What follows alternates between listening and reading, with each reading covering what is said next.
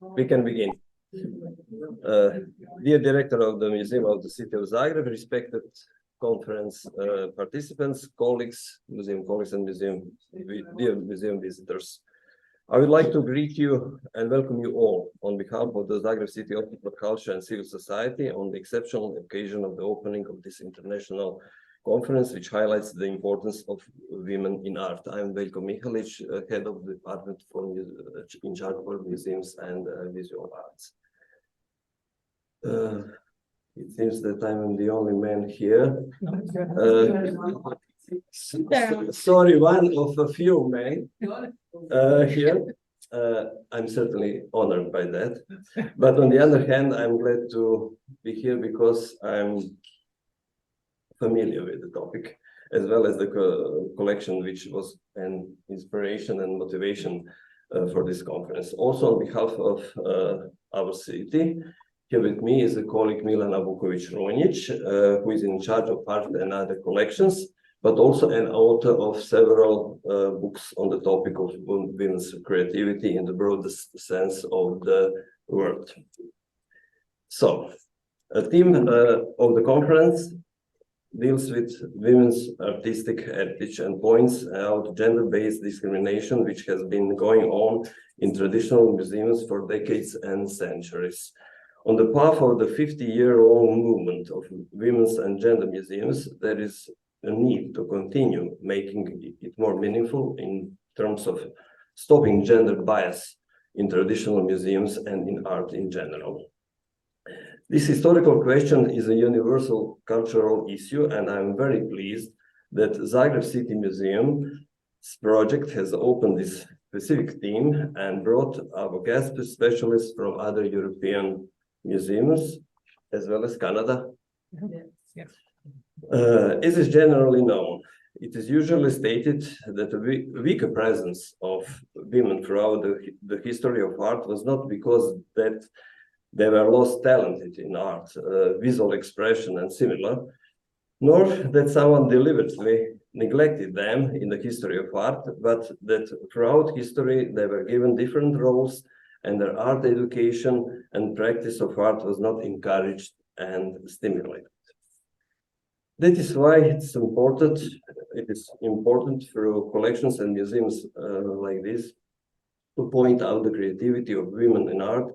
And here, the city of Zagreb is, I must say, its own horse in this race. Namely, the city of Zagreb is the owner of an extremely important collection dedicated specifically to the artistic creation of women. The collection of Croatian painters born in the 19th century, with over 1,000 selected works of art by women.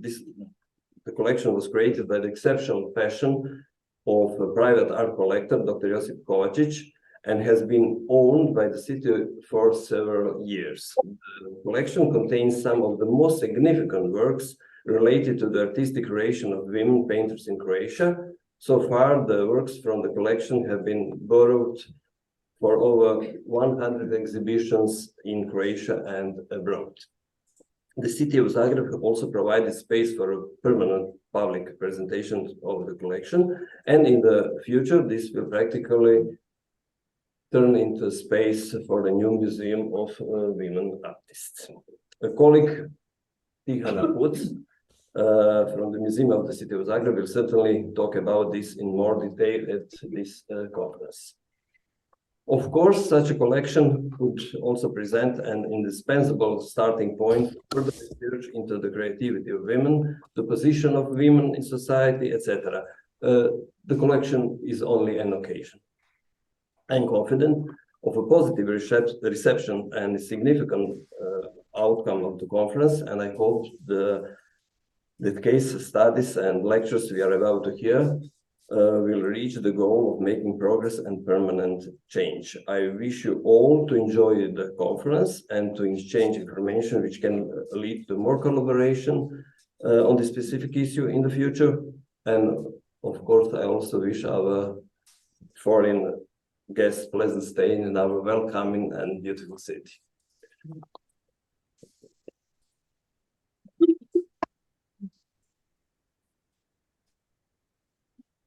Dear lecturers, dear guests, museum workers, artists, and all the friends of the museum. Welcome to the Zagreb City Museum and the women artists and museums towards a new museum of women artists in Zagreb.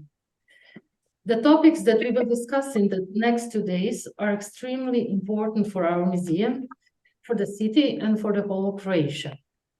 We dedicated this entire month of March to women in all spheres of activity and life, from the presentation of design products based on the works of Croatian women painters born in the 19th century, workshops, today's conference, tomorrow's lecture, and a roundtable on the topic of gender perspectives in museums. Everything is dedicated to women. Today, however, we will talk about the big project that lies ahead of us and how to overcome all the obstacles that we may encounter along the way. And we will need your help with that.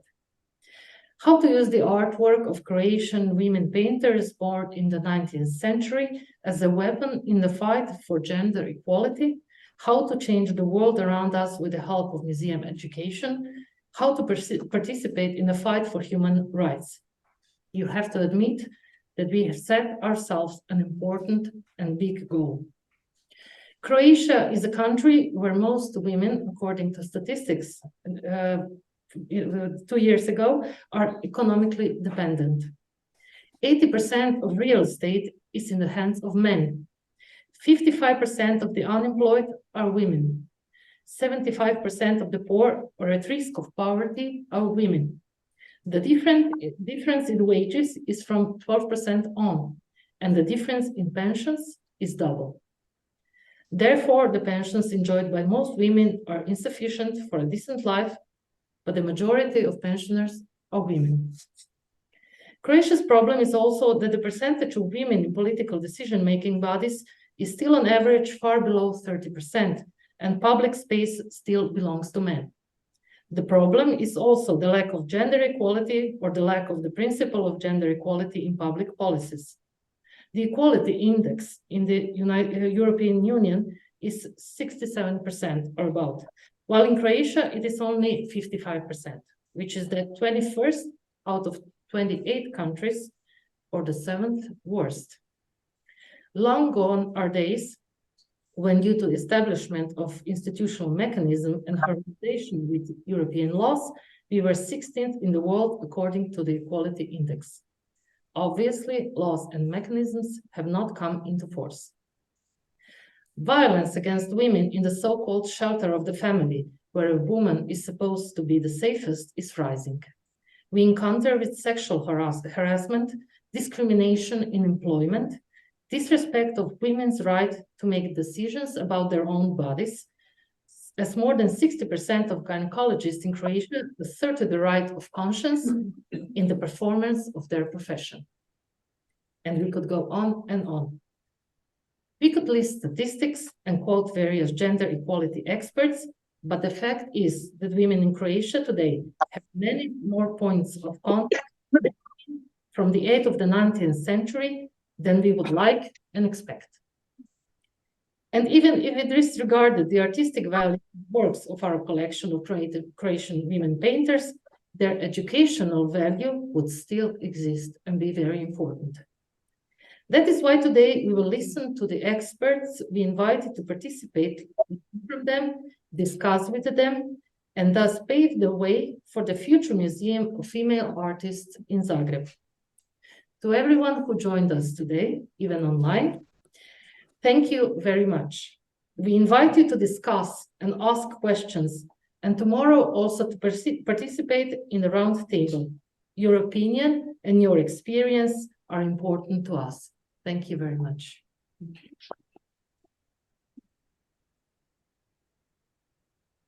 I will now ask Tihana Puc, Dr. Tihana Puc, the curator of the so many times mentioned collection of Croatian women artists born in the 19th century, to join us and to present the collection.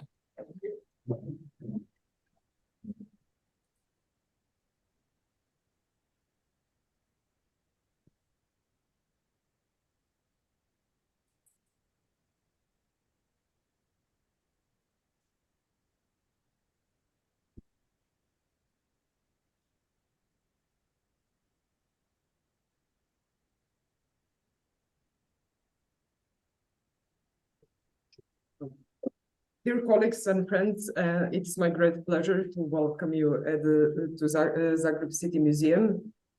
And I'm honored that you have accepted our invitation to come to Zagreb and that we have such an interesting and inspiring meeting today. I'm very, very much looking forward to hear all the lectures. But before we proceed with the program, I will only briefly present the collection.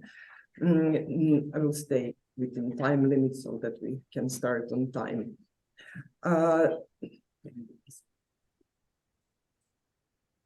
Sorry, just a second.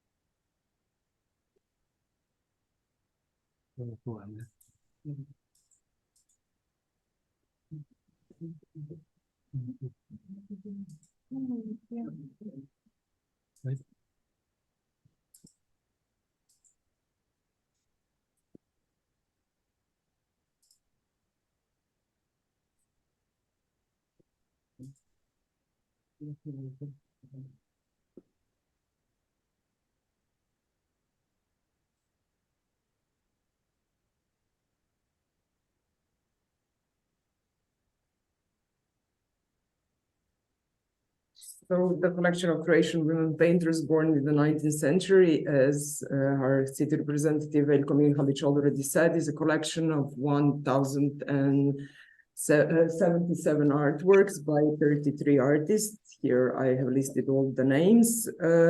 Among them are some very famous names of among Croatian women painters, such as Slava Raška, Nasta Rojić, Anka Krizmanić, and some names that are known to scholars and researchers at best. The collection is quite heterogeneous, as you will see from my slides as well. What the artists have obviously in common, that they were all born in the 19th century. The oldest artist in the collection, Pani Daubaci, was born in 1832, and the youngest, Nevenka Đorđević Tomašević, was born at the very end of the century in 1899. The artworks span from the second half of the 19th century to the 60s, even beginning of the 70s of the 20th century. The collection was assembled by a private collector, already mentioned, Josip Kovačić, who was very much focused on neglected and forgotten artists. And he soon realized that a significant portion of the neglected or invisible artists that he collected and that were affordable to him were precisely women. So he focused on them and assembled a sub-collection of women painters. He donated the collection to the city of Zagreb in 1988, and the collection came under the museum management at the end of 2022. You can see the selection of the works from the collection. The collection was maybe best described by art historian and theoretician Leonida Kovač, who called it the archive of non-existent art history and a sort of a museum of events erased from the historical memory. And indeed, for the understanding of women artistic creativity in the second half of the 19th and the first half of the 20th century, that has been for a long time marginalized or even forgotten, the collection was extremely valuable. As already mentioned previously, the collection is not on display now, as the exhibition space is under reconstruction. And once opened, our aim is that the collection becomes the core of the museum, a unit of the Zagreb City Museum devoted to women artists. However, regardless of the exhibition space, from the moment the collection entered the museum, it was deemed important to fulfill its potential to become a resource of tools for rethinking and activating a more gender-just and compassionate society. Apart from being an important document of female artistic creativity, the collection is a comprehensive source for studying women's position in art and in society. The artworks from the collection, as well as artist biographies, open up many relevant questions about the past, but also about the present position of women in the art world, as well as questions about discrimination against women, about fight for women's rights, about inclusion, exclusion, about equality, about gender identities. Besides providing a basis for illuminating past. jer sam tek u 9:09 došla i može se i Zoom i to nisam ni skužila, nego sam išla pogledat kad počinju, da oko 10 počinju, kao dotrčat ću gore. Može Zoom, klik 7 nas je preko Zooma, ovako lijepo piše, sad će vidjeti da sam došla. We know that the colleagues are joining online, which is always a good news.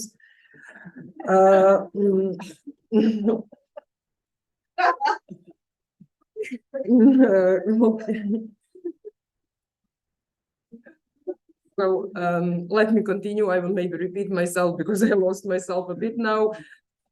Where I was, okay, besides providing a basis for illuminating past artistic and social circumstances, the collection can also provide a stimulus for questioning and reorienting current social values. And it is based on these premises that we want to promote and affirm the importance of the collection. And it is also based on these premises that the collection-related programs are conceived.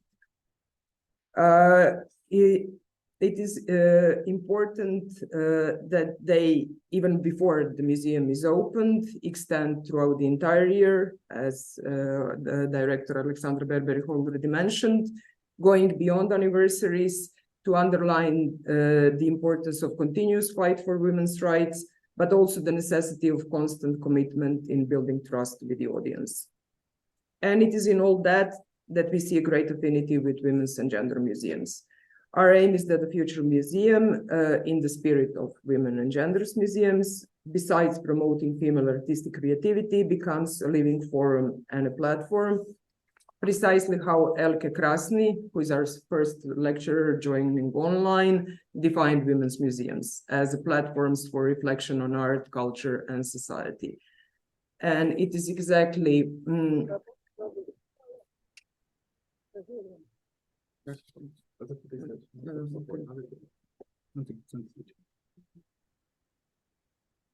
and it is precisely because of that your experience, insights, and thoughts are so precious to us. In this stage in which we are developing a strategy for the future museum. The Zagreb City Museum joined the International Association of Women Museums last year, and you will hear much more about the association today. And we strongly believe in cooperation and exchange promoted by the association. We hope that today's gathering might spark new collaborations and alliances, and I wish you all a very inspiring and fruitful meeting.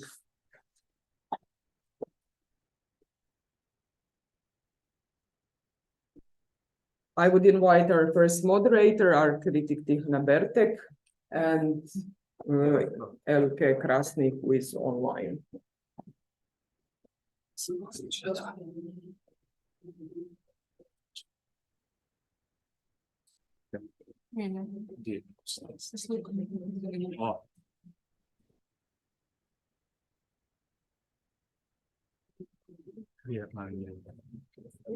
I onda sam mutala.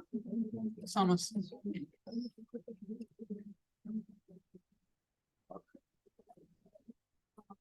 Imamo mi prezentaciju njezinu ili ona. Možeš napraviti adminom.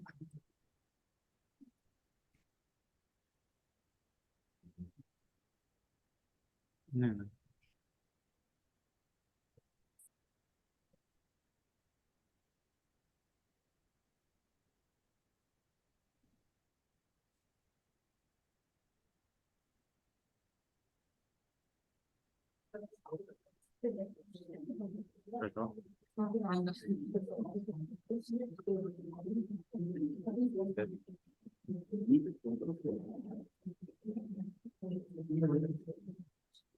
Hello, everyone. I love it how the Zoom always introduces an element of chaos into these events. Thank you for being here, and thank you to City of Zagreb for having me. I would have come anyway because this is the topic that I'm interested in, but I'm happy to be chair of this first session. Unfortunately, well, I'm Tihana Bertek, art critic, feminist critic, just a critic as a personality type, always overanalyzing things and criticizing, complaining about everything. I think many of you can relate to that. Unfortunately, our first speaker, Elke Krasny, couldn't make it to Zagreb, so she will join us on Zoom. She will talk about the patriarchal epistemic violence and museum activism. And I will say a few words about her now. She will have her presentation, then we will switch to another speaker, and then we will have some time for questions and answers for both of them. So to say a few words about Elke Krasny, she's a professor at the Academy of Fine Arts, Vienna. She focuses on concerns of care, reproductive labor, social and environmental justice, commemorative practices, transnational feminism in art, architecture, infrastructures, and urbanism. So quite a wide range of interests. She supervises PhD students whose work is concerned with contemporary feminism, art education, architecture, and curation. She was a fellow at the Canadian Centre for Architecture and a visiting artist at the Odin Gallery in Vancouver. Her curatorial work on hands-on urbanism was included in the 2012 Venice Biennale for Architecture. Together with Angelika Fitz, she edited the book Critical Care, Architecture and Urbanism for a Broken Planet from 2019. With Laura Perry, she edited Curating as Feminist Organizing, published last year, and Curating with Care, also published in 2023. Her book, Living with an Infected Planet, COVID-19 Feminism and the Global Frontline of Care, focuses on militarized care essentialism and feminist recovery plans in pandemic times. So thank you, Elke, for being here, and the floor is yours. Thank you so much for having me on Zoom. Good morning to everyone. Thank you for the invitation and also for the really generous introduction. So it wasn't that I didn't want to come to Zagreb. I was on a train, but as we all know, trains tend to be delayed these days.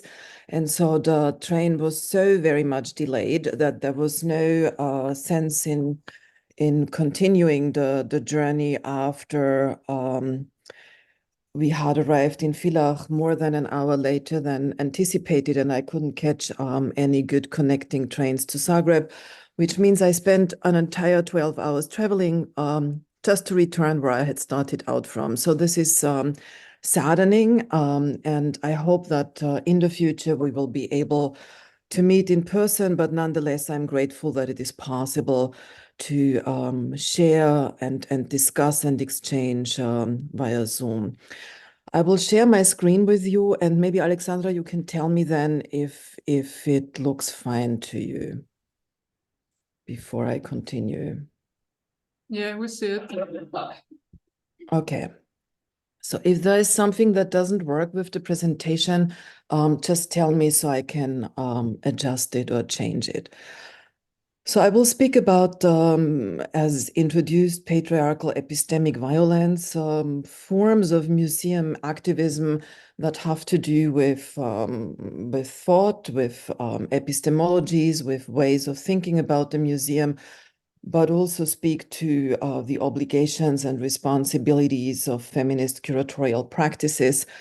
And I'm also thinking about reclaiming the public sphere, even though, of course, as we all know, this has become much more complicated in the most recent times, and maybe we can also discuss this more. So before going into the presentation, I will say that I will address both that museums are not monolithic. They are not one kind. There are many different kinds of museums. But I will, towards the end of my presentation, also speak about the fact that feminism is not monolithic. So just to start us off, museums are not monolithic. There are, as we all know, new iconic museums and the culture of spectacle embedded in global flows of tourism. There are still many of the historical imperial institutions with their collections based on the values of coloniality, patriarchy, and human exceptionalism. There are, as we are also well aware of, a wide range of different welfare state museums which formed the new cultural infrastructure of nation states after the end of World War II. And there are also very many different community museums, activist museums, which are organized around specific local histories and struggles.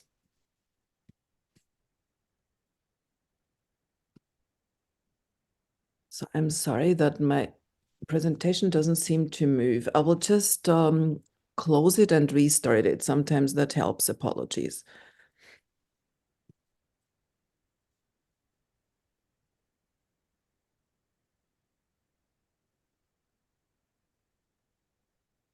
So this is one of the, can you see my presentation?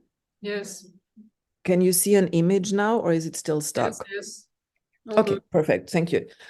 So this is one of the many new spectacular museums or even, let's say, museum landscapes or territories that were built since the so-called Bilbao effect in the 1990s and continue to be built in the 21st century. So the image you're looking at is the National Museum of Qatar, which I haven't visited. It was designed by French architect Jean Nouvel. This is an image of the Gay Museum Berlin, the Schwules Museum, which was instituted as an activist museum in the 1980s and is still continuing to challenge its own policies and politics and continues to transform. So I'm just sharing a few of these examples to in a way, introduce the range of museums I introduced in the first slide. The Museum of Migration is an activist platform in Vienna that has been struggling for years. The building you see here is not the museum, but it's one of the many sites that the Museum of Migration has used in the past in order to raise awareness, to build consciousness for a necessary new Museum of Migration, which will actually come into being now. This is one of the many women's museums around the world, the Henriette Batilly Women's Museum, which was located on the slave island of Gorée, this island that is deeply implicated in the slave trade. And I've visited it on the island of Gorée. It has since moved to Dakar, to the city proper in 2015. This is a museum we will learn more about in this conference. On their website, they state the museum's work is a contribution to creating an inclusive women's history of the city of Istanbul. The museum, operating on a voluntary basis, is the first museum of its kind to be established in Turkey and was opened on September 25, 2012 as a virtual museum with a website in Turkish, English, German, and Italian. So I think it's also important that not all museums have physical sites, but can also come to the world or into the world as virtual museums and as growing digital spaces. The next museum that I want to share here, without deeply going into these museums, but just to highlight the complexities of difference between museums, their locally specific agendas, but also their, let's say, being part of what we call a global transformation and development of museums. So this is the Museum of Women's History in Zambia, started in 2019. And what is maybe most important to highlight here is what I want to quote: the Zambian Women's History Museum is returning to Africans what colonialism stole. The mission and aims are to research, interpret, preserve, restore, validate, disseminate African indigenous knowledge of women, to create storage place, to catalog and archive, to curate permanent exhibitions, to use the collections to functionalize indigenous knowledge, and to provide the museum as a resource for creative arts to functionalize and use for inspiration in their works. So I think a lot of the terms we hear here, like information, resource, to which we also can add public infrastructures, are very important when a new museum is being planned and thought of. So what I want to emphasize on, that it's very important to differentiate between the modern Enlightenment idea that gave birth to a new institution, namely the public museum that was so important to the history of the colonial, imperial, capitalist, patriarchal nation state and its historical manifestations. And what we have today, a wide range of widely different museums, some of them corresponding to the new ICOM definitions, others not, including museums with activist aims in support of ongoing social and ecological struggles, women's museums, queer museums, and feminist museums. So what I want to do now in the first part of the lecture is to look at feminist critique and the development of feminist critiques in plural in relation to the modern museum, so this Enlightenment institution, and what it means to be working against and beyond capitalist, colonial, patriarchal, speciesist, epistemic violence. So the aims here are to develop more nuanced and more complex feminist analysis of the modern museum as this colonial, patriarchal, speciesist institution, and to understand the afterlife, so why it's still impactful today, of the epistemic violence of the modern museum on cultural values. So this is maybe sounding very research driven, but I see this very much as how scholarship theory is integral to developing further critical museum practice and ways of curating otherwise. And then the second part, which is linked to the analytical approach to the museum, is how to make museums, including these modern Enlightenment institutions and their today's existence, useful to feminist organizing and feminist struggles. So I'm building here on a contribution to a book edited by Jenna C. Ashton, which is a chapter I was invited to contribute in 2017, Citizenship and the Museum on Feminist Acts. And this text uses as its example the paradigmatic museum of the Louvre that was forcefully and powerfully opened during the French Revolution. In 1791, it was decreed that the Louvre should become a public museum, we need to add here, of the arts. And what I'm arguing, or what I'm bringing together in this 2017 essay, is that the birth of the museum, to use Tony Bennett's coinage, the birth of citizenship and the idea of the Enlightenment man, to borrow from feminist anthropologist Anna Tsing, all come together and converge in this new institution of the museum and the way in which it shares its cultural values and objects with the public, and thus creates a new modern public sphere.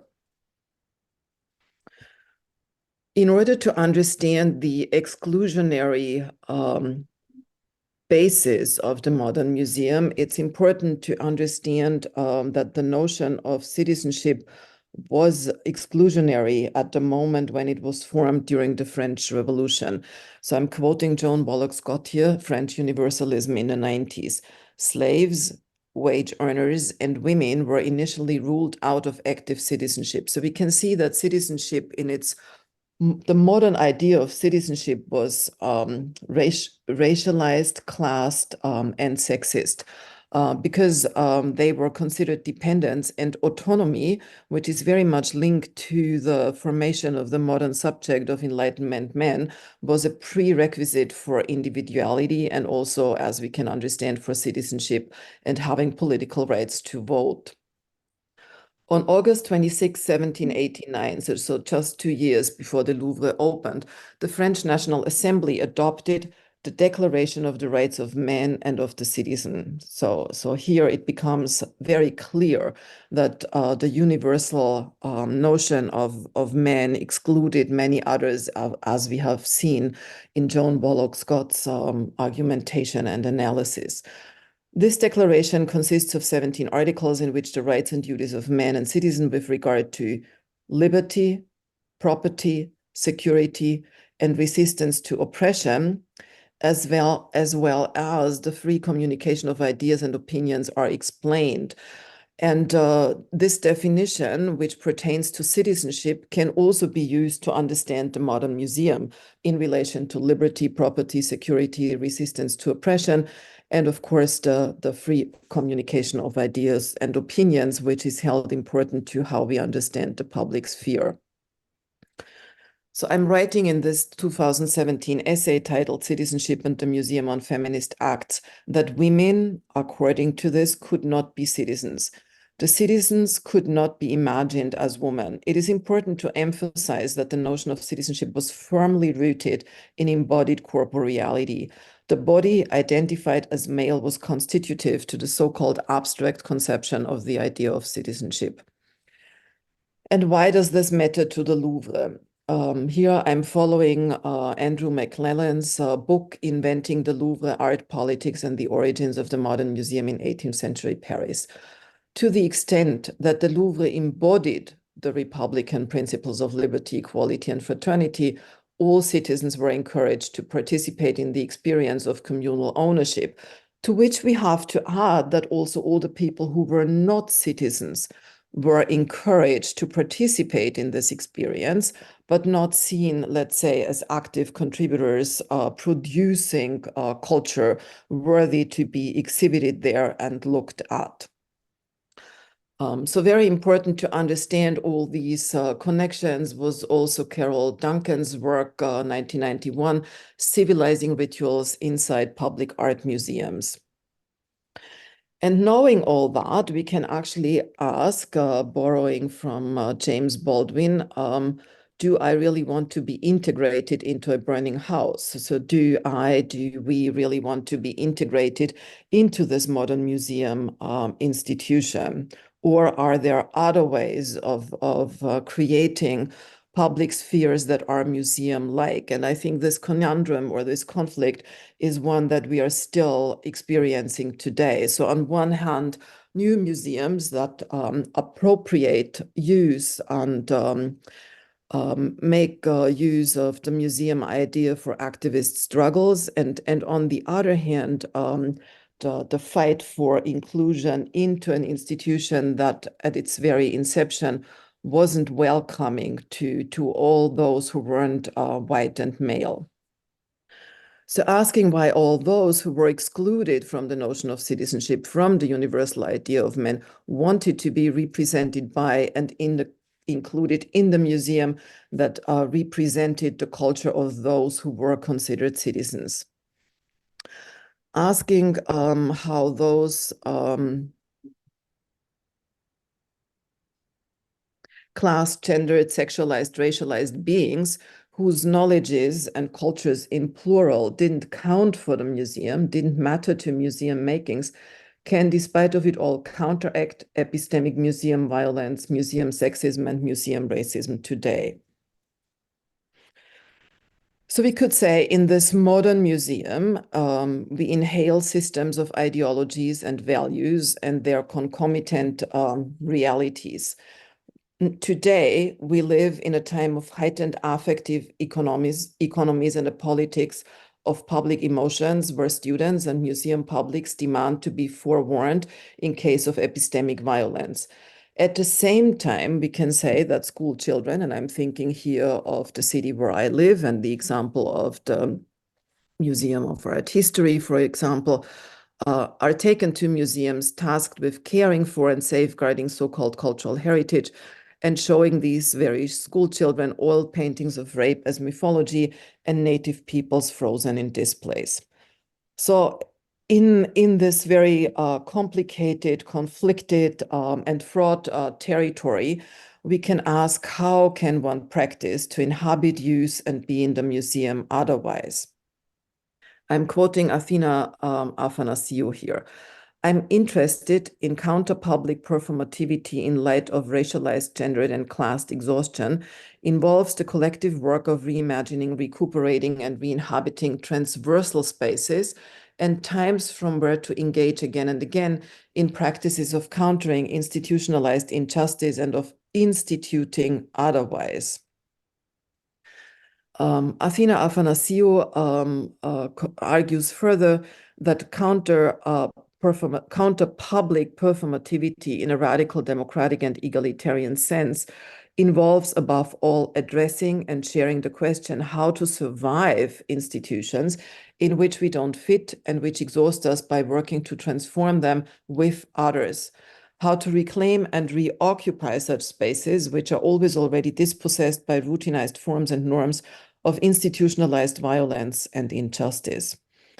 So one of the examples, and I also made use of this example in the 2017 text of mine, is the project All This Belongs to You, curated by Kieran Long at the Victoria and Albert Museum.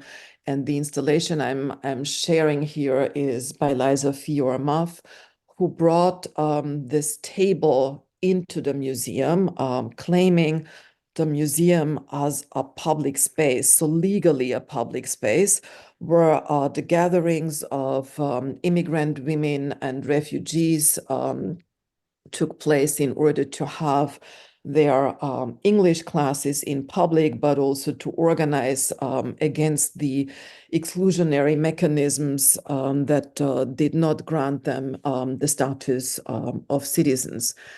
And here we can also see how Muff brought these very soft pillows in very close proximity to objects that we are prevented from touching in museums. So this is one of the examples how perhaps the museum can be inhabited otherwise. I want to turn to practices and analyses like these in the city where I live in Vienna. Here we see the so-called Weltmuseum, which originally was named Völkerkunde Museum, Anthropological Museum, opened in 1889, part of the colonial imperial cultural infrastructure of the Habsburg Empire, and still situated in the former imperial palace in the center of Vienna. So here I'm sharing with you one of the many projects and interventions that took place in 2015 under the title Who's Afraid of the Museum, which was curated by Verena Melgarejo-Weinand, with curatorial assistance by Pedra Costa and Marisa Lobo. And you can also see a performance here by Lia La Novia Serena about the question how the subaltern can speak. So ways of entering into these violent spaces, showing their violence, but also inhabiting them otherwise and differently. This is an image of the Museum of Natural History, also in Vienna, 1889. So just to showcase the infrastructures of colonial patriarchal imperialism as they still exist in many cities around the world. This is an image what the museum looks like today, still looks like today. And then I want to make you familiar here with the work of a woman collector. She lived from 1797 to 1858, traveled the world, went to places like India or Madagascar, and actually financed her travels as she was commissioned to bring back species, plants, objects for museum collections. So what she collected is in the World Museum, but also in the Museum of Natural History.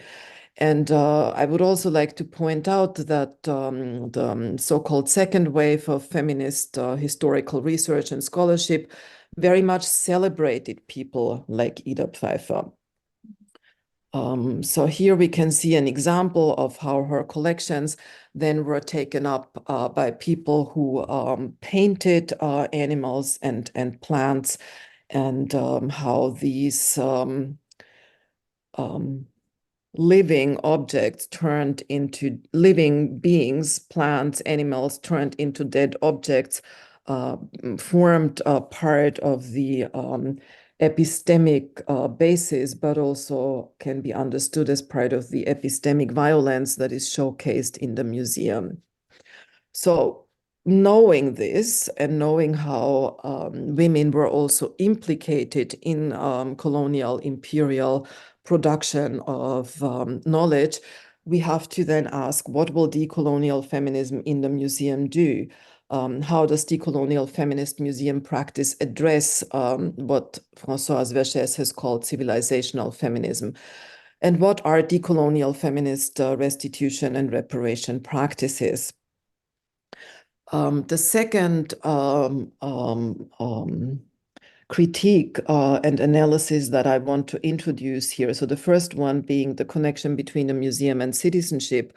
The second one being the connection between the museum and the Anthropocene.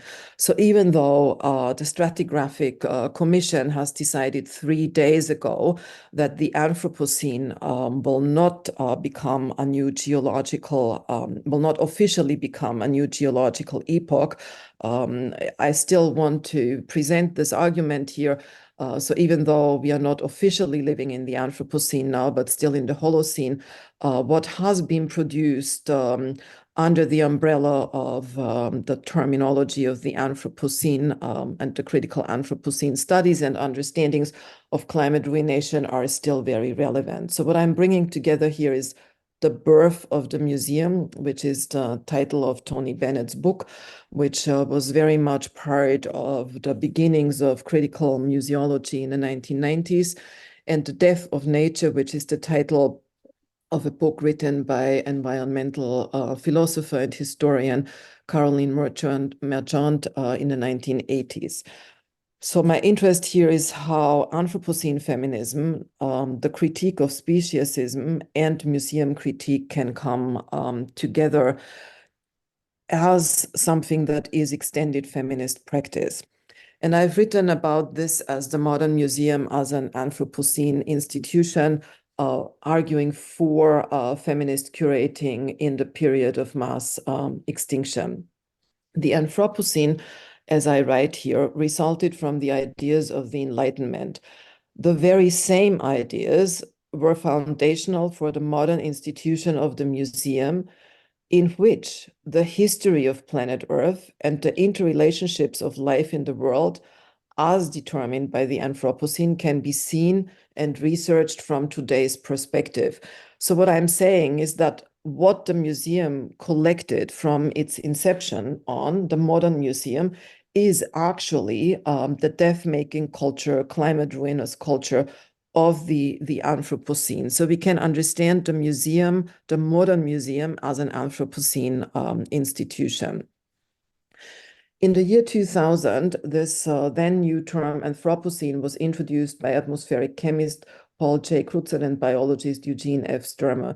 So they had already used it in the 1980s, but it really only became a point of discussion to introduce a new geological era after 2000. They used the Anthropocene to capture the man-made imprint on the planet as geological change, and suggested that this change had taken on proportions that warranted naming and introducing a new geological epoch.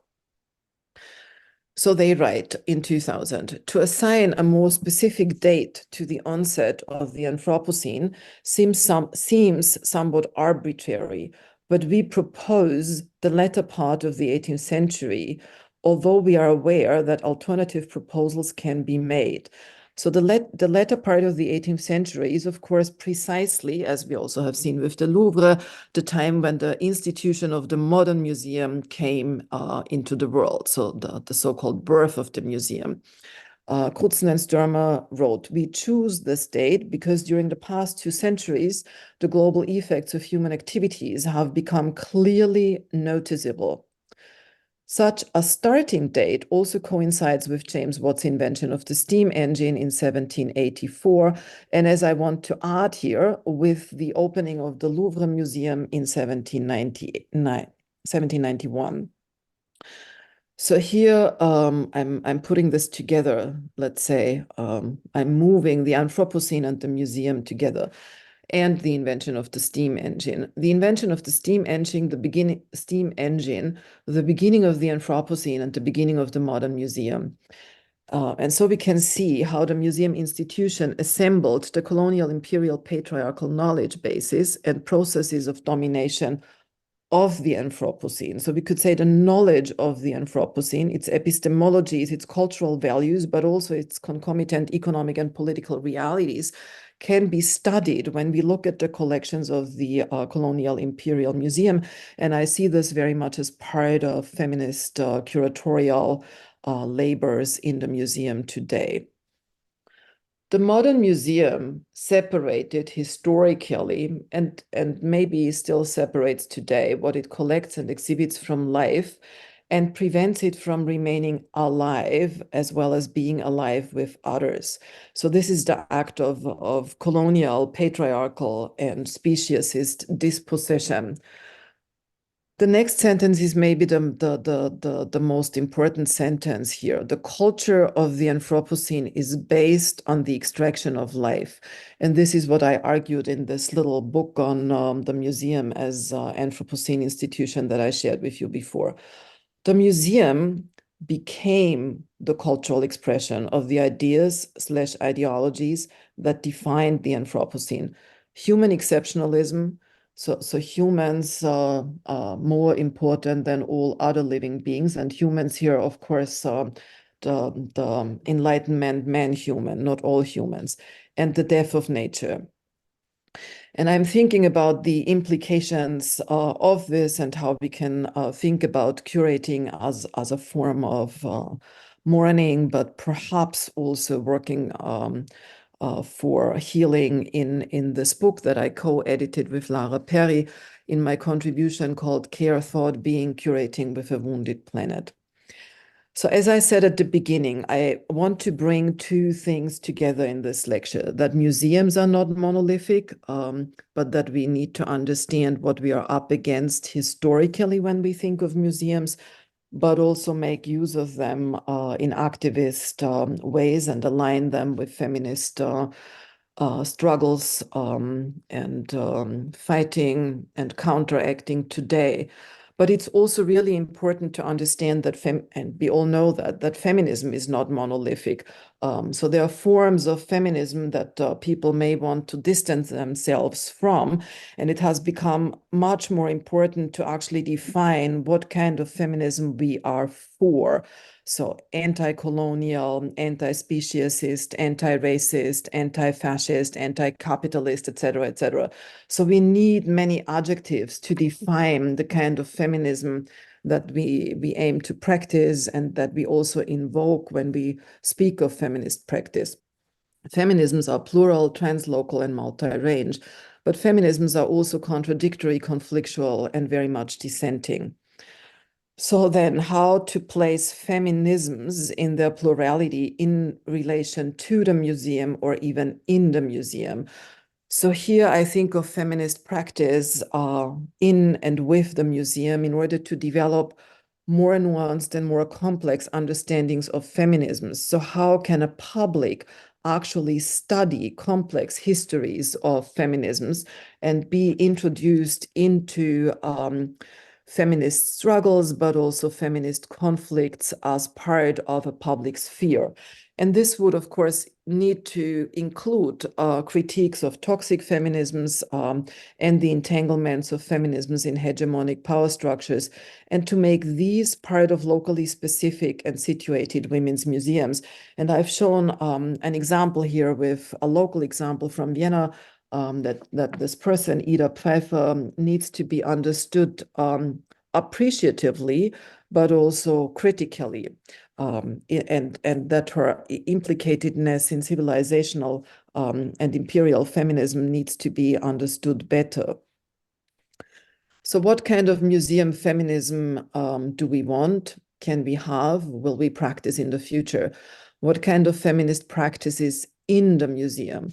So I'm listing some feminisms here, and I invite you to think of others that are equally important and are maybe more specific to your own practice.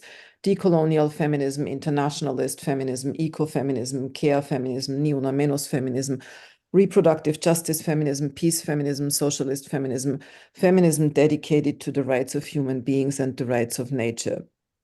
And now I just want to share a few images that make present contemporary feminist struggles and the insistence on a more just, less violent, and more peaceful world.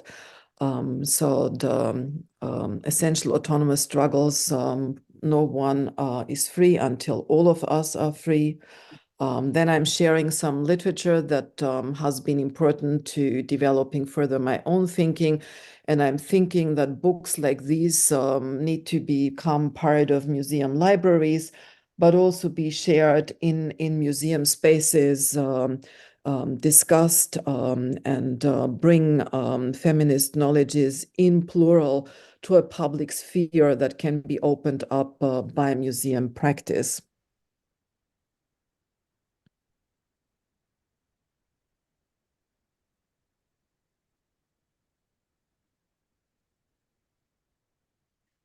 And I'm also sharing a few images of feminist struggles, second decade of the 21st century, and thinking about how museums can not museify such struggles, but actually share their knowledges, become platforms for such struggles, align themselves without capturing, appropriating, or branding themselves through sharing such struggles. So here, neo-menos ongoing, starting in Argentina, ongoing translocally since 2015, a translocal feminist movement against feminicides and patriarchal violence that has chapters, translocal chapters globally. There's also very much neo-menos activism in the city where I live, in Vienna, with Austria being a country of a large number of feminicides and continued sexist, patriarchal violence targeting female bodies. The Black protests in Poland, starting in 2016, one of the most important phenomena of the 21st century Poland, and fighting for the right for reproductive justice and abortion.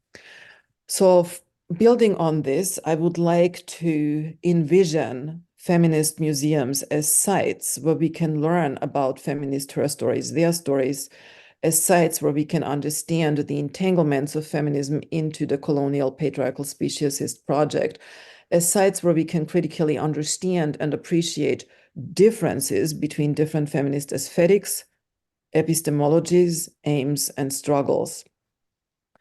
I also dream of feminist museums as sites where critique of and resistance to capitalism, coloniality, patriarchy, and speciesism can be learned and practiced.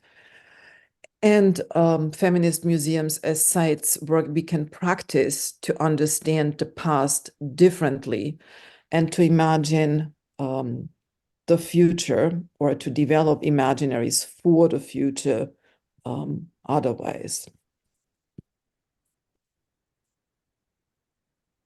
And with this, I want to conclude the lecture, and I've started to no longer share my screen.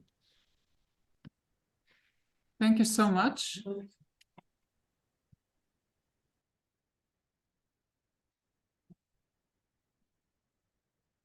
I hope you can hear the claps. Okay. Just to check if, okay. I hope you can stay with us So we will have time for questions after our second lecture. I will now introduce our second speaker, who is Meral Akent from the Istanbul Gender Museum. She is a sociologist. Can you hear me all right? Yes. She's a sociologist with an expertise in women's history, gender studies, women's museums, and international organizing. She's a coordinator of women's policy educational projects in Germany, Kazakhstan, and Ukraine. She's the initiator and co-founder of the Museum of Women's Culture Regional International in Fürth in Germany, and was the concept developer, coordinator, and curator of Istanbul Women's Museum, which was, I think, mentioned by in Elke's lecture. She was the founding member of Women of One World, Center for Intercultural Research of Women's Everyday Life and International Exchange in Nuremberg, and Women's Culture Foundation Istanbul. She is also co-founder and member of Gender Studies Association in Istanbul, co-founder and curator of Istanbul Gender Museum from 2021, so it's a new institution. And most recently, she's curator of, I don't know how to pronounce this, but Musine Kokalari Memorial House in Albania. So I'm happy to welcome Meral, and she will talk about the history of women's museums.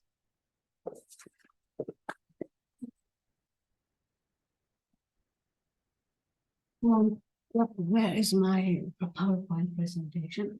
We will have to ask the technical.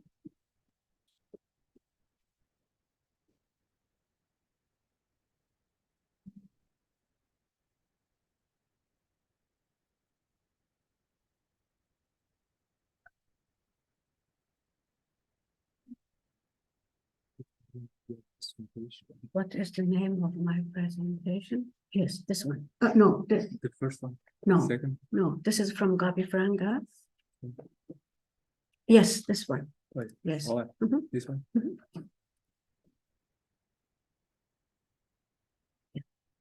Okay. So you just click on this here. It's not But- showing. but I the can- history. But I can click also, but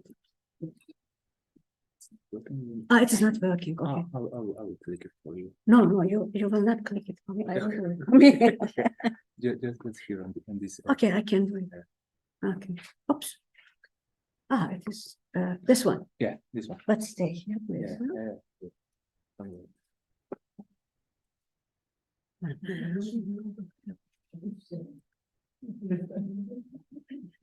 Yeah.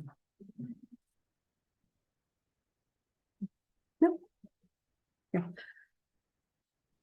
Thank you. Thank you so much for having me here at your conference. And especially I wish to express my gratitude to the team of the City Museum of Zagreb for organizing this meeting as starting point for a very new museum, the Museum Women in the Arts. Today, we will delve into the origins or evaluation and the significance of women's museums worldwide, celebrating the resilience, achievement, and struggles of women, setting up and operating these museums across cultures and generations. The history of women's museums is a very fascinating one. Before I start with this fascinating history, I have a question to the audience. Who has heard? But I must. Can you help that my picture is, or my shadow is not? Yes. Yeah. Yeah. Who has heard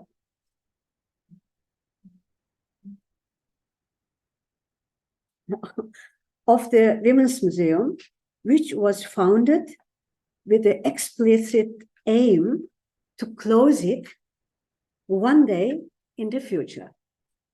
just put your hand up if you have heard about this museum. No one? No, okay. I will not lose time with it. The answer is the Hidden Museum in Berlin. It was opened 1986.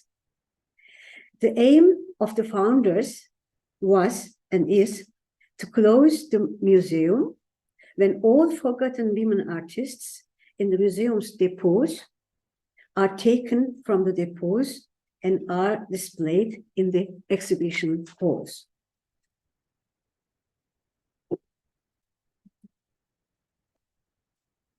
This was not the case, and it is not the case now. Women are not really visible in museums. We all know it. Women's museums were founded to make women visible in the museum's landscape and compel traditional museums to give women in their due attention. I will now talk about the brief yet productive history of women's museums. First, I'm going to present the definition and purpose of women's museums. Then I will share with you the milestones in the history of women's museums. Finally, we will look at the global impact and outreach, as well as the challenges women's museums face. If we want to get to know the history of women's museums, we must understand the dynamics that has nourished women's museums, and we must understand what has mobilized by them so that they have come to occupy a prominent place in the field of culture and museology.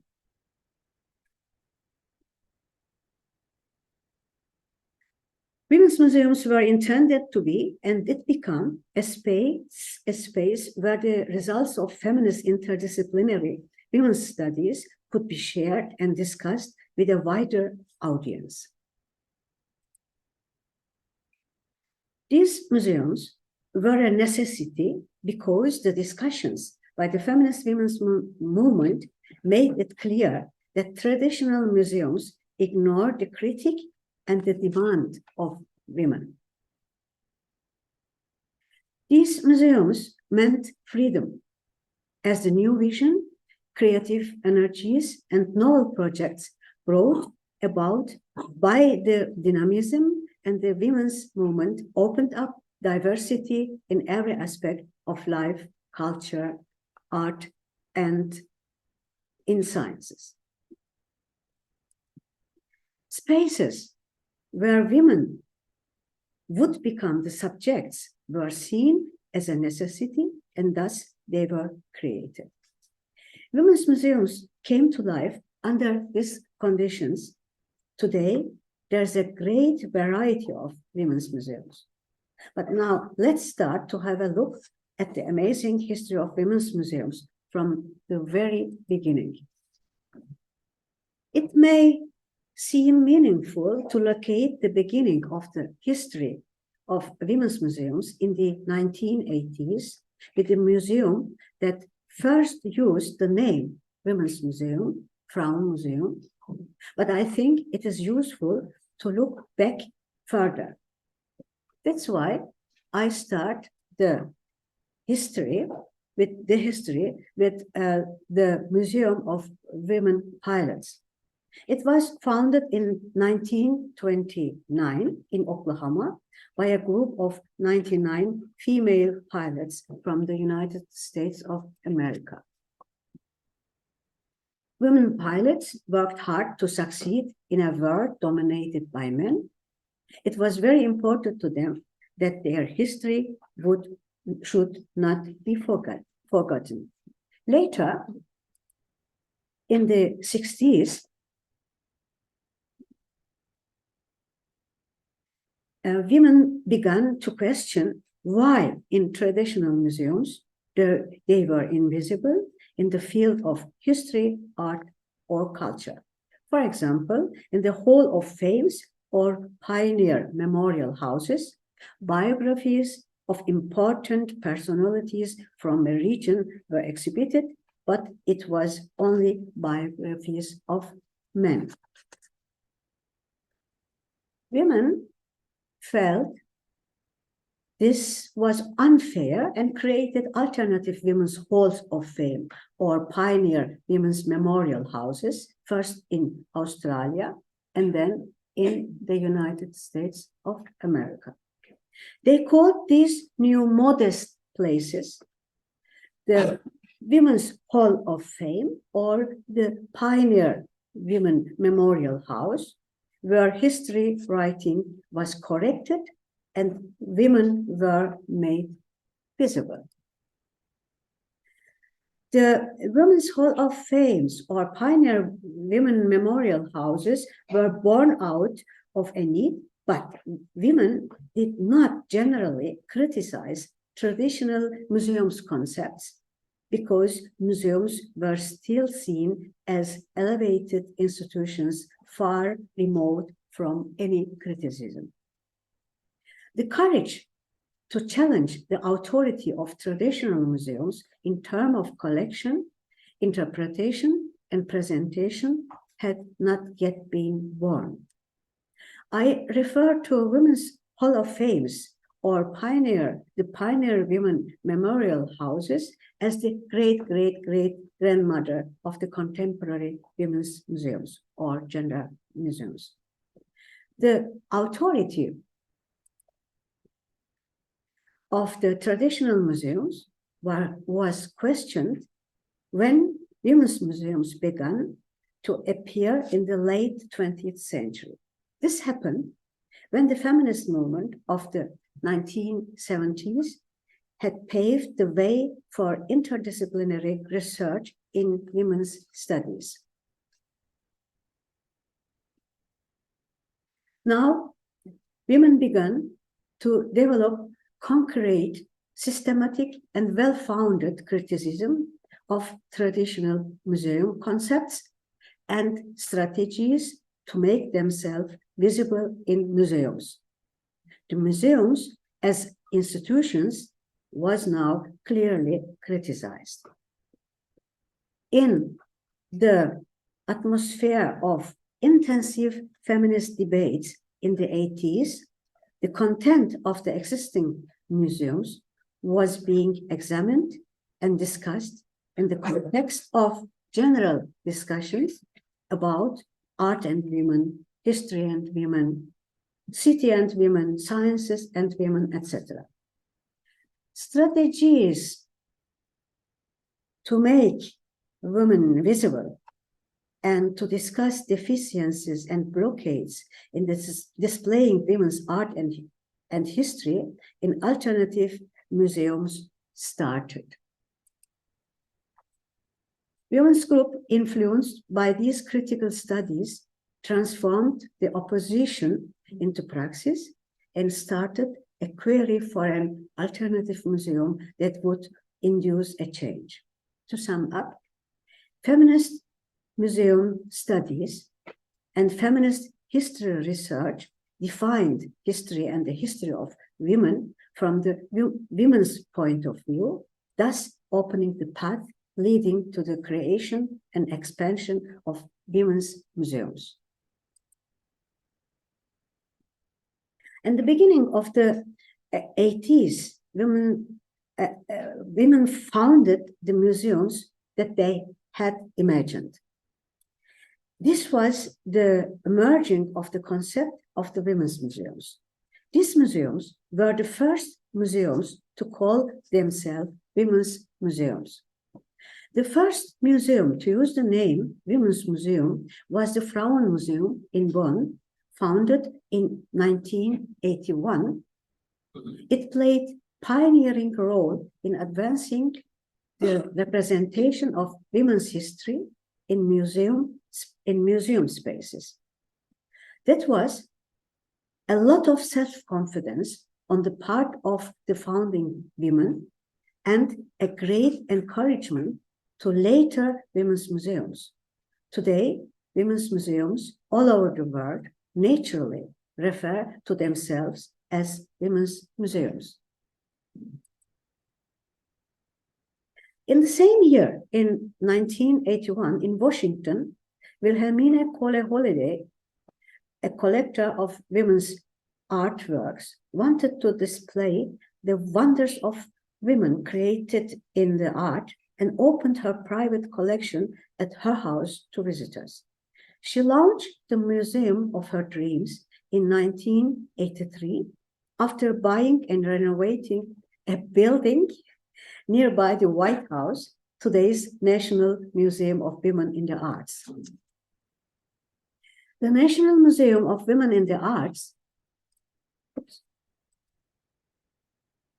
was launched with a special opening exhibition on American women artists 1830 and 1930.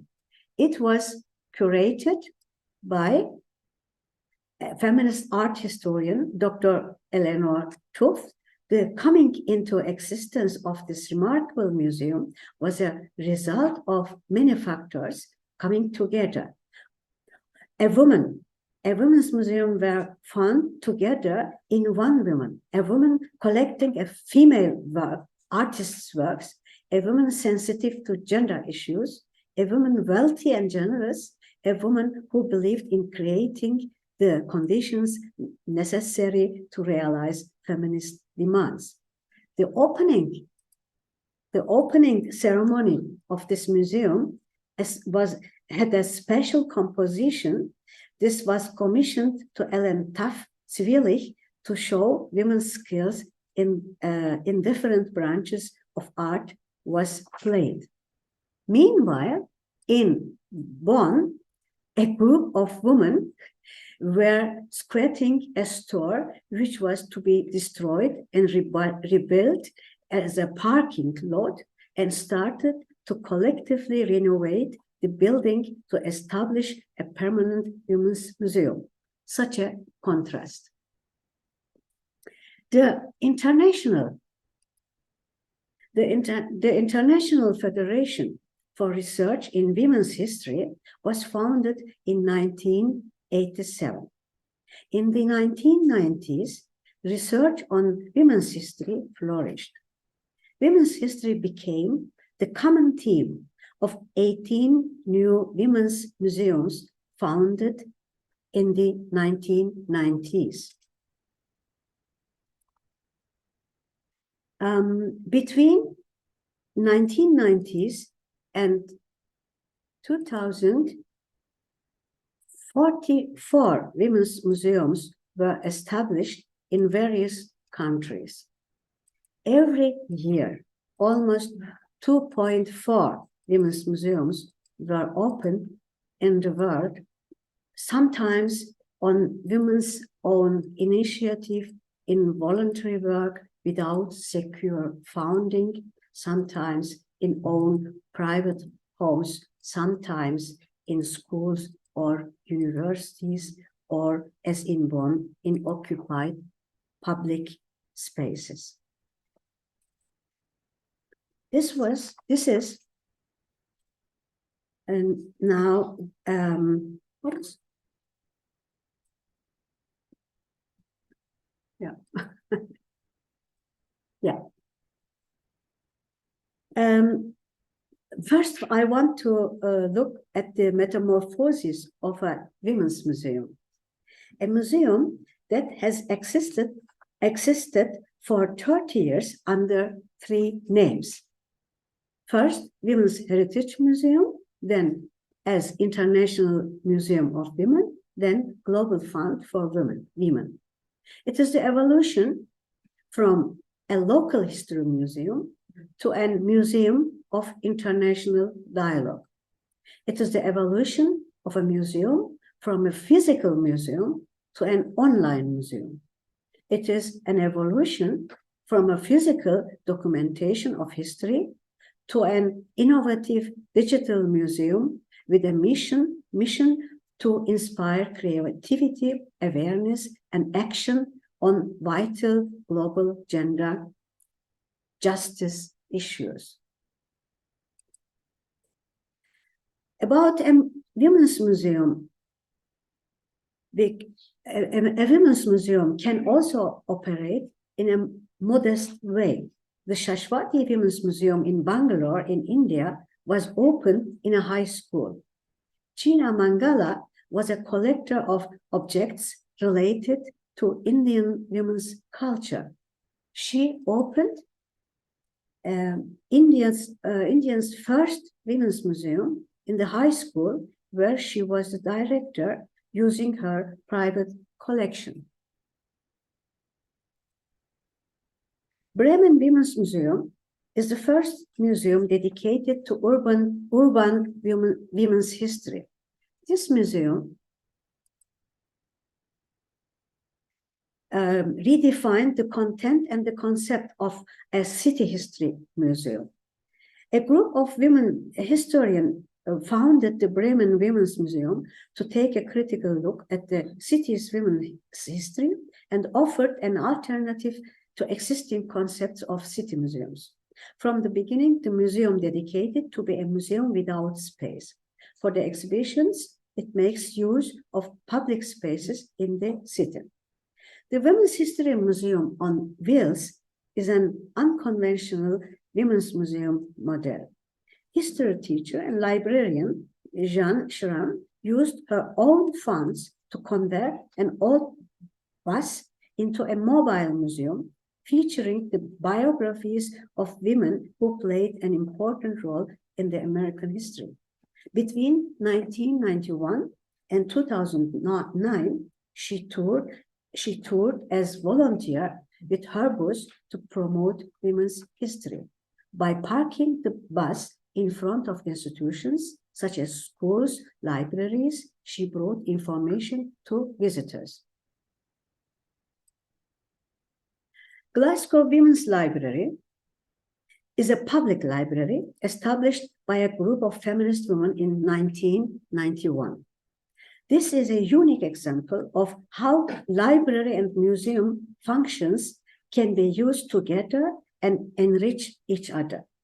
It is the only museum in Scotland dedicated to women's history and provides information relevant to women's culture and achievement. 2010, the library moved to this bigger historical library building. The museum supplies and encourages training and education, as well as supports women across Scotland to tackle a range of issues around violence, health, and sexuality. The Connecticut Women's Hall of Fame was the first to be established under the roof of a university. It was the Hartford College for Women, University of Hartford. It later became a separate institution. There are several such examples in the history of women's museums. The Women's Museum in Sudan was founded by the Ahwat University for Women in 1995. The Women's Culture Museum in China was established within the body of Shaanxi Normal University in 2002. And the muzeya offers virtual exhibitions in women's history and gender, and also provides access to pedagogical resources to teachers who want to be attentive to gender equality in their lessons and historical analysis. It is established within the University of Angers. Let's return to the chronology and continue with interesting examples from the history of women's museums between 1980 and 2000. The Henrietta Battley Women's Museum is the first women's museum in Africa, with the first private museum in Senegal. Founded 1994, the museum is located in a small building opposite the Slavery Museum on the island of Gorée. Elke has mentioned that it is now in Dakar in a bigger building. The character of this museum was defined as a family house, meeting place, and vocational training center. The history of Senegalese women is told in the context of the history of pre-slavery and slavery. Musokunda opened in Bamako, Mali, under the direction of feminist historian, philosopher, and writer, Professor Adama Bakonare. The aim of the museum is to show women's long journey towards freedom. Musokunda means feminine side in the Malian language. In the museum, the female side of Mali is shown with a pluralistic and inclusive approach, covering all the cultural groups that make up the country, such as Kayes, Jin, Mopti, Tombouctou. The two words most important to me are the pluralistic and inclusive, because the fundamental feature of the concept of a women's museum should be pluralism and inclusiveness. To be pluralistic and inclusive means consciousness and the desire to represent the entire society.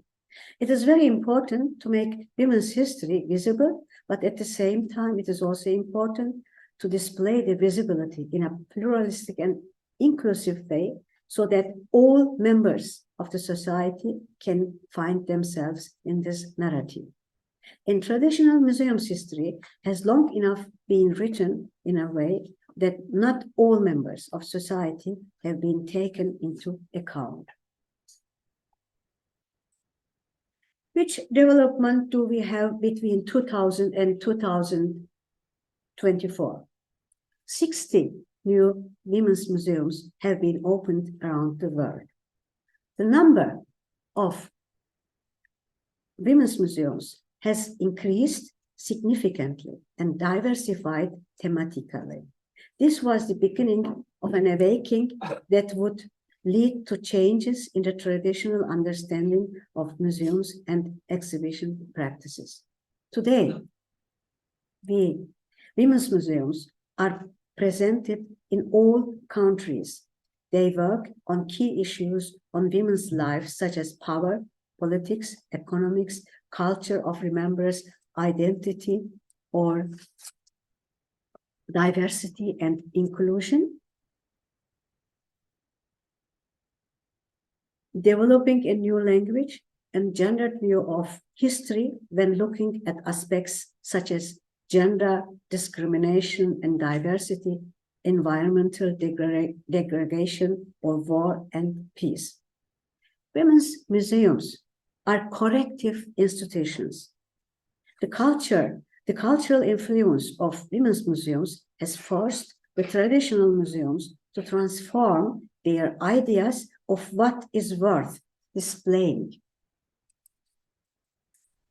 Women's museums form conditions for a gender democratic society, opening up space for discussion and action.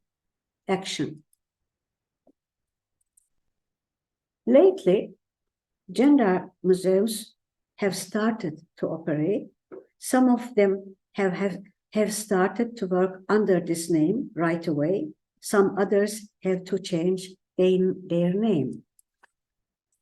The Women's Museum Denmark in Aarhus has changed its name from 2021.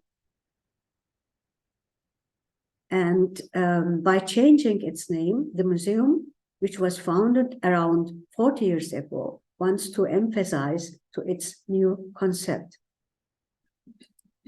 In gender museums, the exhibitions and research focus not only on women, emancipation, and women's movement, but also take a broad look at the cultural history of the sexes in general. Traditional expectations are based in part on old gender understanding and role models, whereas in the present freer development of all gender is possible. This is why gender museums take a broader view of gender culture. They involve people of all genders. But all this development has started with hundreds of women's museums that collected and displayed women's memories. They came with creative energy, became a new model in cultural life, played a transformative role, initiated the visibility of women in museums, and gradually increased the acceptance of women's museums in society, which was ridiculed and not taken seriously at the beginning. But they have always attracted great interest, were enjoyed by people of all ages and genders, and contributed to the concrete transformation of respect for women's human rights. With their important work, women's museums have had a lasting impact on society. However, we should not forget that the majority of these museums are run by volunteer groups on small and precarious budgets. Despite this, women's and gender museums continue to follow the existing adventure they have started on. So far, I think about the history of women's museums. I will complete my presentation with a very concrete example about the impact of women's museums. I believe it could be a very inspiring model for your museum in Zagreb. Let's go to Brooklyn Museum. It is 2002. The word feminist is used for the first time by a traditional museum, the Brooklyn Museum in New York. The Brooklyn Museum opens the Elizabeth Sackler Center for Feminist Art, and this center hosts Judy Chicago's dinner party, but also it has a feminist gallery for contemporary exhibitions, a virtual archive of exclusively feminist art, as well as a regular public programs with a feminist concept. The specific concept of the Elizabeth Sackler Center for Feminist Art is to be a feminist social action-oriented space. With this center, the Brooklyn Museum is redefining what it means to be a museum. The redefinition of a museum refers to the way in which the center integrates activism and civic engagement or community engagement into the museum's work. It is not the exhibition themselves, but the public programs accompanying the exhibitions that makes the Brooklyn Museum a change agent. The regularly related public and educational programs aim to achieve social justice, equality, and equal opportunities. Each offer of the program discusses these topics and make abstract concepts of feminism generally understandable. The public programs maintain a dynamic and welcoming learning facility and present feminism in an approachably and relevant way. Why did I describe this center in detail? Because your museum in Zagreb could also be the epicenter of rising feminist action and feminist art in Zagreb or in Croatia to inspire awareness and change. As I understand it, you seem to have an extensive collection of artwork by women artists. It gives you the opportunity to use your artworks as starting point to get into contact with other museums in the country to create a network of women's artworks This concept will allow other museums to look at the works in their own collections from a new perspective. Maybe the curators of other museums in Croatia asking themselves what they have neglected, overlooked, or set aside. Such a consciousness change began in Sackler Center within a few months, reported Elizabeth Sackler in one of her interviews. And what is more, with the interdisciplinary public programs of your museum, of your plant museum, you can maintain a dynamic and welcoming learning facility, allowing you to present feminism in an approachable, accessible, and relevant way. Thus, your museum is going to play a very important role in the landscape of museums in Zagreb. I wish the organizers of the Museum of Women Artists in Zagreb tons of energy, lots of supporters, and best of luck. Thank you for listening.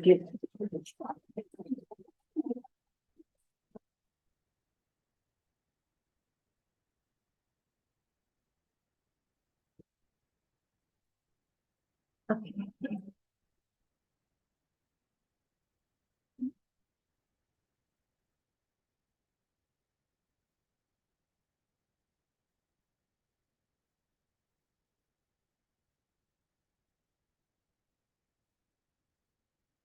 Nam isključiti.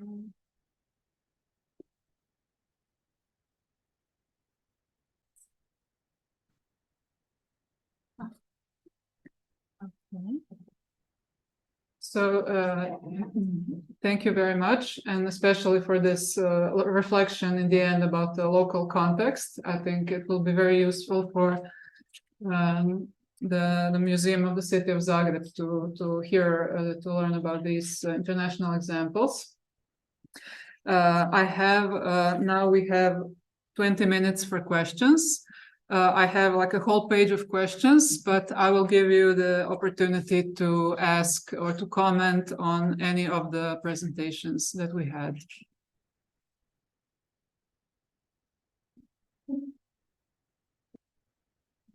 If not, then I will start. I think my, Elke, can you hear us? Okay, my question is, I guess, for the both of you. You talked about the history of women's museums and how they became gender museums lately. And in the end, you talked about feminist, not museums, but approaches. So I would like to ask you both, are women's museums necessarily feminist? Or can some institutions that we call women's museums, can they peacefully coexist with the existing sort of 19th century patriarchal colonialist models and be not a corrective as they should, but a completely peaceful coexistence? And now we have women in this museum, and then we can keep our art history museum from the 19th century in a huge building that exhibits male artists. So at least we have a women's museum, so that's fine. You touched upon this at the end about feminist sort of principles and methodology.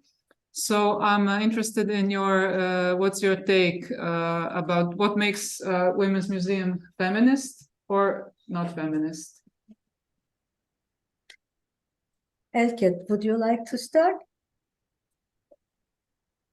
I mean, I think it's a very powerful and incisive question you're raising. And a conference I did a long time ago in 2010 that was staged at the City Hall in Vienna and was actually done in collaboration with the network of women's museums, circled around this question. So how much are women's museums in conversation with feminist curatorial practices? How do these develop in tandem, independently from each other, and how can, let's say, so as I was explaining in my lecture, feminism is not unified. I mean, so there will always be feminists who criticize women's museums and maybe criticize them for using the term women to essentialize women or to say all women are the same.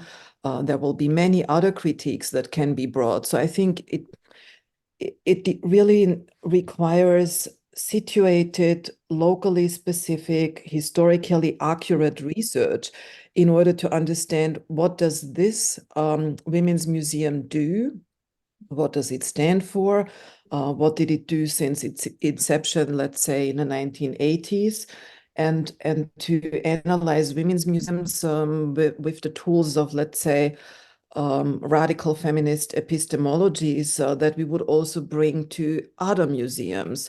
So I guess what I'm trying to say is I think there's reason to celebrate and to appreciate the efforts of great-great-great-grandmothers.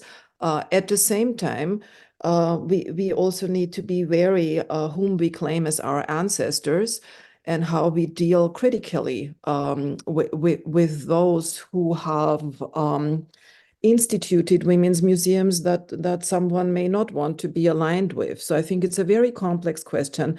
There is not one answer to this, but what we can learn from looking at women's museums, past and present, is maybe how we want to define feminist approaches to our practices today. And as I also explained or tried to point out in my lecture, to make more clear what kind of feminism we stand for.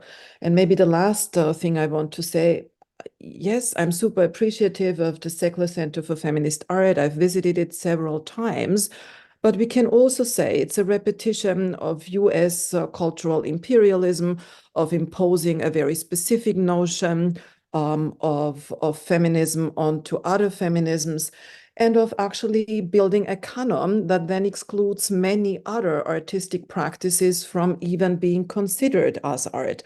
So I guess having both appreciation, critical celebration, but also understanding maybe the pitfalls and the ways in which epistemic violence can be repeated by practices that call themselves feminist. So I would argue for more ambivalent ways of understanding what these museums perform, what they do, and what they can give to us in order to learn with them. It is very important what Elke explained. I would only add some details.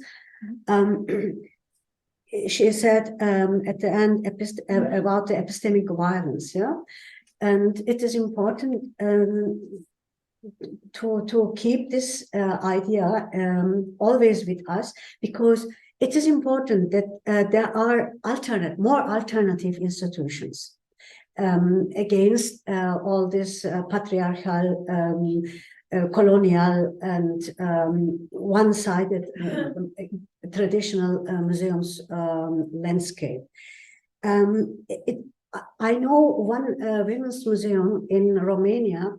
It is not only curated but also run by men. It is a municipality women's museum, but men are working there. Men are active there, but they call themselves women's museum. It is. There is enough place in the landscape of women's museum. They can call themselves, and it is an alternative. We need more alternatives.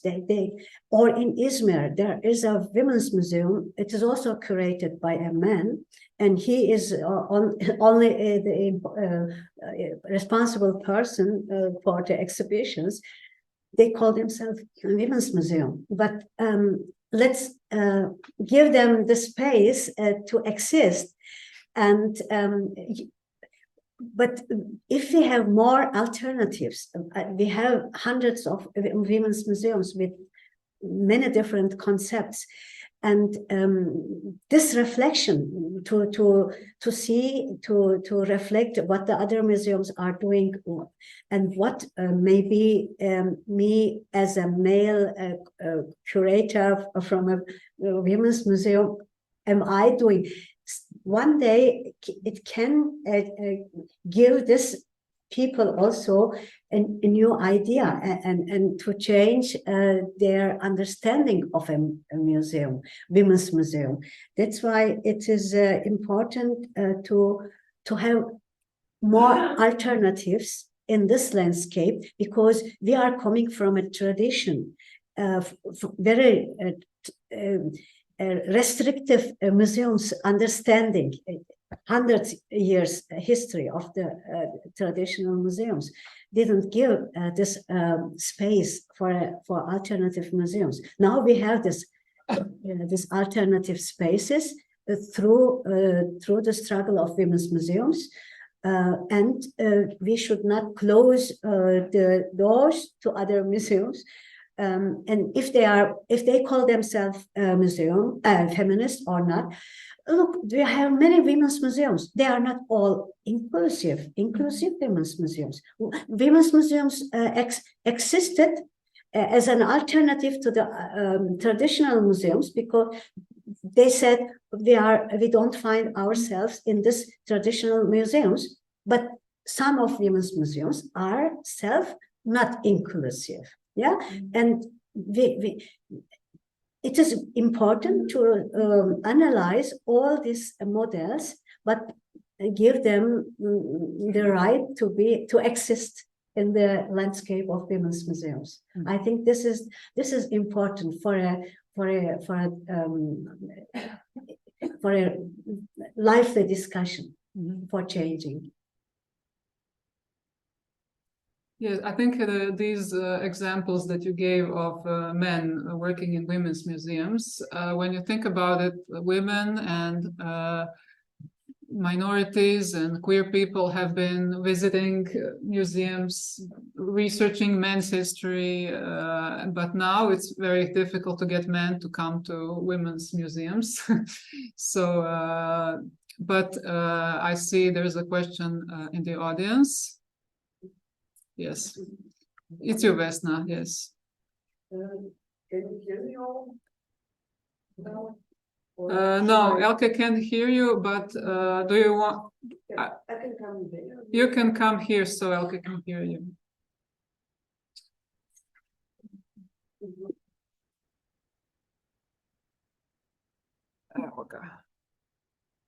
Okay. So my question also goes to both of you. Can you put some thoughts on women's museum as a historical phenomenon? As I see it from my perspective, it's really very historicized phenomenon, having to do with the development of feminism, which you have, Meral, tackled in your lecture, like this cultural turn towards recognition, and how do we see it today? If we look at it as a historical phenomenon, I'm not trying to close it, but just to bring this historical perspective, I guess it's very important. And especially in connection to what you have said about economical distribution, let's say, because most of these museums, and we will also see, are, as you explicitly said, voluntarily based.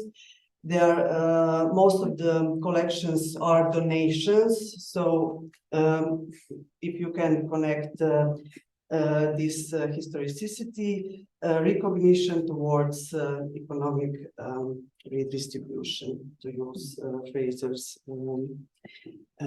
concept. Thank you for the question. Would you? Yeah, sorry, just to install the mic, the camera back. Would you like to answer, or Elke? I just only want to say only one sentence, and many of the women's museums, they don't have a collection. To be a museum, you don't need a collection. Look, in Turkey, the state policy is, if you want to call yourself museum, you have to have a collection. It is not good for creative energy. You want to change something in museum's landscape.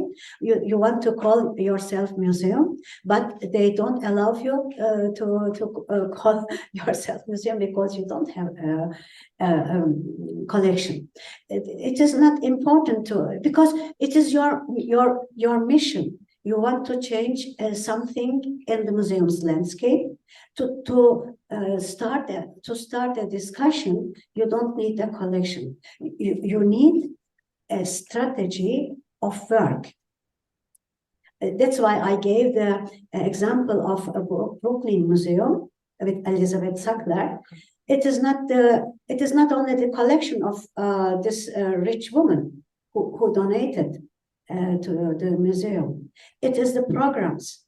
It is the feminist educational programs, activity programs, civic engagement, community engagement programs, or the Glasgow Women's Library. It is a museum. It is a marvelous women's museum.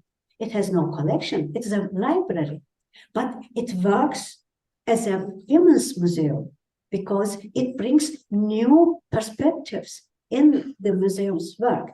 That's why let's don't think so much about the collections to be a museum. You have a collection. This is a big chance, but you will be really a star in your country if you do with this collection in combination with other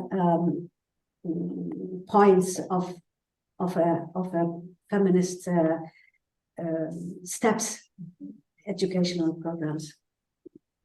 Perhaps. Thank you. Elke? Yeah, so I want to say thank you to Vesna for this really important question. So as I argued in my presentation, neither museums nor feminisms are monolithic. So I would say the same holds true for women's museums.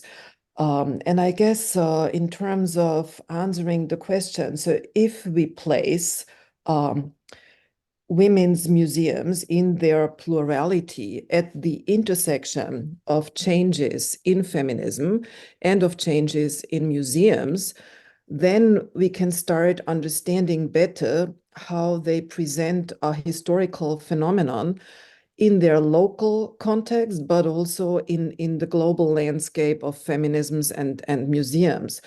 And so I guess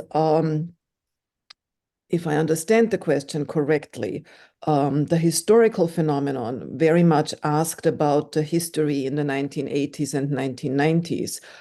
But I think what is important to understand is that there have actually been more women's museums founded in the 21st century and not in the 20th century. So I think in order to historicize them more nuancedly and more accurately, we would need a lot more research about the reasons why so many different museums around the world were founded under the umbrella of women's museums and what their aspirations are to rectify historical injustices and to also work toward what we could call redistribution. So I think the vocabularies that we have learned from anti-colonial practice in relation to museum, like restitution,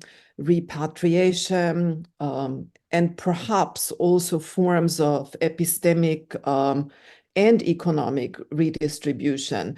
We also have to ask that in relation to museum patriarchy. So as Ariela Azulay said, we cannot just decolonize the museum, we also need to decolonize the world. Then we would need to say we cannot only depatriarchalize the museum, we also need to depatriarchalize the world. And if these museums make a contribution to that, then they are aligned with, let's say, emancipatory and transformative feminist struggles.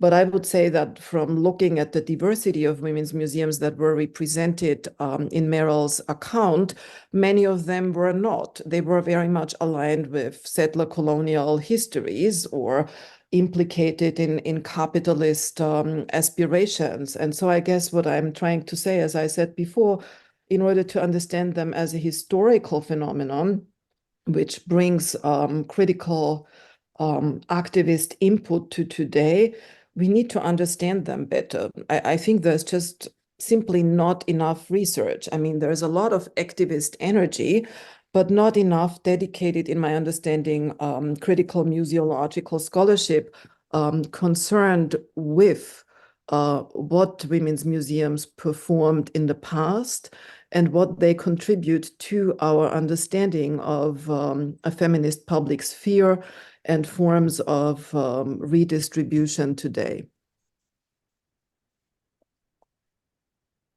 Thank you very much. Can we have another round of applause for both our speakers?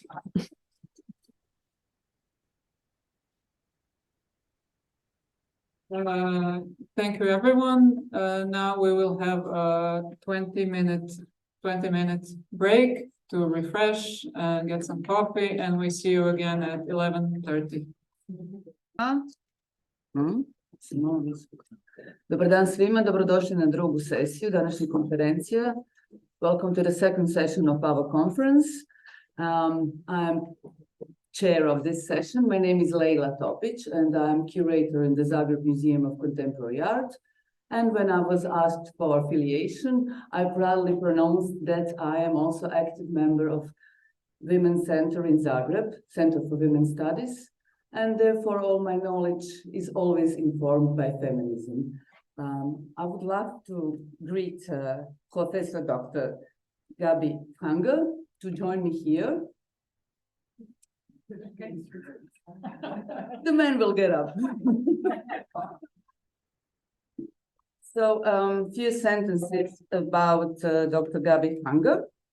She is a founding member of the Museum Women's Culture Regional International in Germany, the Women in One World Center for Intercultural Research on Women's Everyday Lives and International Exchange, and chair of the board of the International Association of Women's Museums.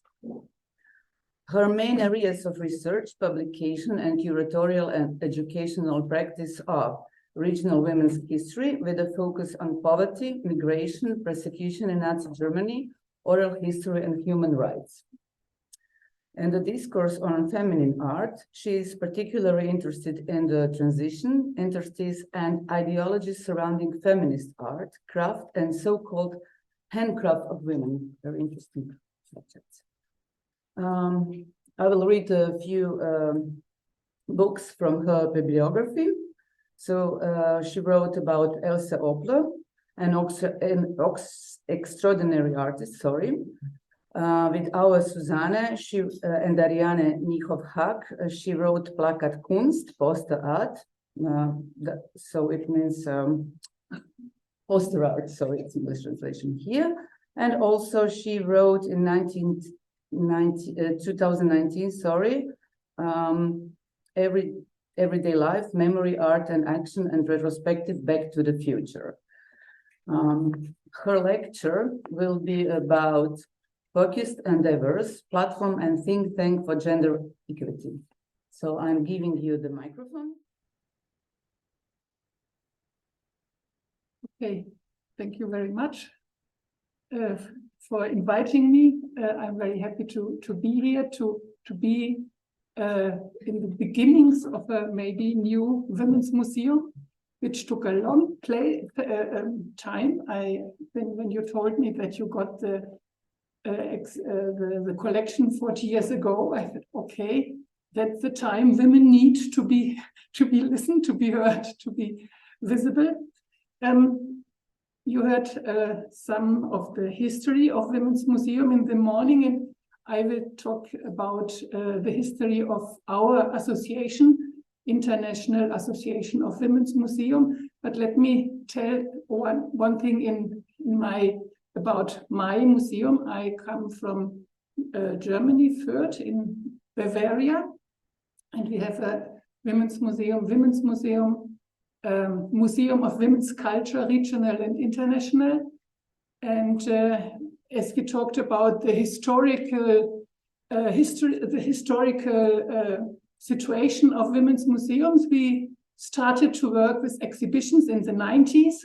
We founded our museum in 2006 with a stable place. And now we will lose our museum because the city of Fürth sold it it's a very capitalist way. They sold the very nice building to an investor, and we have to look for a new place. And we made a poster. We asked artists and women's museum from all over the world to support us, that we need a new place, and we made this book, poster art. I brought it with me, and you can take it with you, the exemplars you have.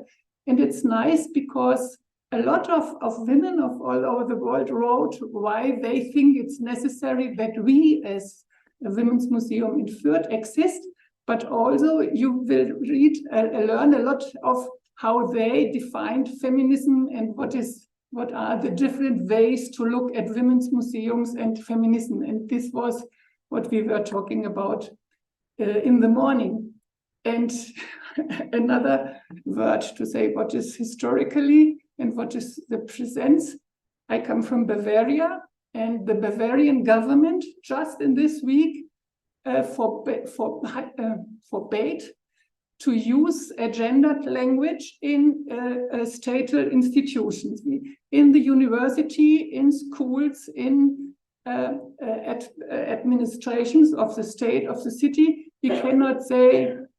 We cannot use the gendered star or the double point, or some of our museums, if we talk about women, sometimes we say women with a star, though you can have different definitions of women. And this is now with the politics 2024 in Bavaria forbidden. So I think it's still a lot to do and a lot to fight for. And it's not history, it's presence, what is happening to us. So what is happening now?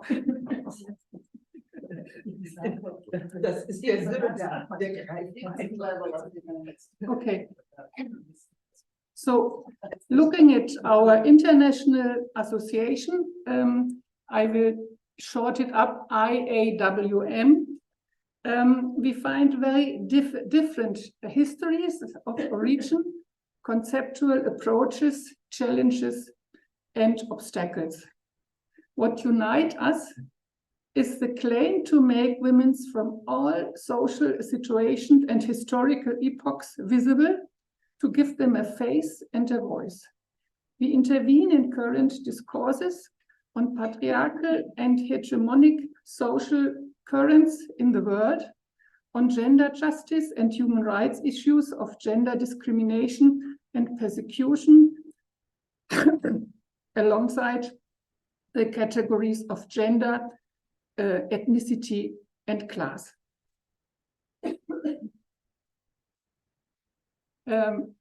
You listened about, you heard about the beginning of the Women's Museum. History can be told in very different ways, you know. And I start with this claim, women in the museums, and this was one of the feminist demands of the so-called second women's movement. And it was a 1970 exhibition, Women Artists in Revolution in New York, that is considered by some of the scholars the starting point of the feminist art movement, based on the transforming the many approaches and exhibitions since the 19th century, as Meryl already and Elke already have shown. but it was really a very special claim in the 70s of the last century. What is our history of IAWM? It all began in 2008 in Merano in Italy. Representatives of women's and gender museums from all over the world met there for the first time. And all of those who were there still tell until today how wonderful it was to realize that they were not alone. As you have seen, there were a lot of women's museums, but they were not in contact, all of them. And now we saw that women from all continents wanted to tell their stories in museums in a new way, from a women's and gender perspective. A second congress was held in Bonn in 2009, and the first print traveling exhibition was created with the histories and approaches of the 33 women's museums of the IAWM at that time. And it was something pompously called the first world exhibition of women's museums. Very ambitious title. In 2012, the network became a formal association at a meeting in Alice Springs in Australia. We were now on our way to establishing Women's Museum to develop independent feminist cultural work in museums all over the world, whatever the museums defined how this feminist work would be. And here, this is a publication. Elke didn't mention it, but this was a very important collaboration.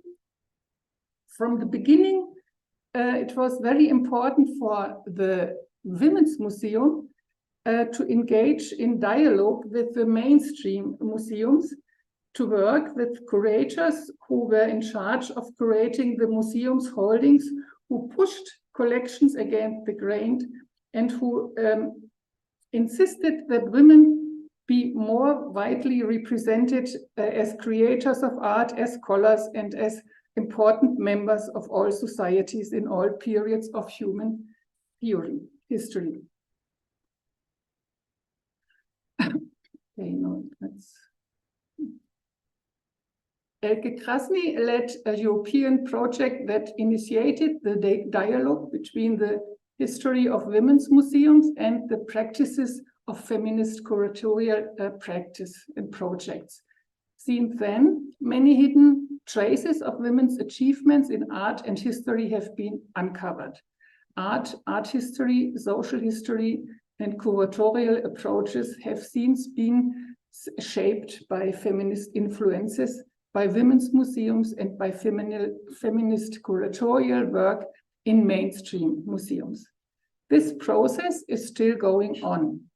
We who are working like this share a common horizon of past feminist struggles and a sense of being part of feminist movements. I say feminist movements because different. We are all reshaping museum work and shaping future feminist projects.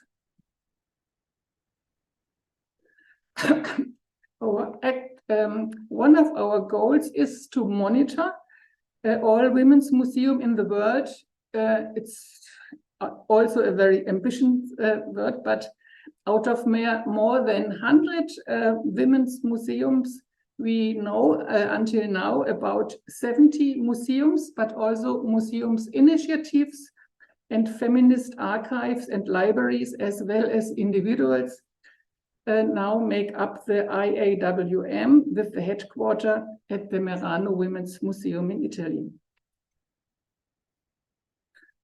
Our actual board collective includes representatives from museums in Albania, Chile, Germany, Ireland, Italy, Mexico, New Zealand, United States, Norway, Austria, and South Korea. I mention this because only to name the countries where we are coming from. already tells about that we have very different backgrounds, and there's a very vivid discussion always what to do and who we are and who we don't want to be. These goals we defined as it's very general goals, I would say, but all of us can work under these goals to promote culture, arts, education, and training from a gender perspective, to foster exchange, networking, mutual support, and global cooperation among women's museums, to conduct research and the development of projects, exhibitions, new initiatives, community activities, seminars, and conferences, to promote and strengthen the acceptance of women's and gender museums worldwide, to achieve international recognition of in the world of museums, and it is not here on the screen, to advocate for women's rights and a gender democratic society. That's a very important goal. And now I will show you some examples how we work within the network and different projects to illustrate the different ways we can cooperate together. Well, that's a problem because can we change the screen, because it's only a part of the. Okay. This was the first bigger joint project. It was called She Culture. It was financed from the European Union to promote the cultural diversity and intercultural dialogue through the analysis of gender policies in the European cultural sector and the reflection of the role of women's museums in this. One of the goals was a campaign on the gendered toy industry, including the creation of short films from each participating country. So this was the first European-wide project we could realize. Then in 2017, the European Parliament's Committee on Women's Rights and Gender Equality exchanged experiences and best practices in advancing gender issues on the European and global equality agenda, and we could contribute with a roll-up exhibition with items from collections of all our members who wanted to participate. And this exhibition was presented in the venues of the Commission in Brussels and then in New York. And so 12 IAWM members from 11 countries participated in this exhibition: Costa Rica, Germany, Iran, Italy, Japan, Norway, Senegal, Switzerland, Turkey, Ukraine, and United States. And of course, behind each of these projects is a lot of discussions and discourses, and we are not always the same way of thinking. This was in 2018. The Istanbul Women's Museum organized the first Asian European conference, and the aim was to discuss how museums, archives, and sites of memory interact with their audiences. And a very point, there was an exhibition in this conference, a very, in my view, a very important exhibition that addressed the question of how to remember violent histories without reproducing images of violence. Because this is a very core issue of if we talk about violence against women or violence in wars, and we don't want to show the violence, we have to find other ways to discuss about it and to that the people can connect themselves with these situations. This was a very interesting exhibition, the Norwegian Women's Museum.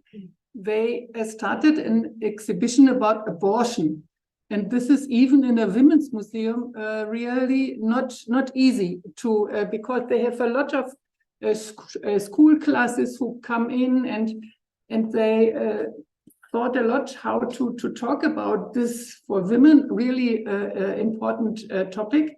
And so they decided not to use, for example, photographs, but they painted, they made paintings of the women they interviewed. And in this exhibition, more than 10 women's museums collaborated with stories from they found in this project stories about abortion and sexuality, and 57 personal stories about abortion have been collected from all over the world. And this exhibition, for example, is also available on our internet webpage. So you can also work with it in classes, in study groups, and so on.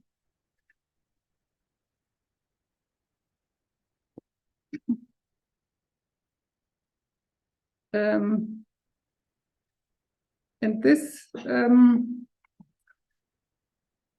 was a very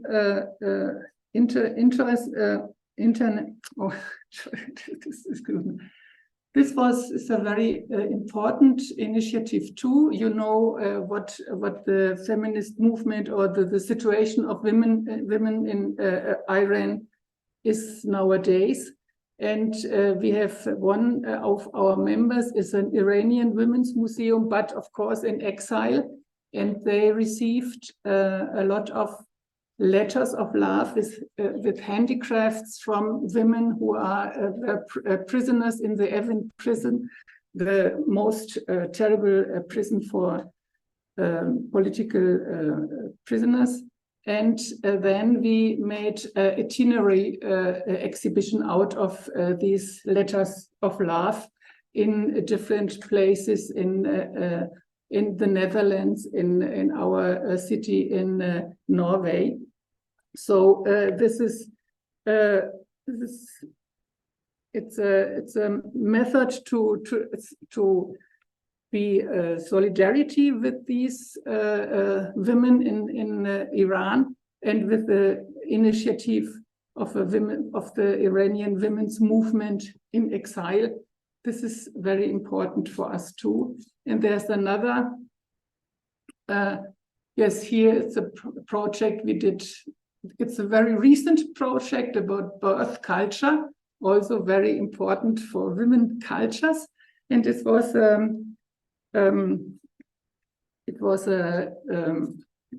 financed also by the European Union, first in 4 different cities, in Kharkiv, in Barcelona, in Meran, and in Hittisau. And after this project finished, we could work with the project. For example, in our museum, we added some objects, but we worked with the structure. And now there will be 2 new exhibitions, birth cultures, with the old material and new ideas, in South Korea as a virtual exhibition, and in Ghana there's a new women's initiative. They are founding a new museum now. This one. Good. Yes. And what we never imagined in our worst dreams is what happened to our member, the Kharkiv Museum, which since 2022 is a museum, also a museum in exile. And the staff had to flee, but their work continues. So they created a virtual exhibition with women's voices about the war of the first months of war. And it was possible to translate and present the stories of brave women in some places in Austria, Germany, and in Taiwan. So these are only some examples how we try to connect not only in theoretical discussions and something very strong discussions about what is feminism and what does it mean, women's museum or gender museum, but we try to work together to yes. So in summary, the following collaborative approaches have been used so far. A museum solicited contributions from members of the network for its exhibition project. An exhibition developed by one museum is sent on tour and shown in full or in part in the other museums. EU-funded projects in which 3 to 5 museums collaborate and in which can be then passed on to other partners. A theme either brought to our attention or suggested by a member leads to a call to all members to participate. And new cooperations. The last new cooperations, we are part of the Feminist Imaginative Creative Pedagogy Network. I think you will hear something about this later with Darlene.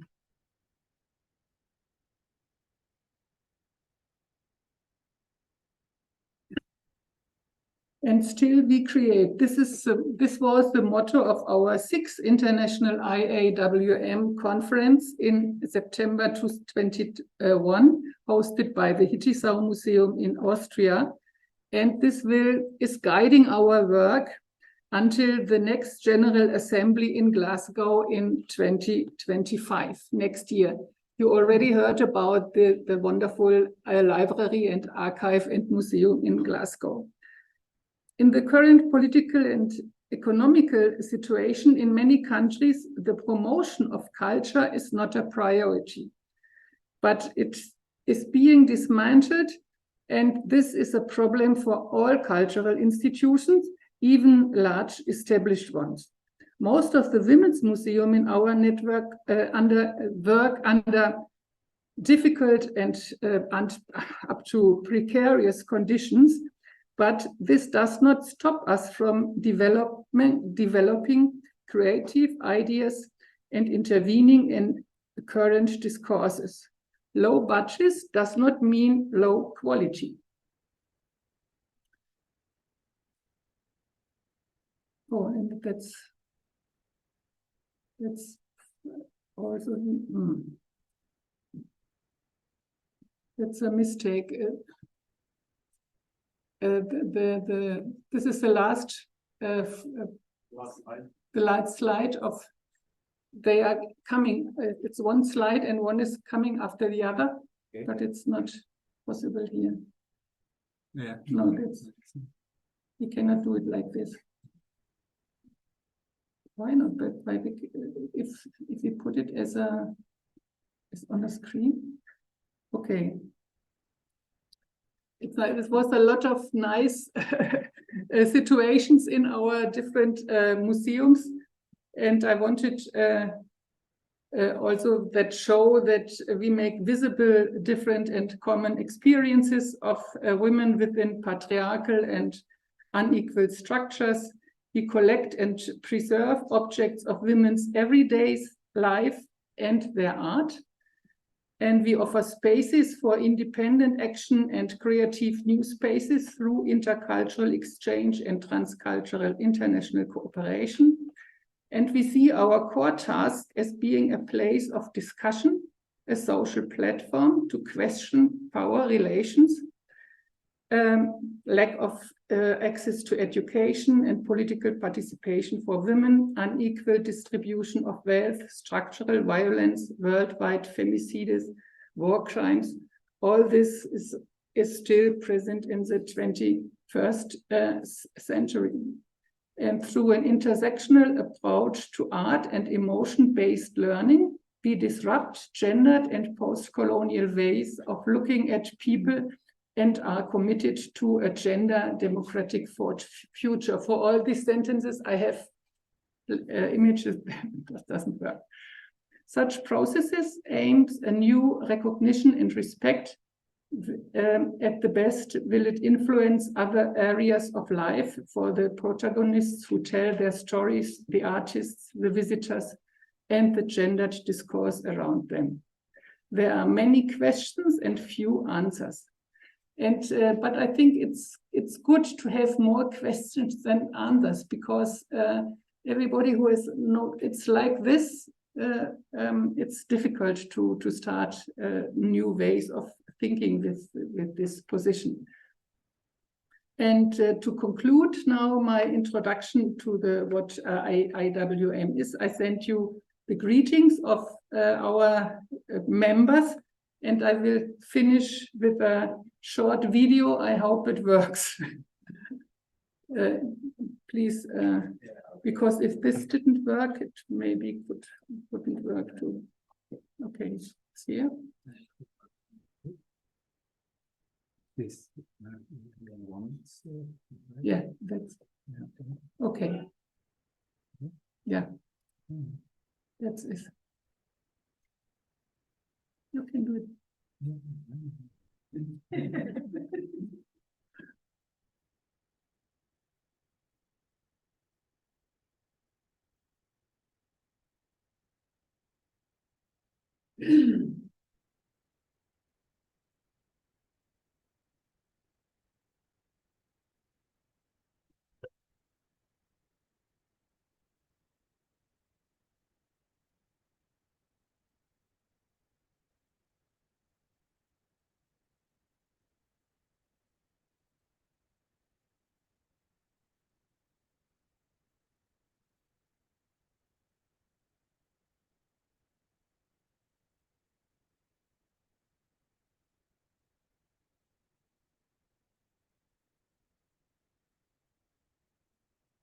The Women Museum I actually from Senegal. Why feminism, gender equality must be present in our museums? It is because we need to tell our own stories. No one will do it, and we need to motivate the youth to continue the fight against the patriarchal system. The current objective of the Women Museum is the dissemination of a new culture of equality between women and men, promotion, tolerance, and respect for diversity. We believe that women's museums are important because they inspire, raise awareness, and empower present and future generations. We are important to society because we promote gender equality, creating for jobs and egalitarian communities. Greeting from Mexico. The Women's Museum in Albania is a bridge connecting cultural heritage of women and their activism for human rights. The museum aims to discover and highlight the untold stories of Albanian women who have helped the nation throughout its history. This is done for the sake of strengthening the identity and personality of women, for the sake of gender equality, and as an investment for the education of the young generation. For me, it is important that feminists can find that place in history. And my special concern is to rediscover the history of women that descended to feminism. When we go in search for traces, we encounter so many different women, and scientists, inventors, doctors, business women, artists, practice of life, and of course, holiday heroes. That's in the museum in Norway. The women's museums are important because the history from the women's perspective. The Women's Museum in Merano, Italy, we want to research the history and cultural heritage of women and make it visible and promote women's culture. One of our priorities is social political commitment, in which we campaign for a society with equal rights. We aim to achieve this primarily through women-specific exhibitions, educational work for young people and adults. Through international exchange and the worldwide networking of women's museums, We can speak about our common concerns. We can also support and strengthen women's museums in other countries. Feminism and gender equality movements should have their own platform to narrate their struggles, their achievements, and even their losses about feminine story. So, a woman museum through art, through protest art, and by the position artists as activists can transnationally represent that which has and that which continues to happen in their countries regarding women's rights, the violation of women's rights, and women's resistance in working to access their rights. This is the main goal of the Iranian women's movement music. Women's museums are important since women's history and heritage often remain overlooked in agendas of mainstream museums. Therefore, one of the goals of Women's Museum Region of the National Fair of Germany is to be a place where different women's voices can be acknowledged and heard. We never stop talking about violence against women and Muslims all over the world. And I use this to serious and negative consequences. We originate these crimes with violence and application. We are committed to reflecting the diversity of women's perspectives in our discussions to make sure to tell the whole story of women's rights, past and present. Our goal with this exhibition at the museum is to tell the story of women's struggle for rights in online, to learn from history, and to motivate us in using it right. Every day at the Gender Museum Korea, we draw inspiration from solidarity and activism of women in Korea and around the world on gender equality. We are important for society because we foster cultural history of gender equality. Our specific goals are to hold exhibitions twice a year and collaborate with the emerging feminist artists to create portraits of one way, but often overall women in Korean history. I am Glenda Hitcher, and I am from Mexico. And being as an artist, I take advantage of my art to denounce and protest against injustices. That's the case of this sculpture that is entitled Violated Woman. Her human rights have been trampled since she has been used as a weapon of war or as a prey of abuse when she wanted to cross the border searching for a better life. She's half buried. Nevertheless, there's a hand that finally will help her. We find many women who follow unusual paths, and we show how they follow their dreams. Women can still be wrong on this fast day.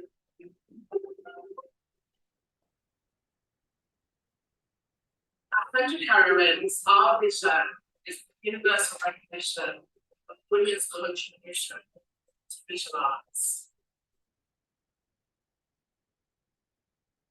We are committed to the preservation of women's art.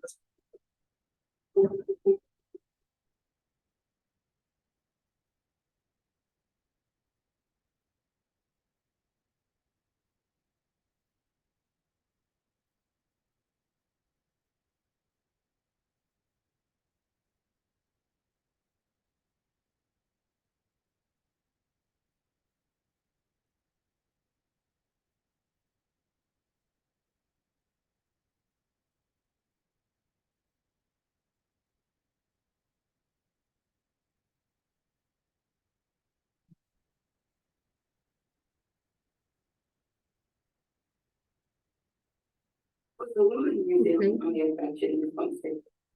Okay. Okay, so the last slide is only to say thank you for listening. And we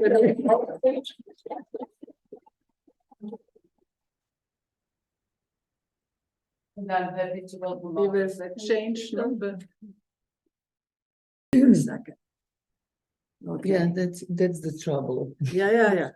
Well, that's not the only trouble. We'll see. Step by step. So I'm presenting you Darlene Clover, our second speaker in the second session. So Professor Darlene Clover is a professor of adult education and leadership studies at the University of Victoria in Canada. Her areas of teaching and research include feminist, cultural, and museum adult education and community activism, and art-based research and teaching methods. Darlene's current study of the feminist imaginary bring together cultures and practitioners working in women's, feminist, and gender museums, libraries, and heritage sites with feminist adult educators to explore collectively their aesthetics and creative gender justice strategies. One sentence. Spanish, we can have 4 paragraphs that are a sentence. For 6 years, Darlene was co-president of Women's Heritage Site, organizing conferences, seminars, music events, and art-based workshops on gender issues. Her most recent multimedia exhibitions include Disobedient Women, Defiance, Resilience, and Creativity, Past and Present, and Imagining the Feminist Imaginary. She is co-editor of 2 recent books, Feminist Critique and the Museum, Educating for Critical Consciousness from 2020, and Feminism, Adult Education and Creative Possibilities, Imaginative Responses from 2022. Congratulations, very important topics. So I am giving you the floor. Thank you, Leila. And let me begin by thanking Tiana and her team with the care that the careful treatment that I have received from the beginning of this process up until now. It has been really lovely. Someone actually met me at the airport. I'm generally the one who gets off the plane and hears, "Excuse me, lady, would you like a taxi?" So it was really lovely to see my name and be met. I hate technology and it hates me. So this is going to be scary for all of us. All right. So I'm going to start with who I am. No one comes from nowhere, and it is very, very important that we situate ourselves because situatedness is a thing. Elke opened the door to colonialism. As an academic, as a scholar, I can critique colonialism. As a feminist, I need to walk through that door. I live it. So I will talk a little bit about that. Then I'm going to talk about a definition of feminist adult education, because adult education is a difficult topic for many people. They think of Egyptology and going back to high school. So I'm going to disabuse you of that. Then some imaginary strategies and languages. I have positioned women's museums and the work that they do as in languages. So I will talk about that. And then, of course, why it matters, the pedagogical contributions. As you can tell, I'm an educator. It's a good thing I brought this because there's a lot of stuff on the screen, but of course I do know myself, or I should. I'm a professor and an activist scholar. I was co-president up until recently of a heritage site, which Leila mentioned, and this is where I walk through the door of colonialism. The heritage site is called St. Anne's Academy, and it was a monastery. The wonderful thing about that institution is that the nuns became property barons. They managed to be able to get property all over the city. It was quite extraordinary. They built hospitals, schools, trained women to be nurses, educated women. But the Catholic Church also ran what they call residential schools in Canada. And these were places where the indigenous children were taken by force from their families and educated to educate the Indian out of the indigenous peoples. The women that I worked with at the heritage site, the nuns that I worked with at the heritage site were not implicated in this at all, except that we are all implicated in it. Canada has recognized this as genocide, as cultural and a people's genocide. During my final year as co-president of the Heritage Site, we had done a lot of conferences and a lot of wonderful work. Bodies were found. One of the residential schools, the lawn that was going to be torn down, the lawn was ripped up. They found the bodies of children who had simply been thrown into holes. It was impossible to carry on under the name of St. Anne's Academy, knowing that this was part of the residential and the genocidal structure. So the organization had to collapse. It is complex, it is difficult, but it is what I need to say about this, because Elke was talking about the difficulties of this. Well, there it is. This is what this looks like. I don't know when you're going to come across in terms of developing your museum, but be careful. History is hard. I'm also a feminist adult educator and an arts-based researcher, and I'll come back to that. I started my career looking at studies of women artists, women who were using arts in collective practice in communities. And that was a very exciting world. It was a very political, very provocative world of feminist artists who are working together with others to change the world. But these women kept saying to me, well, if you want to see something that's really provocative and interesting, you should go to the museum. Ooh, I'm thinking, but that's the place where objects go to die.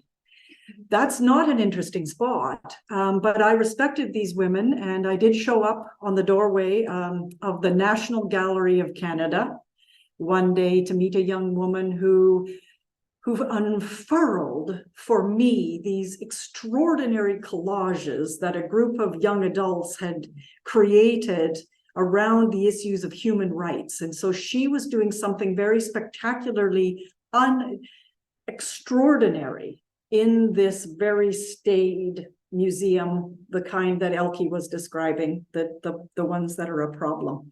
So they brought me to museums, skeptically. And of course, as you know very well, these are powerful institutions. They're ubiquitous knowledge producers and highly trusted by the public. They tell us fact and truth. And at the very end, I'm going to tell you a story about truth. They emphasize what is important, worth knowing and remembering. They showcase the universal and familiar, but they also shape and manufacture that. And that's where the pedagogical power comes in. They educate primarily through the seeing. It is one of our most important senses. Seeing is believing. And as Donna Haraway says, it matters what ideas we use to think other ideas.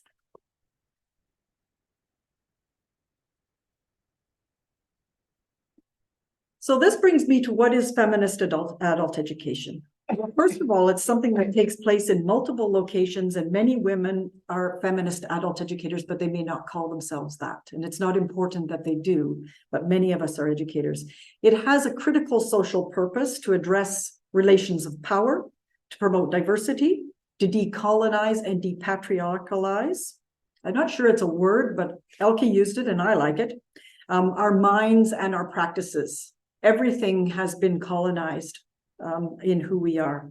It's to create knowledgeable, active, and engaged citizens, which most governments don't like to have because they ask too many questions.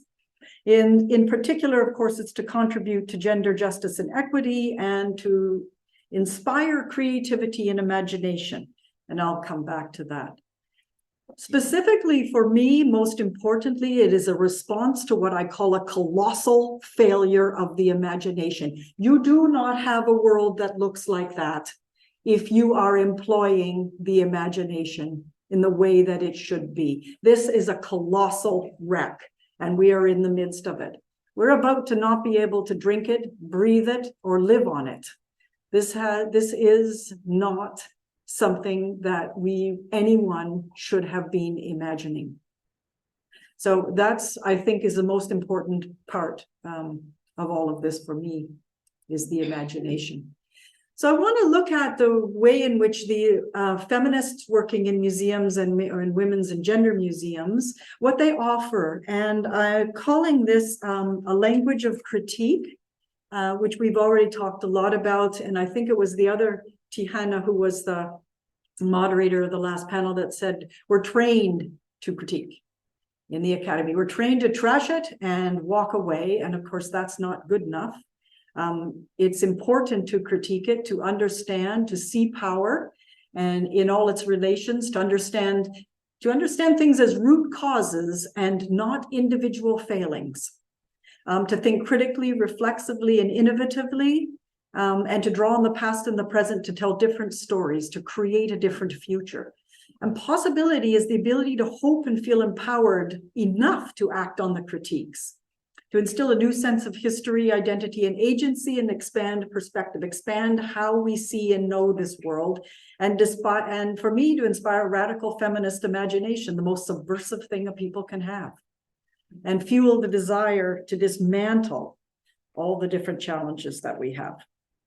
So I'm looking, this has been mentioned before, so I won't talk too much about it, but mainstream museums and women's and gender museums, my examples are going to come from those, because they are ubiquitous, but they have been highly resistant, resilient and resistant to change, mainstream museums. And therefore, in some ways, it's a little harder to work with these. They've positioned themselves as unbiased, impartial, and as I said, about truth.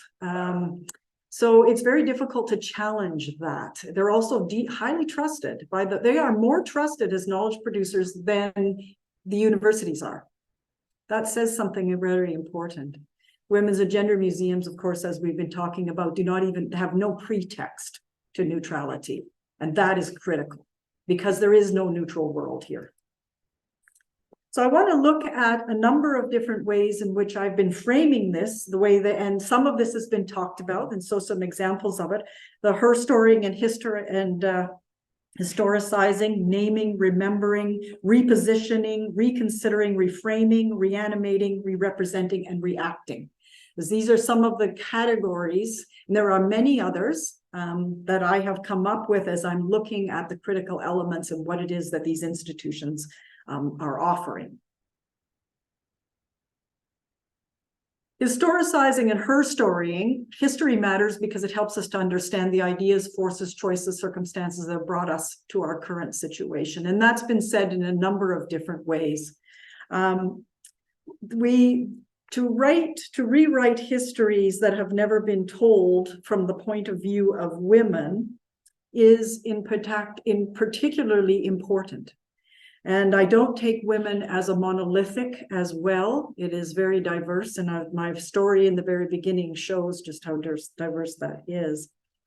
But I think one of the important things as well is these institutions take on what counts as historical truth. Because if we're a truth-seeking institution, then we need to challenge truth and challenge the making of a common sense. That's the way it is because that's always been the way it is. There is the making of, it is an intentional making of common sense. And that's one of the things I think that is really important that they challenge. This was an exhibition, Leila mentioned it, called Disobedient Women. At the time, we were celebrating the sesquicentenary of Canada, which is 150 years of the coming together of the provinces to become a country. They asked our then Prime Minister, and I won't sport with your intelligence by talking much about him, but they asked him, what were the most critical things in the history of Canada? First one he said was the War of 1812. Oh, okay, now we have a war with the United States, so we've got war. The second thing was the discovery of Canada. Guess what? There were thousands of people living there that knew Canada was already there, and it has now been pronounced as a fact of genocide. So now we've got war, genocide, and then the third thing was hockey, which is ice hockey, which is thuggery on ice. If you've ever seen it, there's not a tooth left on the Montreal Canadiens. It's absolutely horrible. So this is the violence that we are living in, and this is what he says is important. So we put together this exhibition of women's creativities and voices, artists, everybody. There was everything from quilts to dioramas to poetry to everything about resistance against these kinds of narratives as framing us and who we were. And a lot of Indigenous women's works were in there as well. Renaming is another thing that I think is really important that these institutions do. A lot of us know the story of the suffragettes, but how many of us can name one? The reason that monuments, I've been walking around your fair city because I've been looking at monuments. And monuments name the men because let's just face it, if it's a sculpture about women, it stands for liberty, justice, something else, usually with the breast out. And if it's a male, he's generally on horseback with some kind of weapon and named. That's sort of the epitome of museums. So names matter. So how do we rename women? How do we make sure that the names are important? The other one is the spectacular installation that was done in the Museo de Argentina, Museo de Mujeres en Argentina, Women's Museum in Argentina. And it's a beautiful, haunting installation of the numbers of women who were killed in domestic violence during COVID-19. It's breathtaking. It is statistical. It's a beautiful way to display statistics. But it also has on each of the masks the names of the women who were killed in order to be able to remember them. Remembering agents are critical as well. I talk often about storytellers and stories and their tellers, and I think these institutions as tellers are really critical as well. Remembering. This is an installation that was done by an indigenous artist, a scholar. At one point in the recent history of Canada, there were hundreds, I repeat, hundreds of women who were indigenous women and prostitutes who had gone missing and were murdered. If 100 women on the campus, University of Victoria campus, had gone missing, there would have been outrage. It would have been out of control. But because these were only indigenous women and prostitutes, they were irrelevant. So this is an installation. As you can see, there are hundreds of, these are called vamps. And these are the tops of moccasins. And so artists and children's groups, women's groups, everyone across the British Columbia had created some of these as a way to acknowledge and remember. And as you can see by this installation, it is huge. That is dead women. It's haunting as well and beautiful. And I think what Gabby said about how do we recreate or how do we tell the stories of violence without recreating that violence. And then this has been a beautiful way of being able to do that so that we do not yet again inflict on indigenous women and women who work in different kinds of trades, another form of violence on them.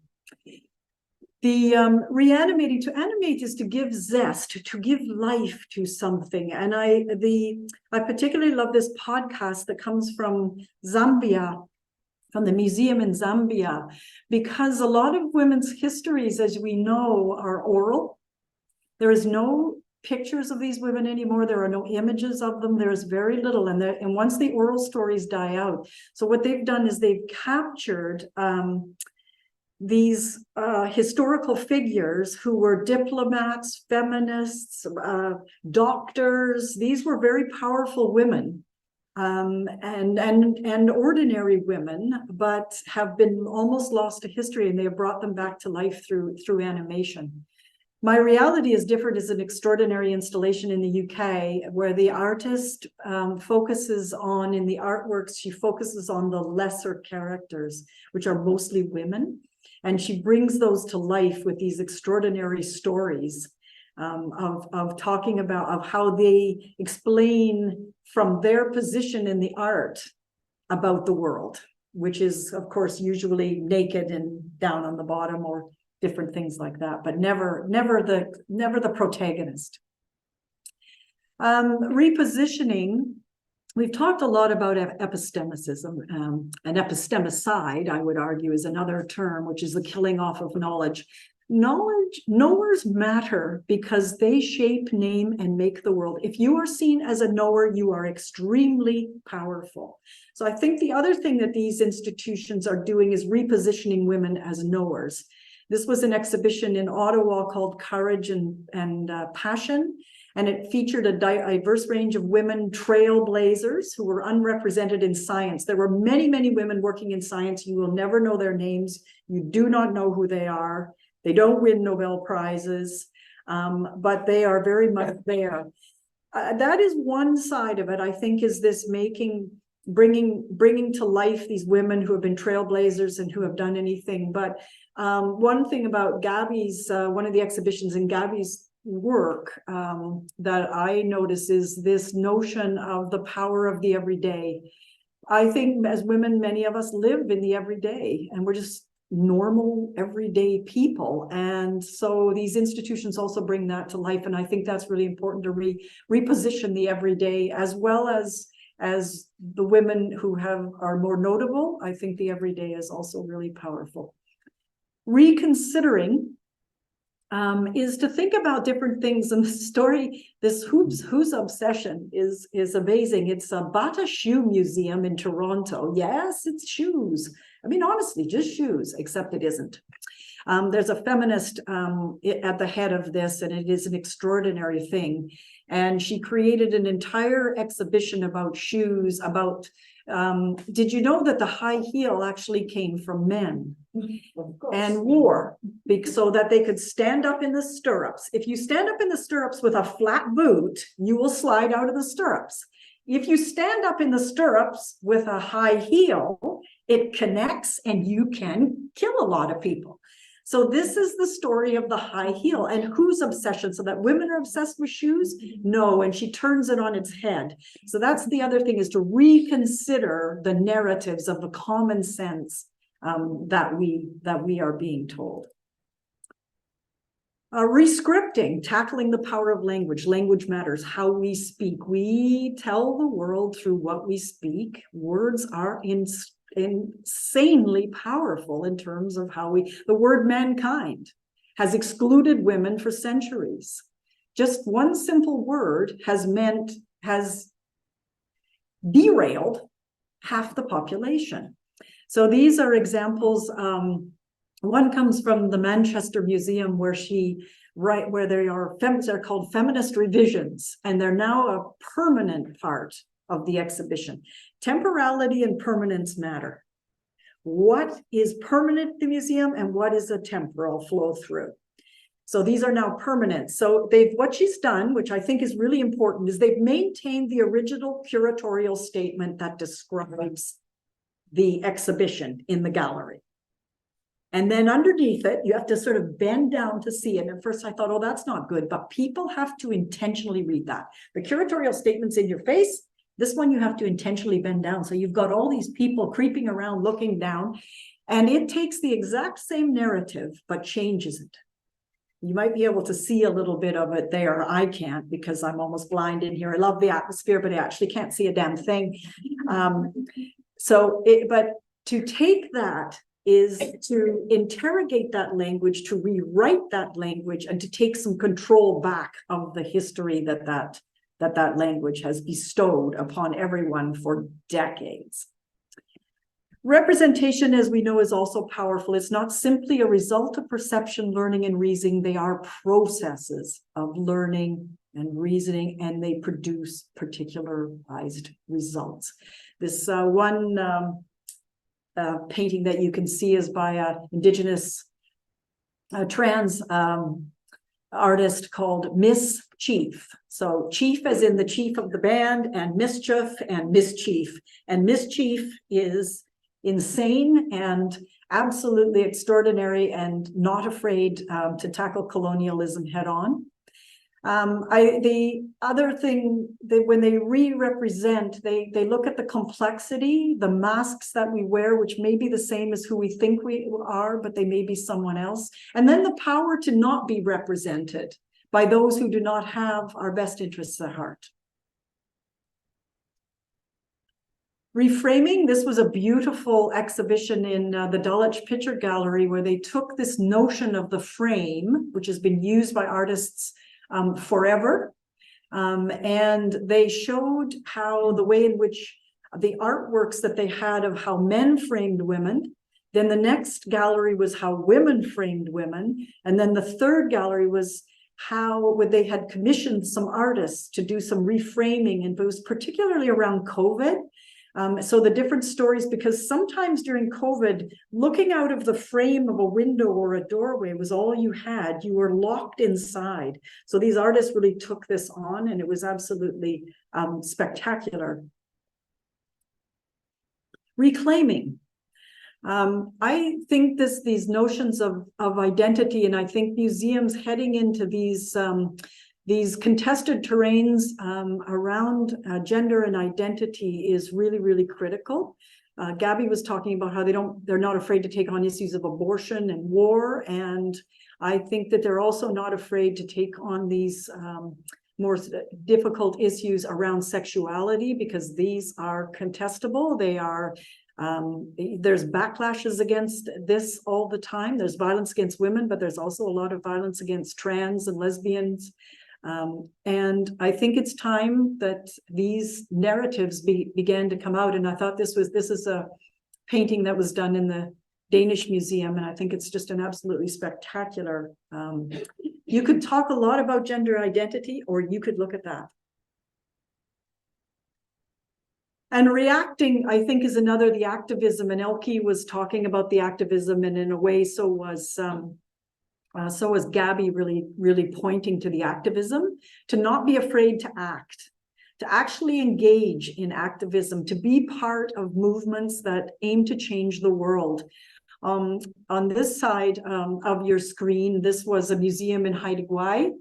The government had hatched a plot to so the natural gas, the filthy oil. Canada's on the leading edge of filthy oil. The pipelines would be built across the province of British Columbia, which is vertical, by the way. It's got 3 mountain ranges. Good luck with that.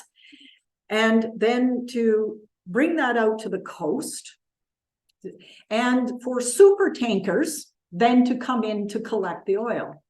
This is a place of shoals, of wild water. This is incredible. This makes matchsticks out of ships. The waters will grab that ship, it will throw it onto shore. It would have been absolutely horrible. There would be oil spill after oil spill after oil spill.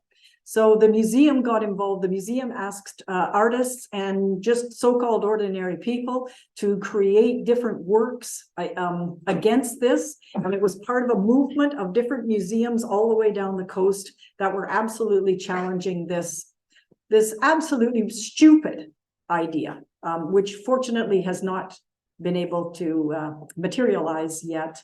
And the accord is installations that have been going out. The artworks were in the museum, in the art gallery in Victoria, and then the artists came alive out of them and did all these different actings in public around Indigenous, the truth and reconciliation. So why they matter? Of course, I think, there's a lot of things that have already been said, and I don't need to reiterate these. And also I can't see anything anyway, because there's nothing on my screen here. So I'm just groping. So just watch that mess. But they provide a canvas upon which those who have been excluded can portray or be portrayed. They give visibility to those who have been denied a public audience. Yes, wow, cool. There is light. Let there be light. Yes. Denied a public audience and intellectual credibility. Create epistemic justice, as I said, women as knowers. This demonstrate how and why women's words and deeds matter. The power of representation. Representation is always a question of power, of who can be seen and who's heard. And so they are actually making women seen and heard. And until they can represent themselves the way they want to be seen, they'll be subject to the representations of others. They're a space of control, of voice. and they tackle the invisibilities. As others before me have said, they take power over the imagination, and as Helmore says, power over the imagination is power over the future. That horribly imagined world has had power over us for far too long. A different world can only become thinkable and actionable once it is imaginable. If you cannot imagine it, you cannot work towards it. And they have the potential of imagination to instill alternative renderings of social lives, one that accounts for the forgotten, the disappeared, the hidden, and the lost. Those who had very different dreams. They refuse silencing. You don't agree? No. You'll keep silent? No, we won't. It's a sight to ponder opposites of light and shadow. The indigenous peoples call it two-eyed seeing. That's ways in which we have to see one world and we have to see all the different kinds of worlds around it. We live in a world of opposites, and there is very little that we're going to be able to do about that right now because they're irreconcilable, but they're not just dichotomies. They also open up possibilities. So as the language of critique and the language of possibility suggest, we have to deal in the contexts of despair and hope, rationalities and creativities, losses and victories, all of these different things. But they can provide inspiration, and they can actually galvanize. Their danger is possibility as well.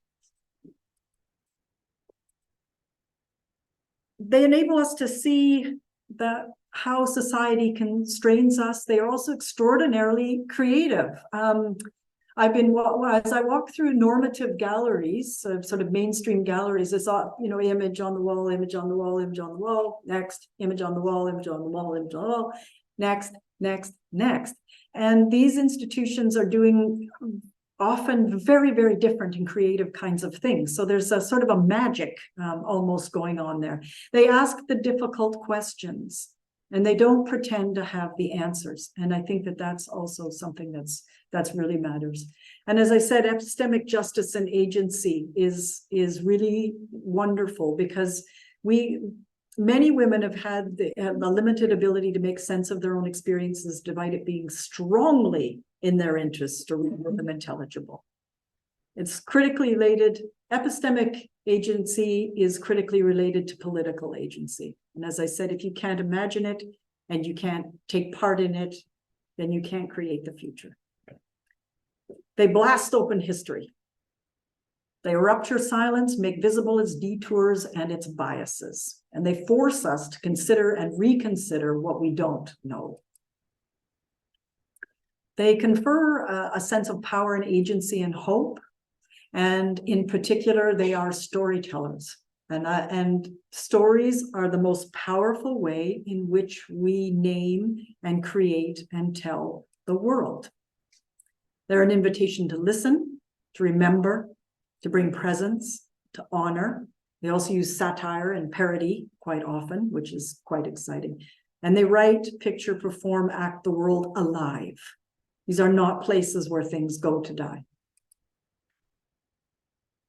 They're also not, because of my looks around the world, they are not simply isolated islands of resistance. They are actually chains of interruption and recreation. This is going on everywhere. These are chains. And they're challenged to common sense and to what counts as truth. So as a storyteller, I thought I would end with a story of truth. So the story begins, once upon a time, there was a young man who had studied for many, many years in the university. But he did not feel like he had truth. He did not think that he understood all that was true. So he decided that he would go in quest of truth. And so he set out, walking from town to town, village to village, and at each village he would stop and he would say, I am in search of truth. Is truth here? No, truth is not here. And he would leave and he would find another village. And again, he would ask for truth. No, there's no truth here. After many, many months of these negative responses, he was very weary. He came to a small village, the bottom of a huge mountain, the bottom of a cliff. And he said, I've come in search of truth. Anybody know where truth is? And a little girl looked at him and she said, she lives up there. Truth. We scaled the mountain. He came up on top of the cliff, and truth came out of a cave to meet with him. Now, truth had been around for thousands of years. So her hair was gray and falling out, and her face was lined, parched. Lips were dry. She was missing teeth. Hands were gnarled.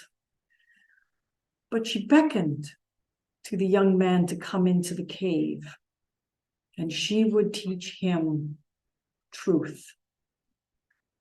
The young man stayed in the cave with truth for a year. And upon his departure, as he was about to make his way back down the mountain, he turned to truth and he said, Truth, you have given me so much. What can I give you in return? And a smile crept across Truth's lips, and she said, when you speak of me, tell them I am young and beautiful.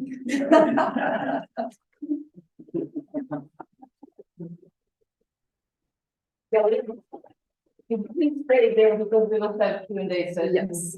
Okay. Gabi, can you please come back to the floor? I will give you the chair.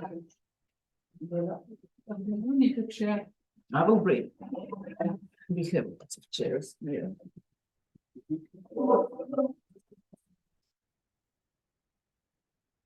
That was a good idea. Yes, it was nice. You broke. Thank you for this performative lecture.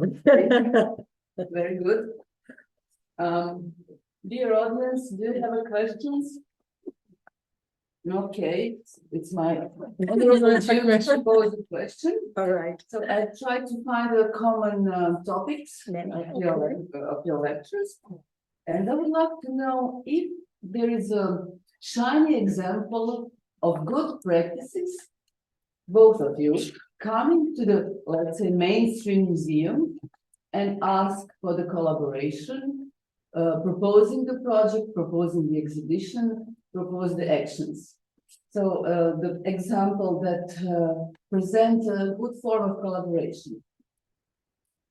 I can, so I think another aspect of these museums, or at least and women working, feminists working in other museums, is this notion of partnerships and how you develop things. So in Canada, the Royal Ontario Museum had this exhibition about Christian Dior. So him as a god, he was a god, he created women. Women didn't exist until he actually made them. It was just over the top. I won't sport with your intelligence on that one either. So the Bata Shoe Museum joined in partnership with the university in Toronto and a number of women's groups, and they actually created the next parallel exhibition called Victims of Fashion, and they looked at how the dyes had poisoned women and shoes had distorted their feet, and these two exhibitions, what was the competition between what was going on down at the ROM with they had prawns and champagne and Dior, and then this Victims of Fashion exhibition was just extraordinary. And the ROM knew that it was going on, and there was an incredible dialogue that started up about this because of the way in which it was happening. So I think the partnerships creating, and it had actually come, victims of fashion actually come from an academic who had been looking at the fashion industry.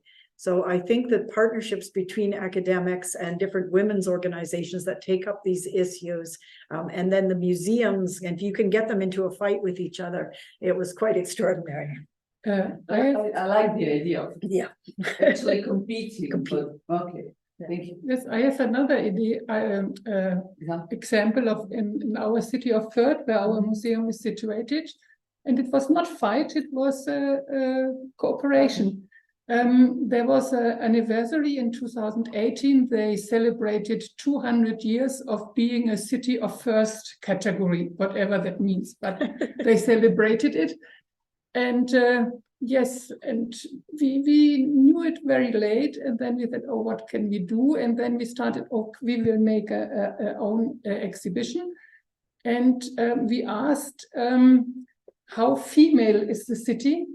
And we looked at our city, what part women have played in all these 200 years, but not only in the city of Fürth, but the German city. I think you here too. We have partnerships with other cities in the world, and so we also made short researches in the partner cities of Fürth, in Tunisia, in Djerba, in Scotland, in Turkey, in France.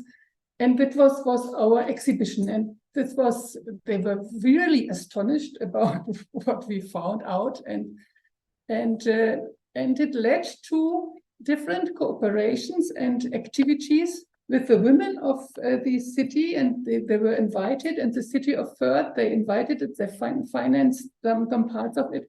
So they had no idea of this topic, but then they joined us. And then they had a big exhibition in the city museum, and we asked, and what do you tell about women in your museum? Oh, we didn't think about it, and then you have to. And then they gave us a chapter, and we could at least we could put in 5 or 6 biographies of women of Fürth, very important women. We thought they never had thought about it, and it was in the exhibition, in the main exhibition in the main museum, in the city museum. So it was a. Yes, the next time we will have the same game. They will also forget the women, and we will also have to talk about. But if you try to do it in a polite way and say we can give you some interesting things to add to your research and to your exhibitions, sometimes they agree. Yeah, that's why we have to be disobedient and keep Precisely. And don't shut up and don't sit down. Yeah. Any comments from audience? Does it have to be a question? Please. Shall I come to? Yeah, because we don't record now. Yeah. I think we are recording, but we can repeat it. Yes. Gabby will repeat. I have also an example. And we had a big celebration in Turkey, 100 years women at the university. And the official offices, ministries, or the universities, they started the history from the foundation of Republic, Turkish Republic, 1923. And we had the idea to start the history of women at the university before the Republic's foundation, because we know in our museum we had the research that there was during the Ottoman Empire a very important feminist newspaper which was founded from a woman, wealthy woman. And she was a very strong feminist, and she established not only a feminist newspaper, but also she established with her friends feminist, today we will say NGO, and they did a very big lobby work, we would say, and they established a women's university. It was 1914. So before camouflage. Yes. And then when we worked on this project, there were many historians, male historians. They said there is nothing women's university in our history. There is no women's university. But after our research, we found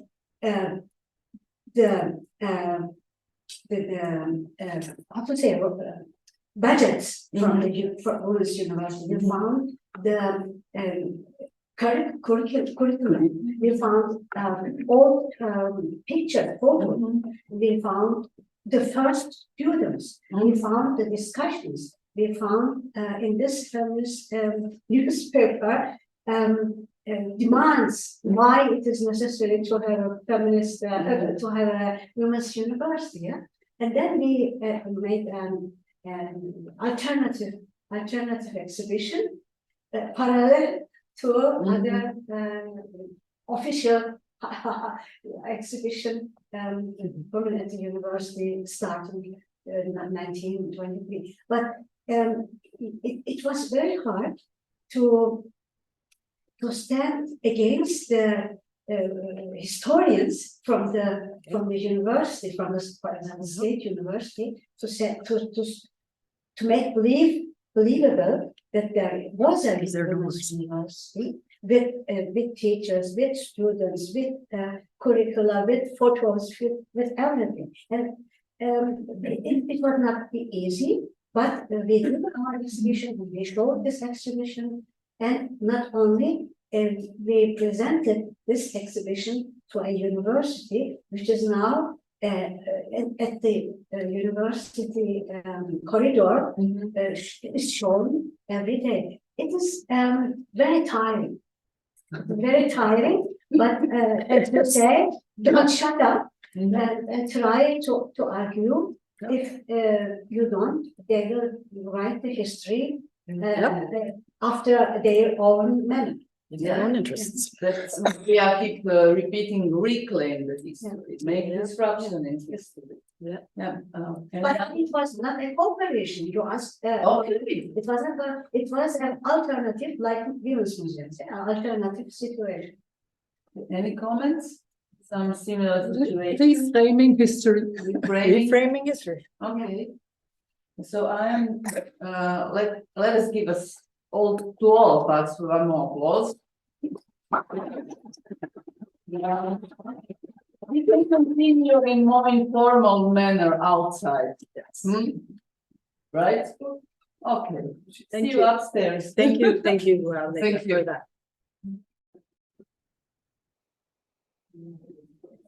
Okay, so we start. Good afternoon. I would like to welcome you all to the third and the last session of today's gathering.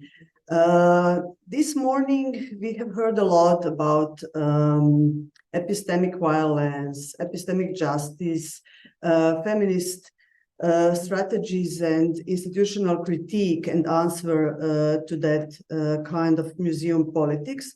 In this third session, we are moving to two situated practices, as I will now recall the term already mentioned before. And I would like to welcome our panel lecturers today, Bettina Baab, who is with us here, and Harriet Loeffler, who is somewhere there. She will join us via Zoom.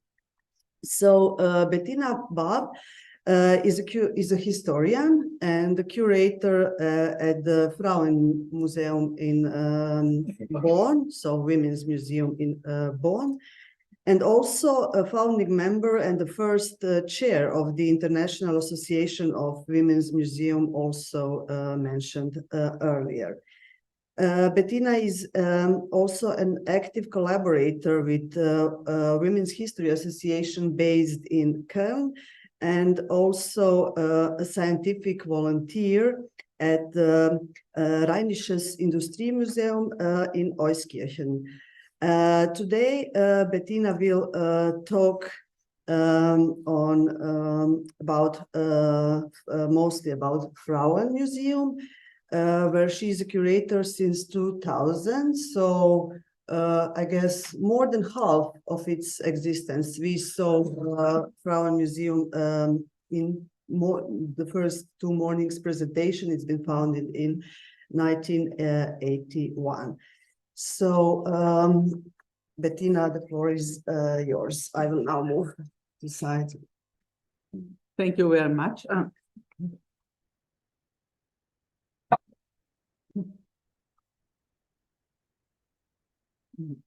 Okay. This is the first slide. Just Yeah. this. Oh, no. No, no. Like this. Yeah. Okay, thanks. Thank you very much. Thank you for the invitation. I'm glad to be here and present our museum. So I will give you a concrete example of the practice. And first, I will speak about the foundation and the prehistory before the foundation, then about how we combine art and history. And the second focus is the collection. Well, the founding of the Women's Museum is only, the Women's Museum in Bonn, I mean, is only to be understood in the context of the women's movement in the 1960 years. I'm referring to Western Germany. There was also a women's movement in the socialist Germany a bit later, but it had to act more in secret because of the police control. So the Western women's movement at that time not only rejected the traditional role of women and advocated self-determination. Another important concern was the conquest of new public spaces for women, such as the opening of women's centers, women's cafes, women's bookshops, women's cultural centers, and so on. In this context, political and artistically committed women in Bonn founded the association Frauen formen ihre Stadt, Women Shape Their City. The first event was an exhibition with the title Where Female Outsiders Live. The exhibition, put together by female urban planners, architects, and artists, was shown in several cities, also in Zurich, Switzerland, but it was not possible for the women to find a place in Bonn. Finally, they asked the city of Bonn for a place. And for the summer 1981, they got the permission to use a vacant department store as exhibition venue. So the building was very unattractive because it rained through the roof. The interior and the halls looked neglected, but the group was able to repair the most necessary of the damages. So this is a view from the outside, the summer museum, as it was called. But when the summer ended, the women continued to use the building for their activities, which was nearly to squatting the building. It was a status half between legal and illegal. Many women groups were active in this building. In addition to the artists, there was a women's cafe, a One World group, self-defense group, a women's archive, a women's magazine was published here, and much more.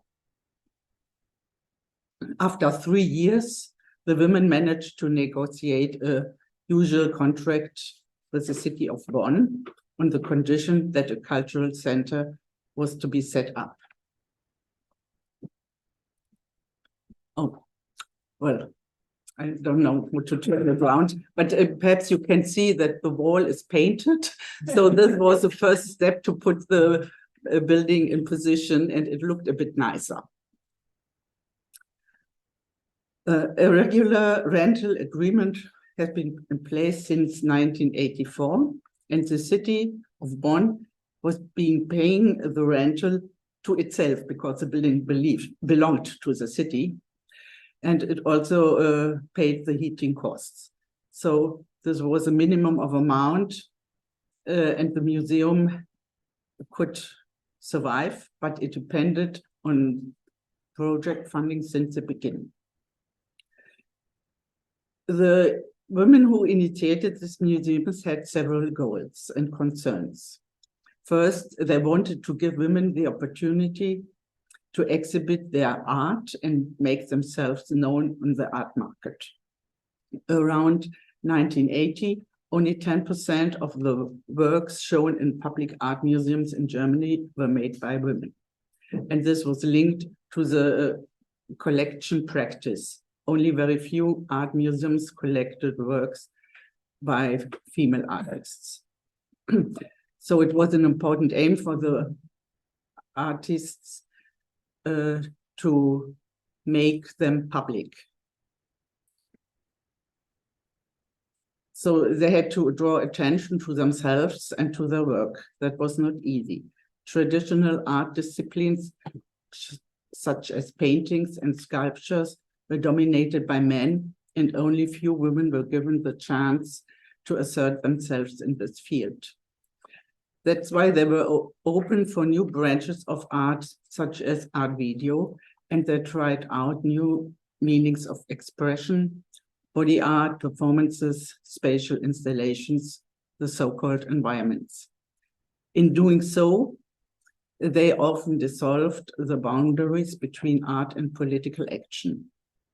They also questioned the male-dominated concept of art and called for new definitions of art that was like a second aim, a second concern.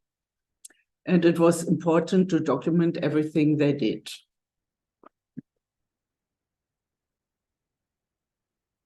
So a catalog was produced for every exhibition that not only documented the exhibition, but also other events like performances, manifestations, and so on.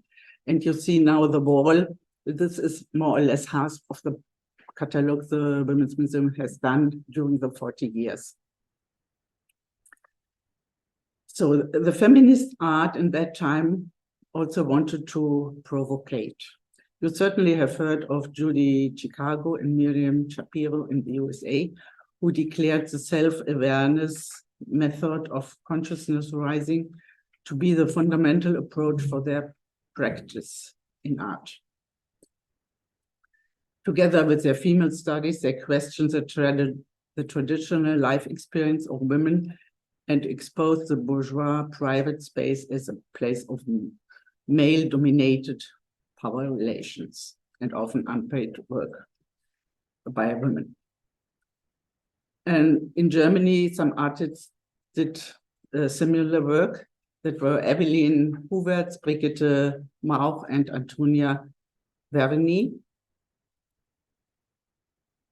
They produced a 6-part Leporello, 2 meters high, and painted many small pictures on it.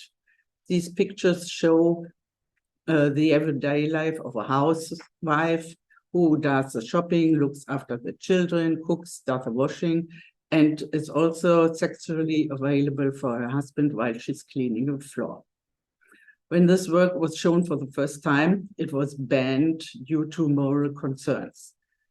The responsible authorities were shocked by the motive, but not by the fact that rape occurred in the marriage. Well, the women, the artist, provoked in 2 ways, not only by dismantling the gender hierarchy, but also by elevating the exhibition of invisible labor, such as housework, to the status of art. This feminist art movement presents the context of the founding of our Women's Museum. The active female artists had a common experience of being excluded from art world. They therefore took art into the streets, organized symposia, wrote manifestos, founded action groups, and the first women's museums. Marianne Pitzer, our director, saw art as a possible form of social communication that was sometimes only produced on site and could be also changed during an exhibition. This means that the Women's Museum did not only want to add women to the art of women, did not only wanted to add the art of women, but also question the classic working methods of traditional art museums. And they wanted to create new forms of museums, open it for new developments, make them more vivid and flexible.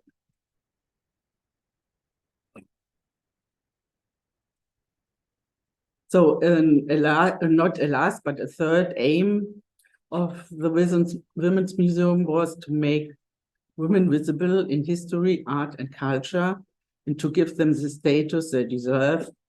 We want to show that women shaped life in the past time in a similar way as men did. And by this, of course, we want to contribute to a more gender democratic society. And this leads me to the woman you see now, Gerda Lerner.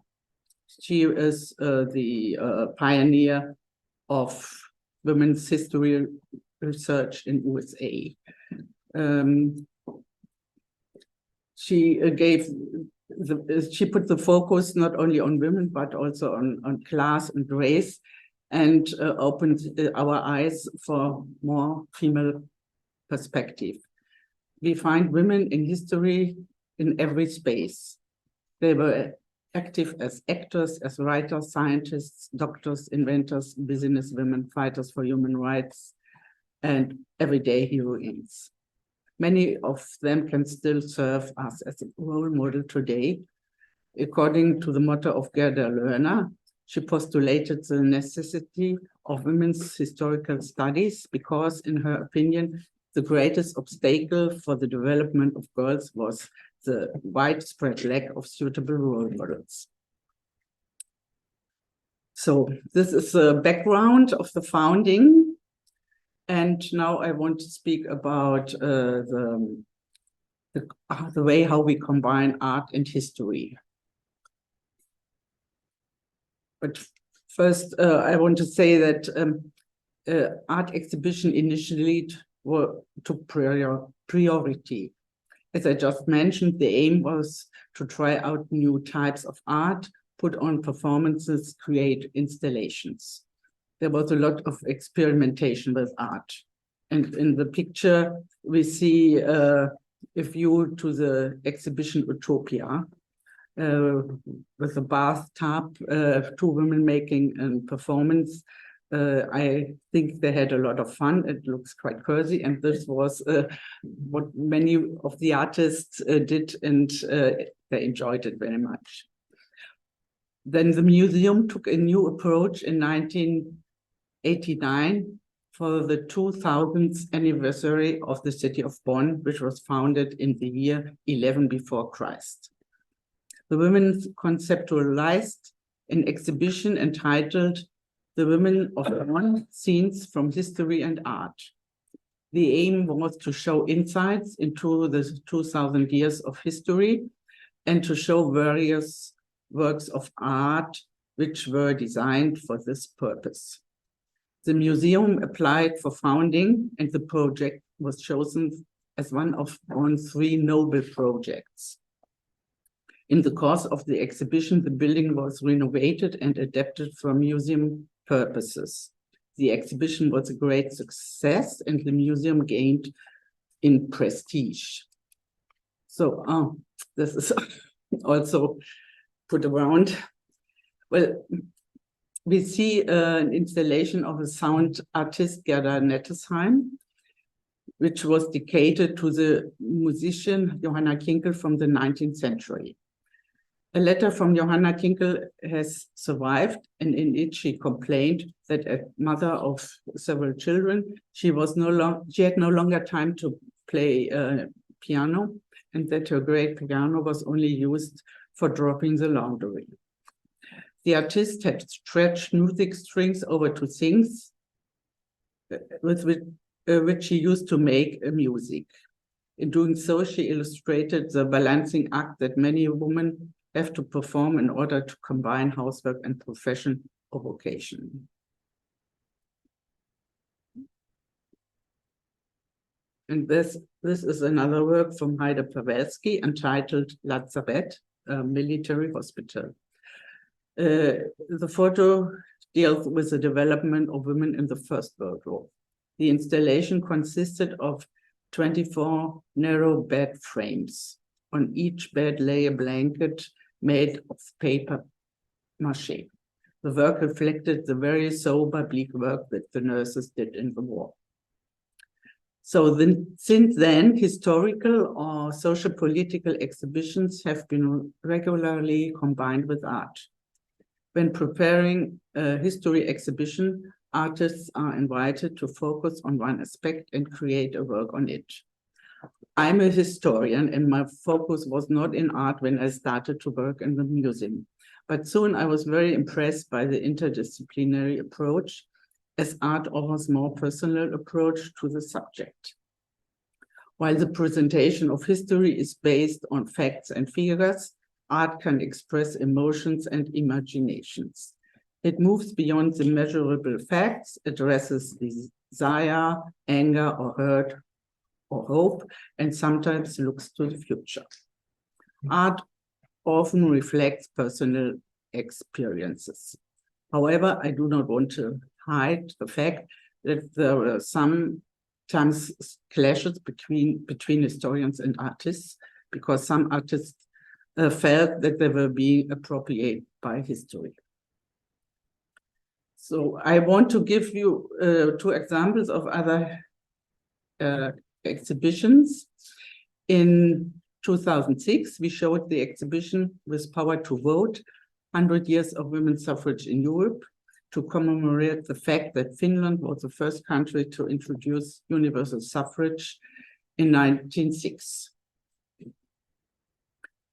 So we had a historical section where we presented the development of women's suffrage in 20 countries, and also female artists from different countries addressed very different aspects. So we see a photo of an installation by Susanne Bones. She hung 50 pieces of white clothing in a darkened room, illuminated with black light. Sashes were placed around the dresses with the country name and the year in which the country introduced the women's suffrage. With the white dresses, the artist picked up on a strategy of the English suffragettes who had held many demonstrations in white and had tied sashes around themselves with the demand of women's suffrage. This work is a contribute to the British pioneers who were much more outspoken and vocal in public than the women rights activists in other countries.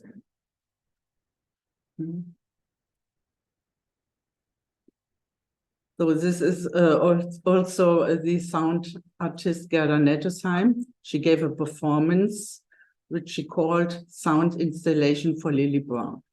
Lily Brown was a women's rights activist and the first woman to speak at a public meeting about the need to introduce the women's right to vote. The artist reflects to the following sentence in Lily Brown's speech. I certainly cannot see that a woman who throws her ballot paper into a ballot box endangers her femininity more than other women who casts stones and earns her life by this way.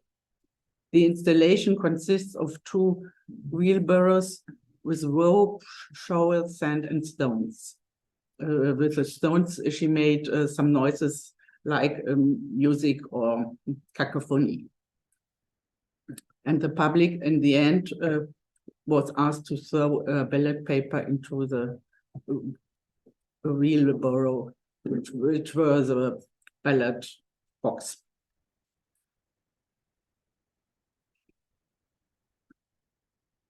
Here we have a picture of Divna Omaliev entitled Citoyenne. In the center, we see Olympe de Gouges, who published the Declaration of Right of Women during the French Revolution. Well, she did is in the way that she criticized the fact that the Declaration of Human Rights was only aimed at men. But afterwards, she was arrested and sentenced to death.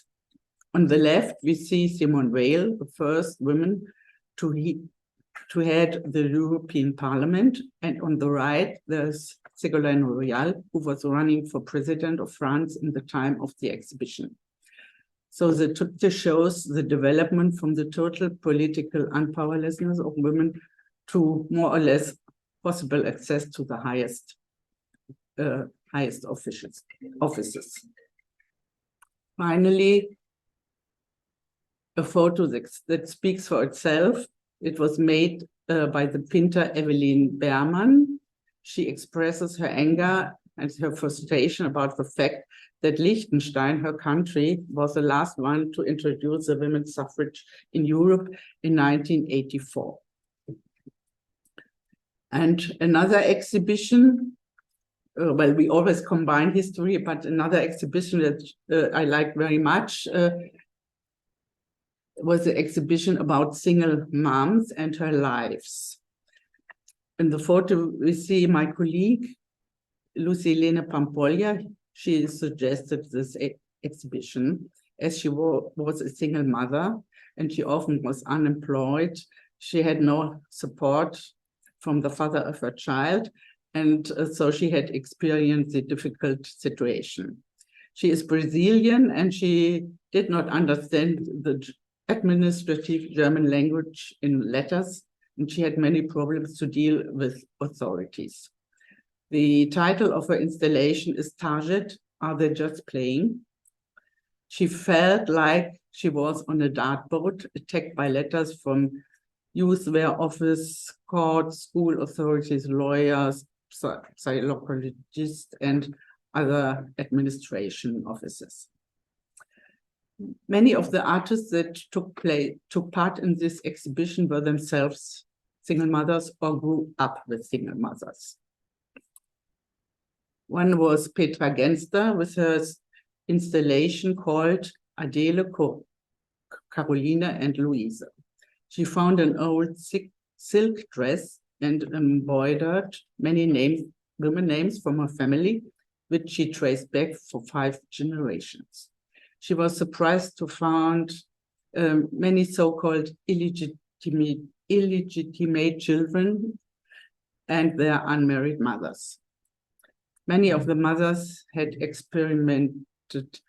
experienced difficult mother-daughter relationships because the mother could not care enough for her child or because the child felt exploited as worker and for other reasons. The list of the name in the dress stands from the unnamed themes that characterized the women's life. And these were emotions like fear, shame, helplessness, anger. And the long-term effect of these feelings are enormous. The speechlessness is great. The artists hope to overwhelm this speechlessness. She shoots the silk dress to show respect for these mothers, but the rocky stone, the stones on the ground illustrate the hard, rocky way the woman had to pass. And in the exhibition, some Chinese artists took place. One was Li Qingnu. She herself gave birth to a child, and being unmarried, she felt strongly discriminated as immoral. Many Chinese women suffered from the moral standards and the one-child policy at the time. And many of these women were pressured into having an abortion, either because they already had a child or because they were not married. And in the exhibition, Li Qingnu showcased very sensitive mother-child pictures, which she had painted with the menstrual blood.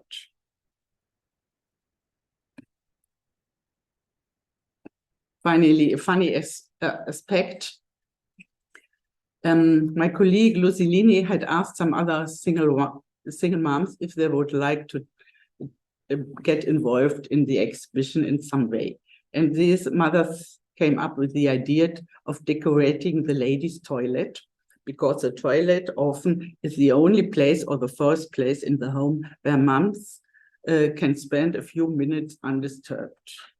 And these mothers painted the wall and the ceiling of the toilet with golden colors, and then hung a wire construction around the lamp. On this construction, they attached a lot of simple toys, like a mobile.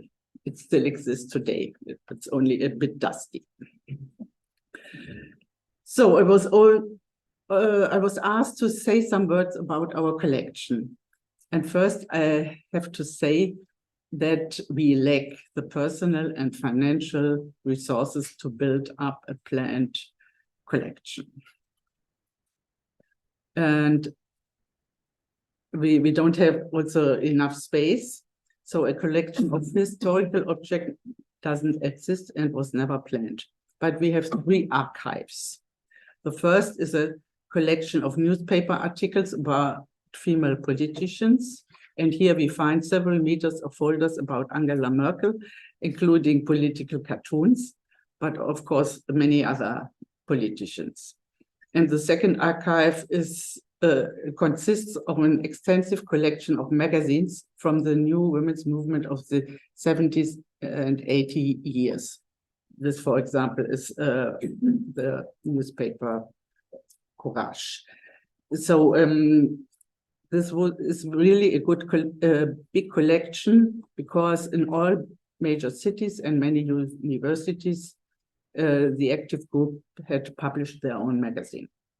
And the third is an art archive with flyers, brochures, and other information on about 20,000 contemporary female artists.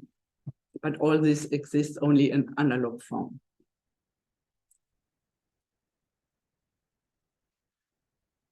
So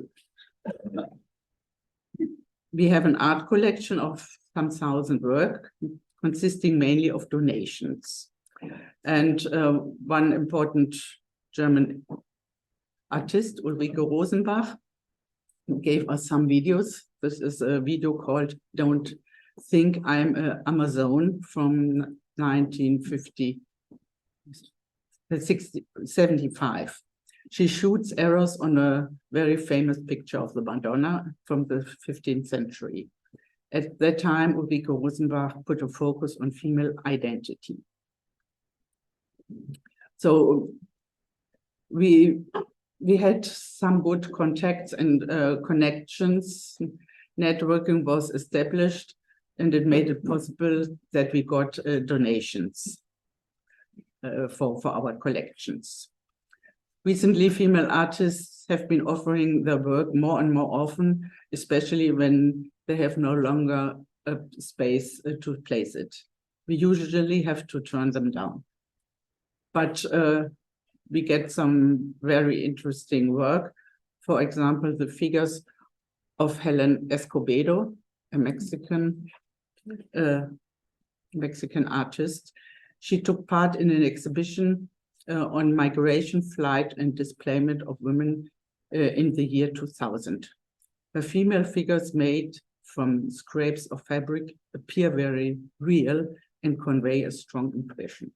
Many visitors initially scared when they saw them, as if they were real living people.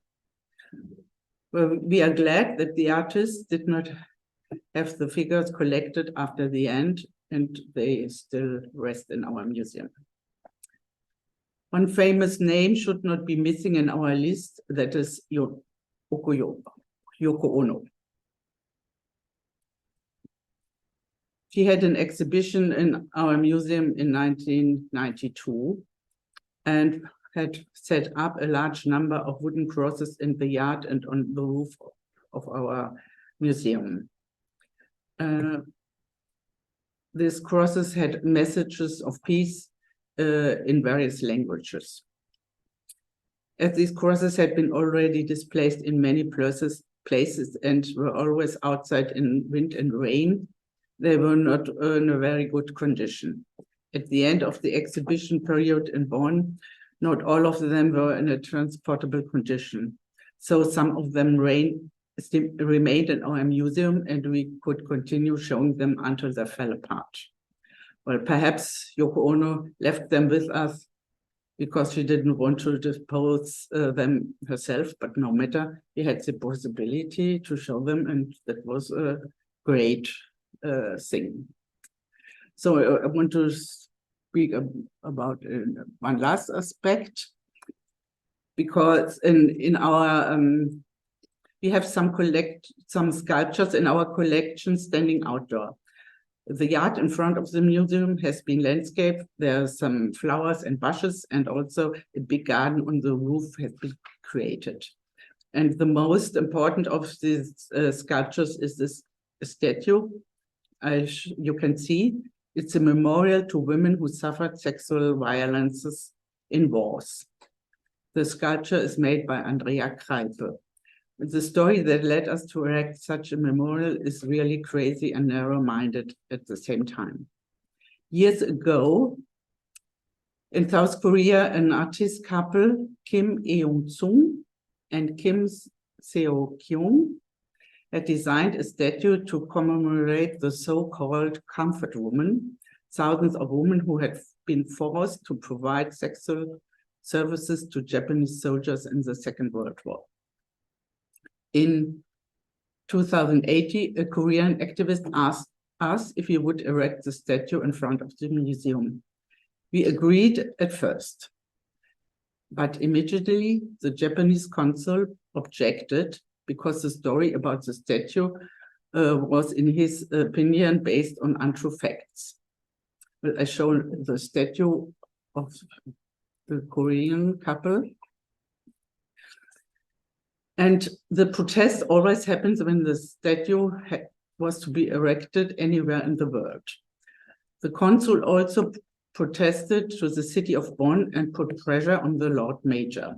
He threatened to prevent Japanese companies from settling in Bonn in future. The Lord Mayor asked us to do without the statue. And at the same time, there were disagreement with the Korean activist who insisted that we only commemorate Korean women with the statues. However, we wanted to commemorate all women who had experienced sexual violence in war. In this dilemma, a Japanese colleague who deals with this issue suggested that we should erect our own memorial. And that was the best solution in the conflict. Normally, we would not have been able to afford to make a statue, but we have a sponsor who owns a foundry, and she agreed to cover the production costs. So we were able to organize a competition, and the work of Andrea Kreipe was selected. I'll show it again. Well, it was selected because this figure shows both the roundness of the woman, but through the movement also the will to overcome her situation. She is not as static and less passive than the Korean figure. And it was important for our museum to express that the woman does not always have to remain a victim. So I wanted to give you an overview, and I hope I could give an expression. Of course, there's much more to tell. If you're interested, feel free to contact me. Thank you.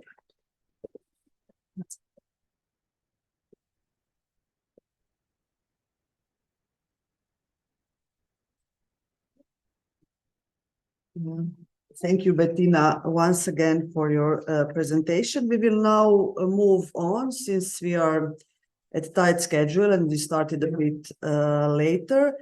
Our next presenter, Harriet Loeffler, will join us via Zoom. So I have to check first before introducing if Harriet is here. Harriet, can you hear us?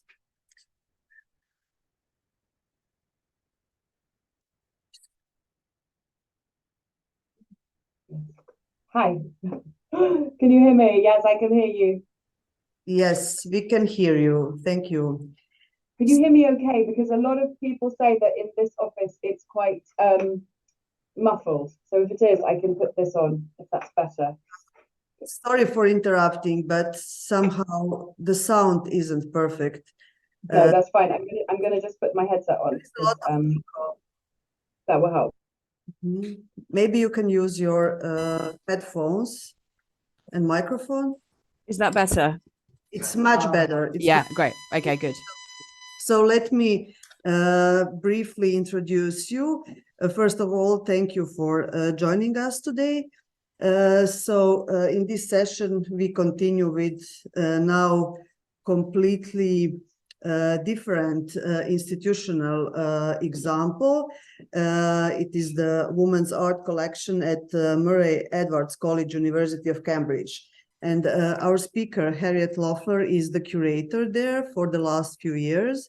Prior to joining the college, Harriet was for a decade long, from 2009 till 2018, was a curator of modern and contemporary art at Norwich Castle Museum and Art Gallery. She also worked at Frieze and the Frieze Art Fair in London, and she was on the board of trustees at the David Parr House.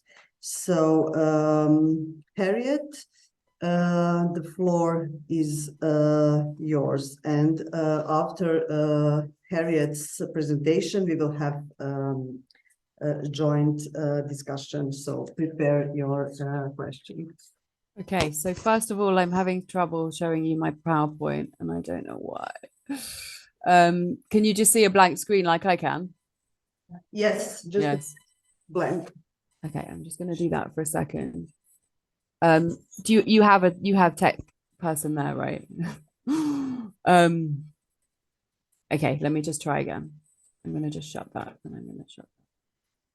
Okay. Yeah, okay, let's just try and start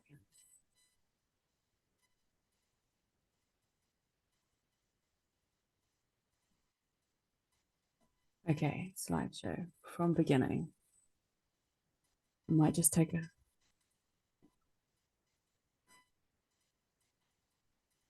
All right, so now if I zoom, okay.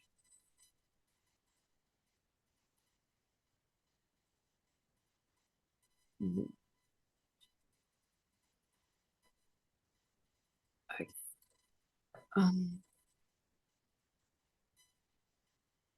Can you see that? Yes. Yeah. Oh. Phew. Okay, let's kick off. So thank you so much for inviting me to be part of this really fascinating day. I've really enjoyed the papers so far, and I'm really grateful to be with you, albeit from my office in Cambridge. Oh, sorry, my phone's ringing. Okay, so what is the Women's Art Collection? Well, it's a collection of work by women that's on display all across Murray Edwards College, which is at the University of Cambridge. And it's housed in a brutalist building. I'm sorry, I'm jumping ahead. Designed by Chamberlain, Powell and Bon, who, and it was very much created as a manifesto for the education of women. And in this presentation, I'm going to really share the story of the college and the collection, and we'll present the complexities of curating in a non-gallery context. I'll also situate the collection within a kind of broader, wider feminist practice, particularly of the feminist practice of a number of artists who gave to the collection very early on. But before I do that, I'd like to just linger on this work, which is situated at the bottom of a very beautiful one of 4 circular staircases. And it's a work by Rose Garrard, who was one of the first, and it was one of the first works to enter the collection when it was established in 1992. And why is that jumped?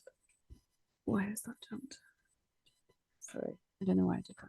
Hopefully it's not on some kind of timer. And so she was one of the first artists to donate work when the collection was founded. And she's an artist who is incredibly interdisciplinary. She works in a range of mediums from sculpture, performance, sound, and installation. And she talks about this kind of key moment in 1982 when she visited an exhibition at Nottingham Castle, which is located in the East Midlands of the UK. And it was called the Women's Art Show, 1550 to 1970. And this trans-historical exhibition brought together the work of women artists across 400 years. And the exhibition is an example of a kind of diverse range of curatorial efforts, many of which kind of have been spoken about today, but that were really kind of influenced by the feminist politics of the 60s, 70s, and 80s, in which artworks from various periods and art historical and cultural contexts are combined in display in order to question and expand traditional museological notions of chronology, context, and category. And so this curatorial impulse of this exhibition in Nottingham very much kind of continues today, with museums increasingly dismantling the encyclopedic arrangement of art objects in order to incite new dialogues and insights that really challenge our historical assumptions. And it's also worth noting, I think, that this radical show took place not in London or any geographical centre, but rather in Nottingham, in a regional context that is located on the periphery and is where one can argue that most of the influential exhibitions of the late 20th century in the UK took place. Examples of this would be at the campus in Wolverhampton of the artists associated with the Black Arts Group, including Keith Piper, Donald Rodney, and Claudette Johnson, as well as Rochdale Art Gallery, which I'll talk a bit more about later. So it was after this visit to this women's art show that Rose Garrard described a feeling of being encircled by the work of women artists. She spoke about having found her place, what she described as a continuity that linked her work to an established genealogy of women artists. But she also articulates an anger directed towards the systematic institutional erasure of these artists across art history. So this work is called Models Triptych Madonna Cascade, and it's a triptych that appropriates artworks by historic women artists. This one features a self-portrait by Judith Leyster. The two other artworks feature Artemisia Gentileschi and Elizabeth Biggie Lebrun. The work is made from plaster, and the frame is adorned with the figurine of the Virgin Mary, an object that was placed upon Garrard's bedside by her Catholic mother during her childhood. Garrard was drawn to the representation of the Madonna figure and its associations as a feminine archetype. Judith Leyster was a 17th century Dutch painter who had a successful career as an artist. She joined the Guild of St. Luke in Haarlem and was one of a very few professional women painters of the Dutch Golden Age. Yet for 2 centuries following her death, her work was wrongly attributed to her male contemporaries, notably her husband and Frans Hals. The portrait is surrounded by a sculpted frame that literally falls to the floor, and its whiteness has been interpreted as it's symbolic of the erasure of women artists over time. This work attempts to correct this. It literally and metaphorically takes up space and commands attention. Garrard uses the frame in several works to symbolize the boundaries women have to break through in order to be recognized as artists in their own right. The women's art collection, I would argue, can be read as a feminist intervention, one that offers a space for experiencing women's art practice. Its history and the history of the college is one of collaboration, activism, and collectivity. It took a non-hierarchical approach to selecting artists and represents a new way of building a collection, one that was born out of a network conceived as a shared endeavor. So let's start at the beginning. In 1954, Dame Rosemary Murray, the founding president, established the college as Newhall. Her name, alongside that of the Edwards family, who generously endowed the college in 2008, makes up the now named Murray Edwards College. The women's art collection was until very recently known as the Newhall Art Collection. I don't know why it's jumping. In 2021, we reverted back to its original name of women's art in order to better reflect what it is and what makes it unique. So when Newhall was founded in 1954, Cambridge University had the lowest proportion of female undergraduates of any university in the UK. This is perhaps unsurprising given that the university only started issuing degrees to women in 1948, and it was one of the last universities to do so. Frustrated with the lack of opportunities for women to access. Can somebody tell me how I make it stop jumping? Does anyone? Because it's just jumping ahead. Is there a way for me to do that?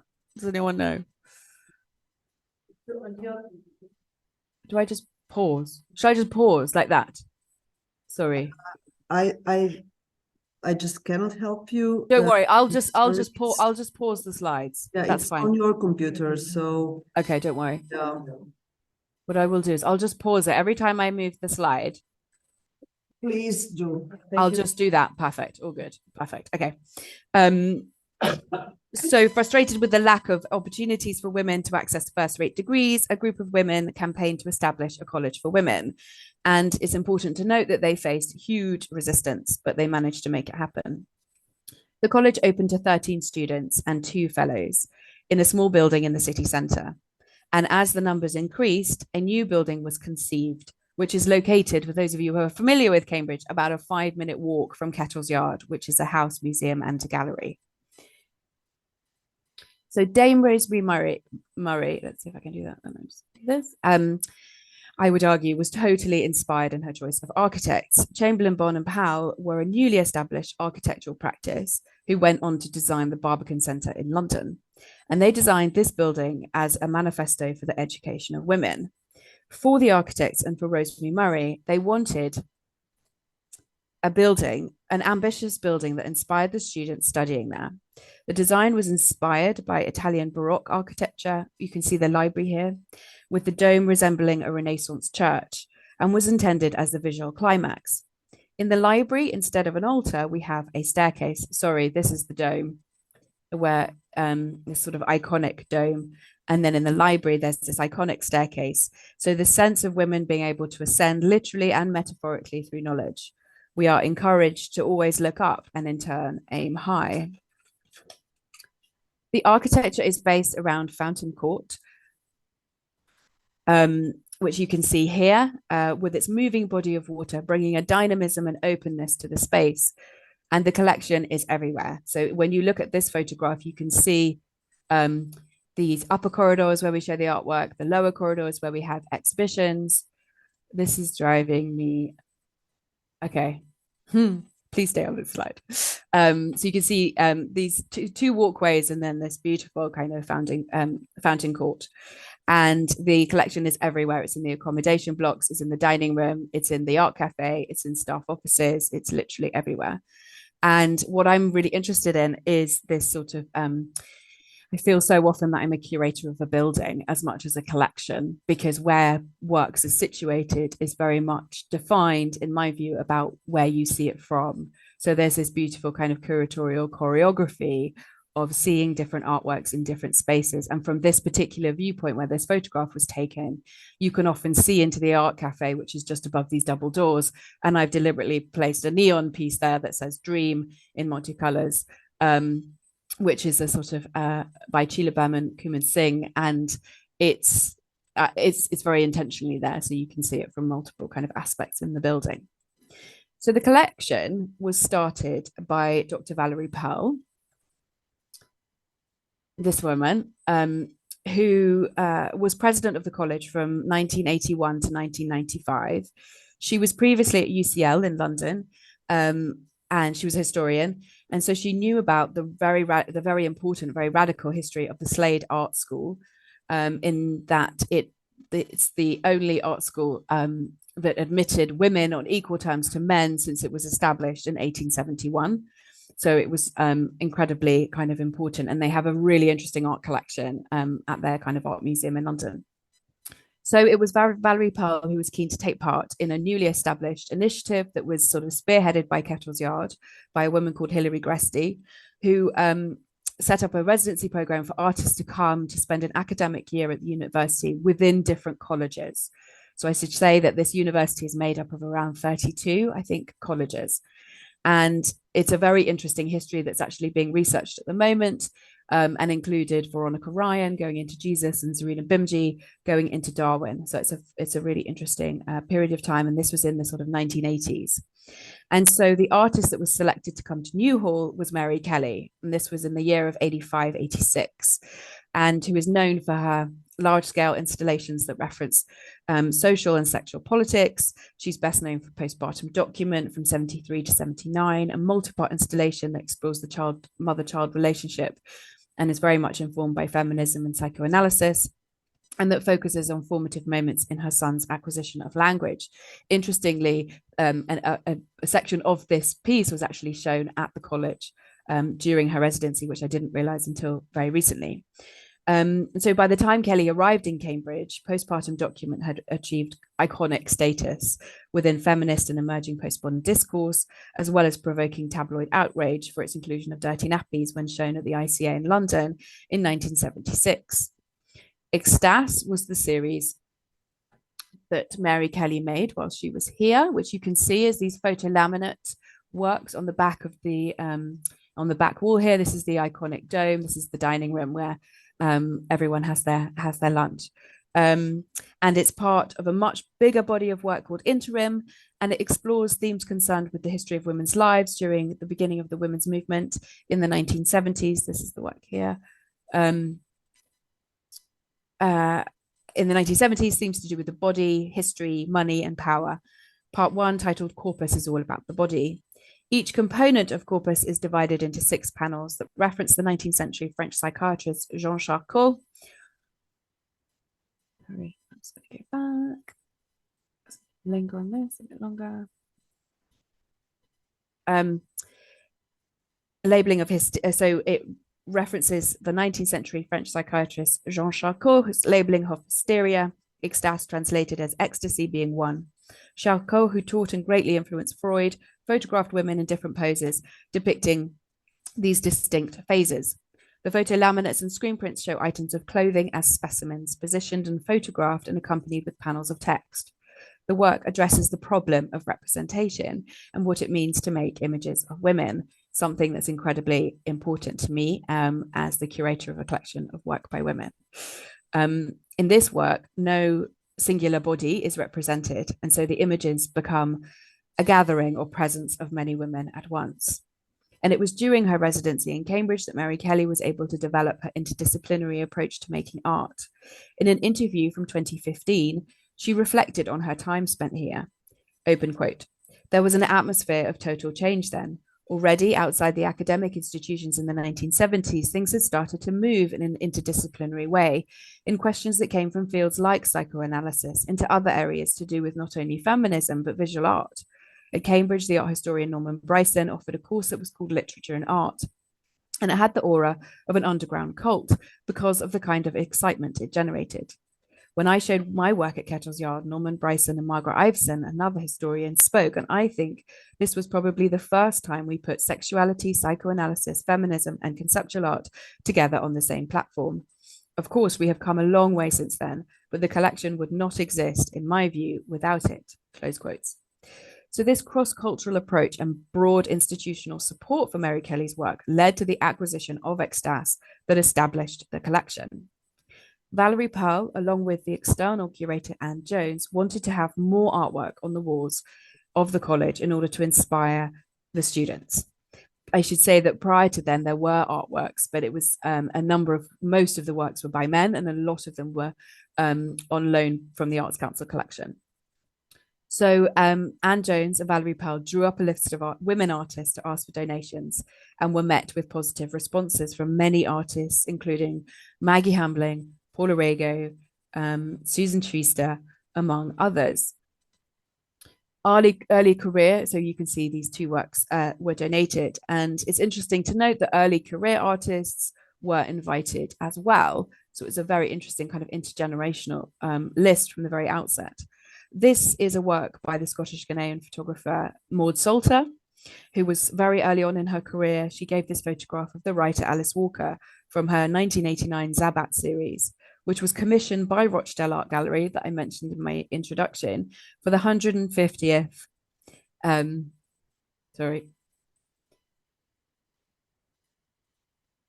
for the 150th anniversary of the invention of photography that seeks to address the invisibility of the Black female face within this history. I should say that it's one of 9 photographs in the series that depict contemporary Black women artists, writers, performers, and activists dressed as the 9 Greek muses. The series, which the artist called a diasporan family portrait, subvert usual representations of the muses in Western art and highlight the connections between European and African histories and cultures. The portraits are accompanied by prose poems that resemble a stream of consciousness narratives and tell the stories of real or imagined historical women. In the poem that accompanies her self-portrait, Calliope, Salter conjures the voice of Jeanne Duval, the Haitian-born actor and dancer, known almost exclusively as the lover of the French poet Charles Baudelaire. Salter incorporates vernacular dialects, diasporan languages, and archaic words into the poems, reflecting the politics of the Black arts movement as well as lesbian and feminist activism. The stylized photographs in Zabat were created in a studio, where the artists and sitters collaborated on the costumes and composition. The sitters' front-facing poses and elaborate props recall Victorian studio photography, while the ornate gilt frames refer to classical painting. Rather than their usual attributes, the muses hold objects that interweave histories from Africa, America, and Europe. In the guise as the muse of epic poetry, the writer Alice Walker carries a bouquet of flowers, which simultaneously alludes to the Black woman law in Manet's Olympia, the 1960s flower power movement, and Walker's collection of writings In Search of Our Mother's Gardens. The colours in the bouquet are the same as those of the Ghanaian flag, a reference to Salter's own heritage. In a similar vein to the Rose Garrard's work, Salter's artistic practice and methodology involved using and problematizing archives. She says, "It's important for me as an individual and obviously as a Black woman artist to put Black women back in the center of the frame, both literally within the photographic image, but also within the cultural institutions where our work operates." So the list then grew, with invited artists recommending other artists to give to. And it was more to encourage Lubena Himid to donate. They were partners and collaborators. Lubena Himid features in the Zabat series made by Maud Salter. And Himid shares Salter's critical approach to history and was a leading member of the radical Black arts movement in the 1980s. In Spinster Salt's collection,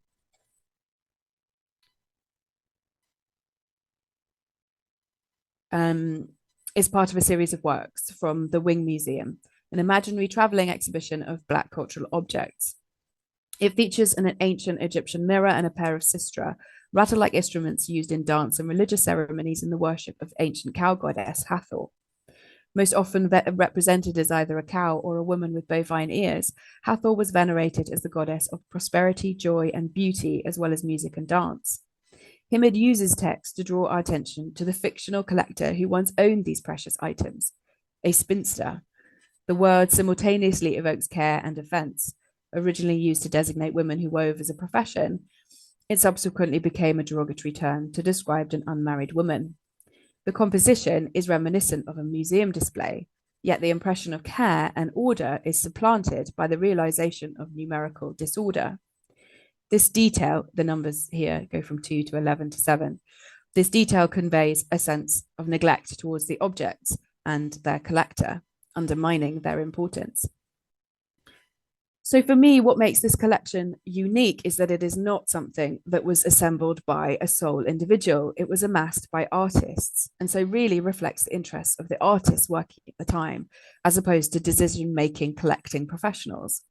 The collection was conceived out of a network of artists, so acts as a map of the connections, relationships, support structures that underpin the work of women.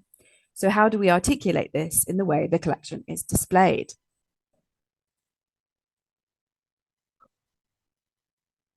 A pairing of works that we have installed on the main walkway are these two by Chantal Joffe and Ishbel Myerscough that depict Fraser, Ishbel's son.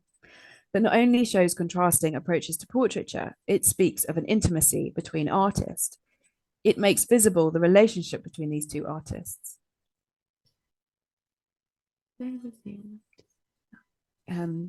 Whenever I show a woman artist around the collection, they will almost always recognize somebody. That may be a tutor from art school, someone who shared their studio, or even babysat their child during a job interview.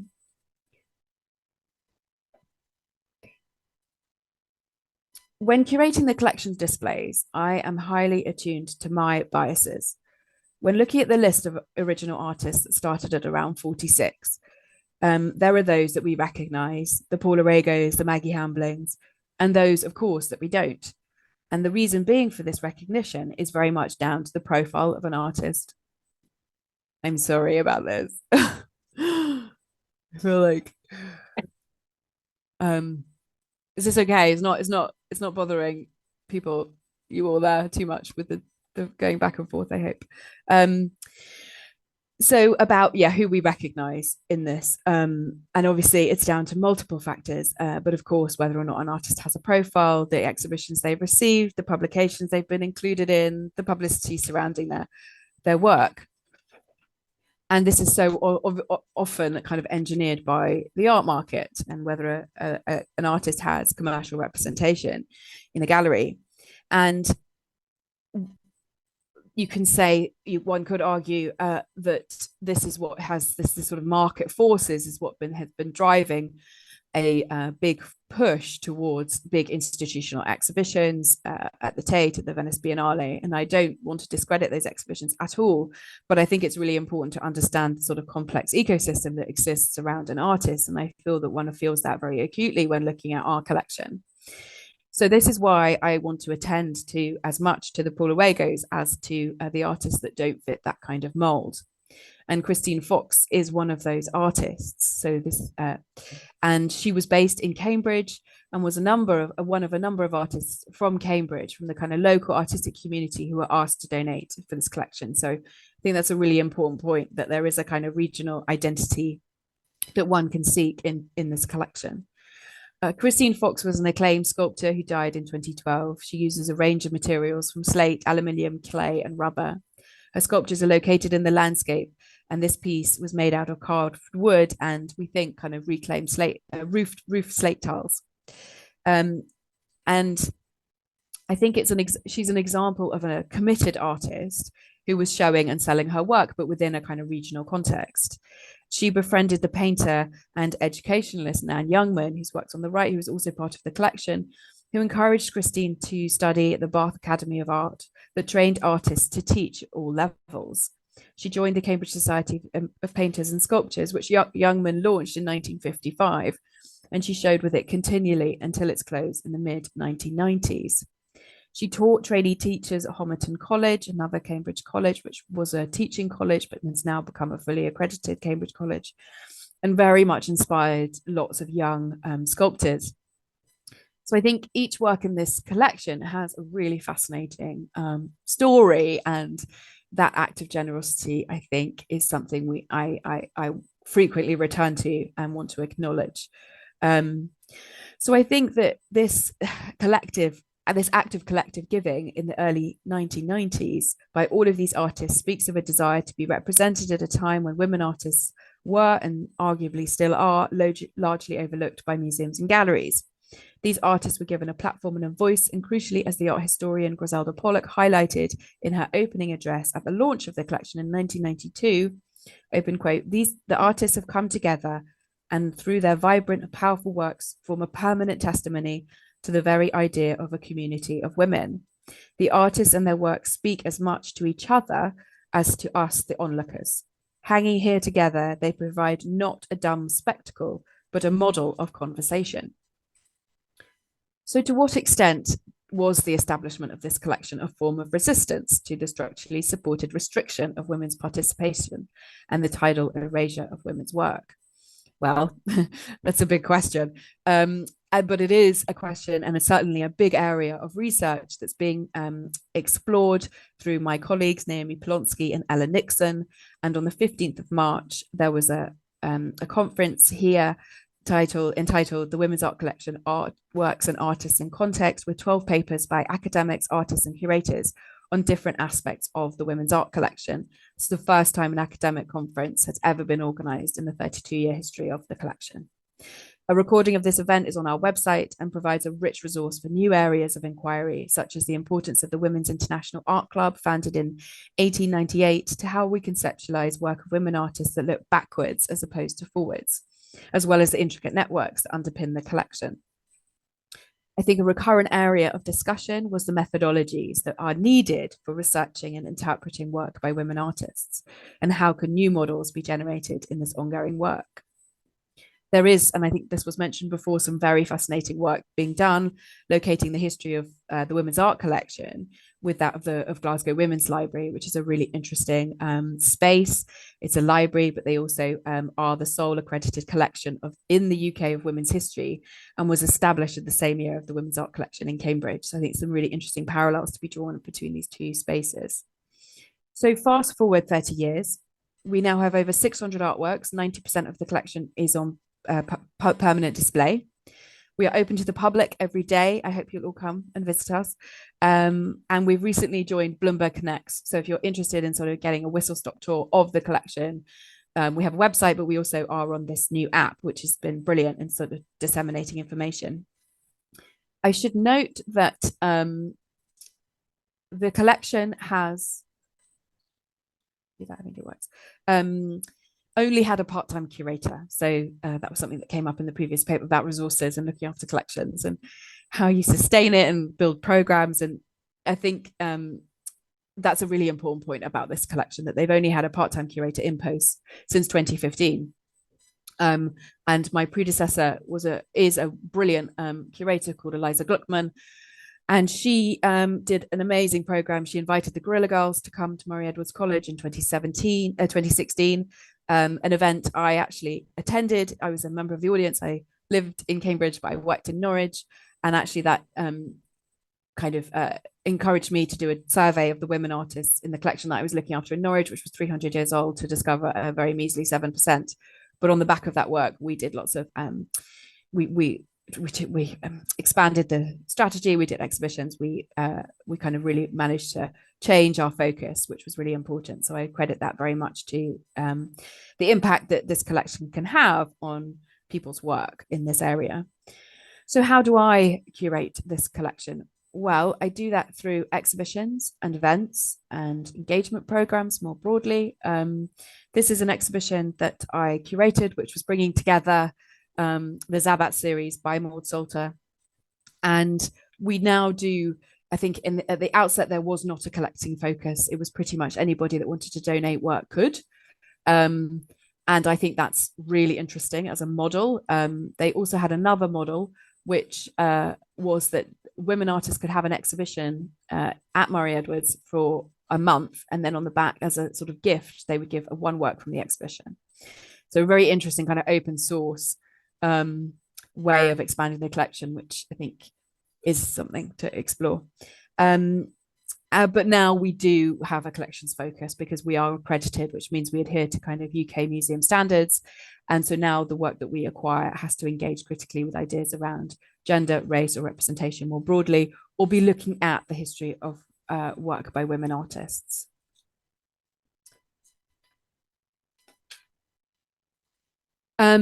So yes, I curate exhibitions. This is an exhibition by Maud Salter that toured to Touchstone Rochdale, as they changed their name, but essentially it toured to the venue which first commissioned this series. So lovely sort of circular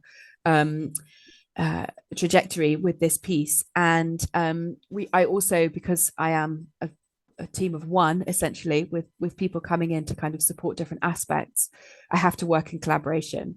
In order to, I much prefer it, but it also means that we can do so much more when we work together. And one thing I did recently was I worked with Kettle's Yard, who were putting together a big retrospective of the work of Linda, really incredible artist, to make a performance called The Bower of Bliss, which was really started actually at Glasgow Women's Library, and it went to Chatsworth House, which is a big stately home in Derbyshire. Sorry, I'll get back. And it's called The Bower of Bliss, and Linda spent time on a residency in both of these venues, and she sees the Glasgow Women's Library is very much a sanctuary for its readers, and Chatsworth was once the site where Mary, Queen of Scots, when she was under house arrest, she had a bower which was used for exercise and is still sort of intact and standing. And so when Linda came to Cambridge, she she sort of changed the performance slightly. She added slightly more elements, and she added the subtitle "An Improper Architecture," which was a reference to the criticism made by a male architectural journalist when the new building was unveiled. For him, there was a disjunction between the ambition of the building and the gender of the inhabitants. So Linda's performance is a challenge to the sexist and patriarchal position. Amy Tobin writes about this, and she talked about how an improper architecture suggests a break with the architectural values of structural containment and linearity, which are troubled at Murray Edwards through large expanses of glass on the central walkways that let light flood in, the waterways that appear to circulate through the college, and the central dome housing the dining hall around which the college and its gardens are organized. With its emphasis on movement and circulation, the college parallels Linda's sieve. So she uses a kitchen sieve in her work as a prop in the piece. It is an architectural membrane built around interaction rather than containment. There was also a really beautiful kind of layering of the piece in that Linda used a lot of the postures and images of the artworks located on the dome. So for instance, you can see in this drawing by Sarah Corkwell, this woman holding a plait.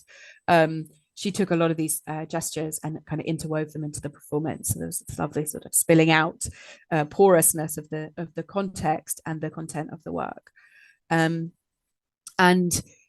I think in the way I curate this exhibition, I'm always thinking about this kind of intergenerational dialogue, because that was very much there in the outset and something I continue to foster in the work that I do.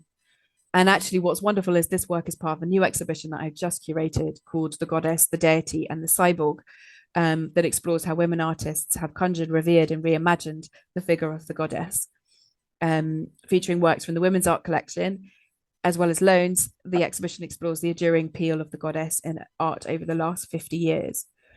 It charts the journey of the goddess figure from its initial use as a symbol of female spirituality in the 70s and 80s to its contemporary reappraisal as an emblem of resistance against patriarchal culture. Here you can see a work by Mary Beth Adelson and Monica Shu, and it goes towards the cyborg, so a body that is actually kind of undefined by gender or bodily form. And a conference is accompanying this exhibition, and on the 7th of May, and we're also producing a book. So within the collection displays, one of the challenges for me is sort of how to put together a coherent display whilst also giving each work a breathing space to highlight its individuality. I also have to work with the physical constraints of the space. We have tables and chairs and lots of unglazed works. There is the focus on this focus on the individual work also needs to be considered in terms of our digital space. And what about the audiences? Given the context is a college, our immediate audience are the staff and students who live, work and study here. As well as engaging students, how can we better support the college in its wider outreach work? So I feel that there are lots of kind of stakeholders and considerations within my work, given its kind of broader context. And we're doing a lot more work now with the History of Art department to ensure that the collection becomes part of a teaching resource in the work that they are doing. So another big question for me is, how do we expand the collection to better include artists of color? For me, the collection has been and continues to be intergenerational, as I said before. So I always feel that the works that we acquire have to speak to other works in the collection. And we're desperate for more people to know about the collection. So I'm very interested to know actually about how the women's art collection came on the radar of the organizers, because that's something that we're trying to make the collection much better known. And something that we did just last year was we worked in partnership with museums and galleries in the UK. So I co-curated with a woman called Jo Baring an exhibition that brought the women's art collection in dialogue with the Ingram collection, which is a really interesting collection of modern British art, 20th century. So we curated an exhibition called A Spirit Inside that went to, it opened at the Lightbox in Woking. You can see this beautiful installation image. So you can see works from our collection. You can see this Labena Himid. This is numerous other works.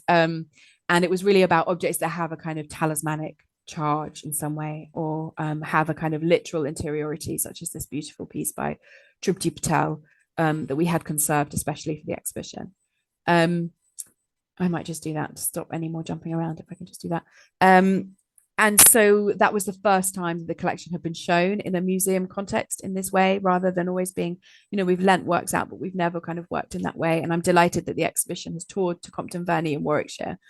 So it has a sort of second life as well, which is really important. And what is so with exhibitions, what they allow us to do is to make a case for works to be conserved, because that's a big part of my job.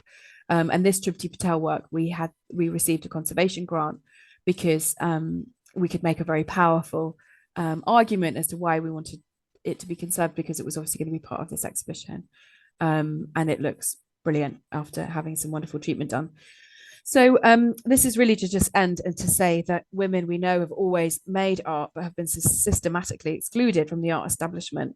So what the Women's Art Collection offers is a counter to the patriarchal art historical canon, in that women take center stage as opposed to being on the margins of art history.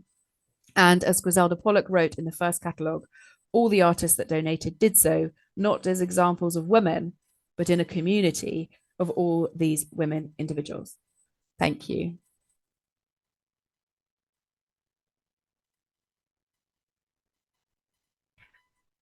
Thank you, Harriet, for your lecture. I invite you to join us in video, and also invite Bettina. But it's saying it's unable. But you can hear us. I can hear you, and you can hear let's me. do it this way. Okay, that's weird though. Cool. So are there any questions or comments from the audience? Still not? It's not cold anymore, so no excuses. Okay, then maybe. Hi, Harriet. Hello, hi. Okay, so I will start with a question for Bettina, actually. So as we saw in your presentation, you have started as a real autonomous project, so as a squad. And are there, since you also mentioned the project-based functioning of the museum and the problems that comes together with it, and are there any plans or thoughts or discussion on maybe institutionalization, a different organizational format for the museum? And also connected to that question, are there any generational shifts? I mean, in staff or collaborators around the generational shift, like, yeah. Well, the finances is a difficult question. From the beginning, the museum had to apply project funds, but this is more and more difficult. And so we have different sources how to finance the museum. Some are small parts. We have a quite big association of 350 members. They pay a membership fee, so perhaps we have 20,000 euros per year. And the building is quite big, so we have ateliers for artists that we rent, and we get a rental. We inherited a house. This is a bit funny story. It belonged to a professor, a female professor. Her father had a high position in the Third Reich with the National Socialists, and she wanted to do a recompensation and give the house to a non-profit organization. And first, she wanted to give it to the Protestant church, and I don't know for which matter they refused. So the Women's Museum was happy to take the house. Well, it's not a very big house, and the rental is not so high, and of course there are reparations and pairings to do, but at least we can pay a half-part job, more or less. So it's a very different ways or sources of financiation. And the question of institutionalization, well, it was for a short time, because there's a great institution that seemed to be interested, but then they would have decided everything. Then even we could not have decided who can get a job, or the very, very small jobs we have. But this was not the solution. And the city of Bonn gave us during a time some money, but it has financial problems since they had a big financial scandal. And so the money was all cut. And you asked also for the next generation. Yes. Well, our director, Marianne Pitzen, she is not so young. No, she was a founder 40 years ago. So she retires from time to time, and we have a young woman. But the question is, if we don't have adequate wage, who can do this job? Well, when Marianne is working sometimes day and night, it is her decision because the museum is her baby, but we cannot expect that another woman will do the same. But at least we took the step, or she took the step, it's not my decision, to retire a bit and to that we had now a young woman, and I hope we will find a solution, a way that we have more money, and the museum will continue. It had many problems, and it could survive, but I'm not sure on which way it will be possible. Thank you. I mean, for me, it's a very important question, since like the newer generation are really struggling with shrinking of the welfare state and its services. So for us, this material background is the key question, which is not maybe the case with the former generation. And I think we should together think of how to reproduce ourselves and our politics in that sense. So I really have to use every opportunity to ask that. And question for Harriet. Can you hear us, Harriet? Yes, I can, yeah. Okay, so I was thinking about the collection, and you have many times mentioned the extension of the collection, and also for me it's a kind of living collection. I mean, it's not a collection in the classic sense, but it's living together with in working and living spaces. So it's from the beginning actually spatially limited. I mean, if it's meant for the space, at some point it reaches where it can. So I wanted to hear, are there any thoughts maybe to make it finite, just because it is finite in the very beginning, so to say. Yeah, I think it's a really interesting question, and it's one that does come up again and again, because we've definitely run out of space now. I mean, there is no more brick walls that can take, and our art store is absolutely tiny. And so I would say that in terms of spatially, like, we're absolutely at capacity. But the feeling is that in order to be a collection that continues to have relevance, it needs to grow, which can be questioned, but that is the kind of it's not a closed collection, and I think maybe the answer is, which again is not without problems, of thinking about offsite storage, because we do have quite a big consideration around conservation, and that a lot of all of the spaces are just full of daylight, and we have preventative measures. We have UV film on some of the windows, but we have a lot of works on paper. And if you don't have a very big art store, we can't really rotate works. We can't put them in the dark. As part of the Goddess exhibition, we borrowed work by a collection in Norwich called the Sainsbury Centre, an incredible series of 9 works on paper by Wangechi Mutu. And they've all come with little black blinds for them. So every evening we have to sort of tuck them up to bed and put these little felt covers on them. And that's because the light levels are just so high, but there's no way we're doing that with with every work on paper in the gallery. So, and it's really useful to have that, you know, example of, okay, that's how these works should really be looked after. So I think realistically, we will have to probably think about offsite storage, but obviously that comes with a cost, not just like financial, but also like the climate, energy cost. You know, should we all just come to terms with artworks having a lifespan? I mean, that's a broader question about objects. But not on my watch. I mean, I sort of feel like my job is to take care of them in the best way I can, I think.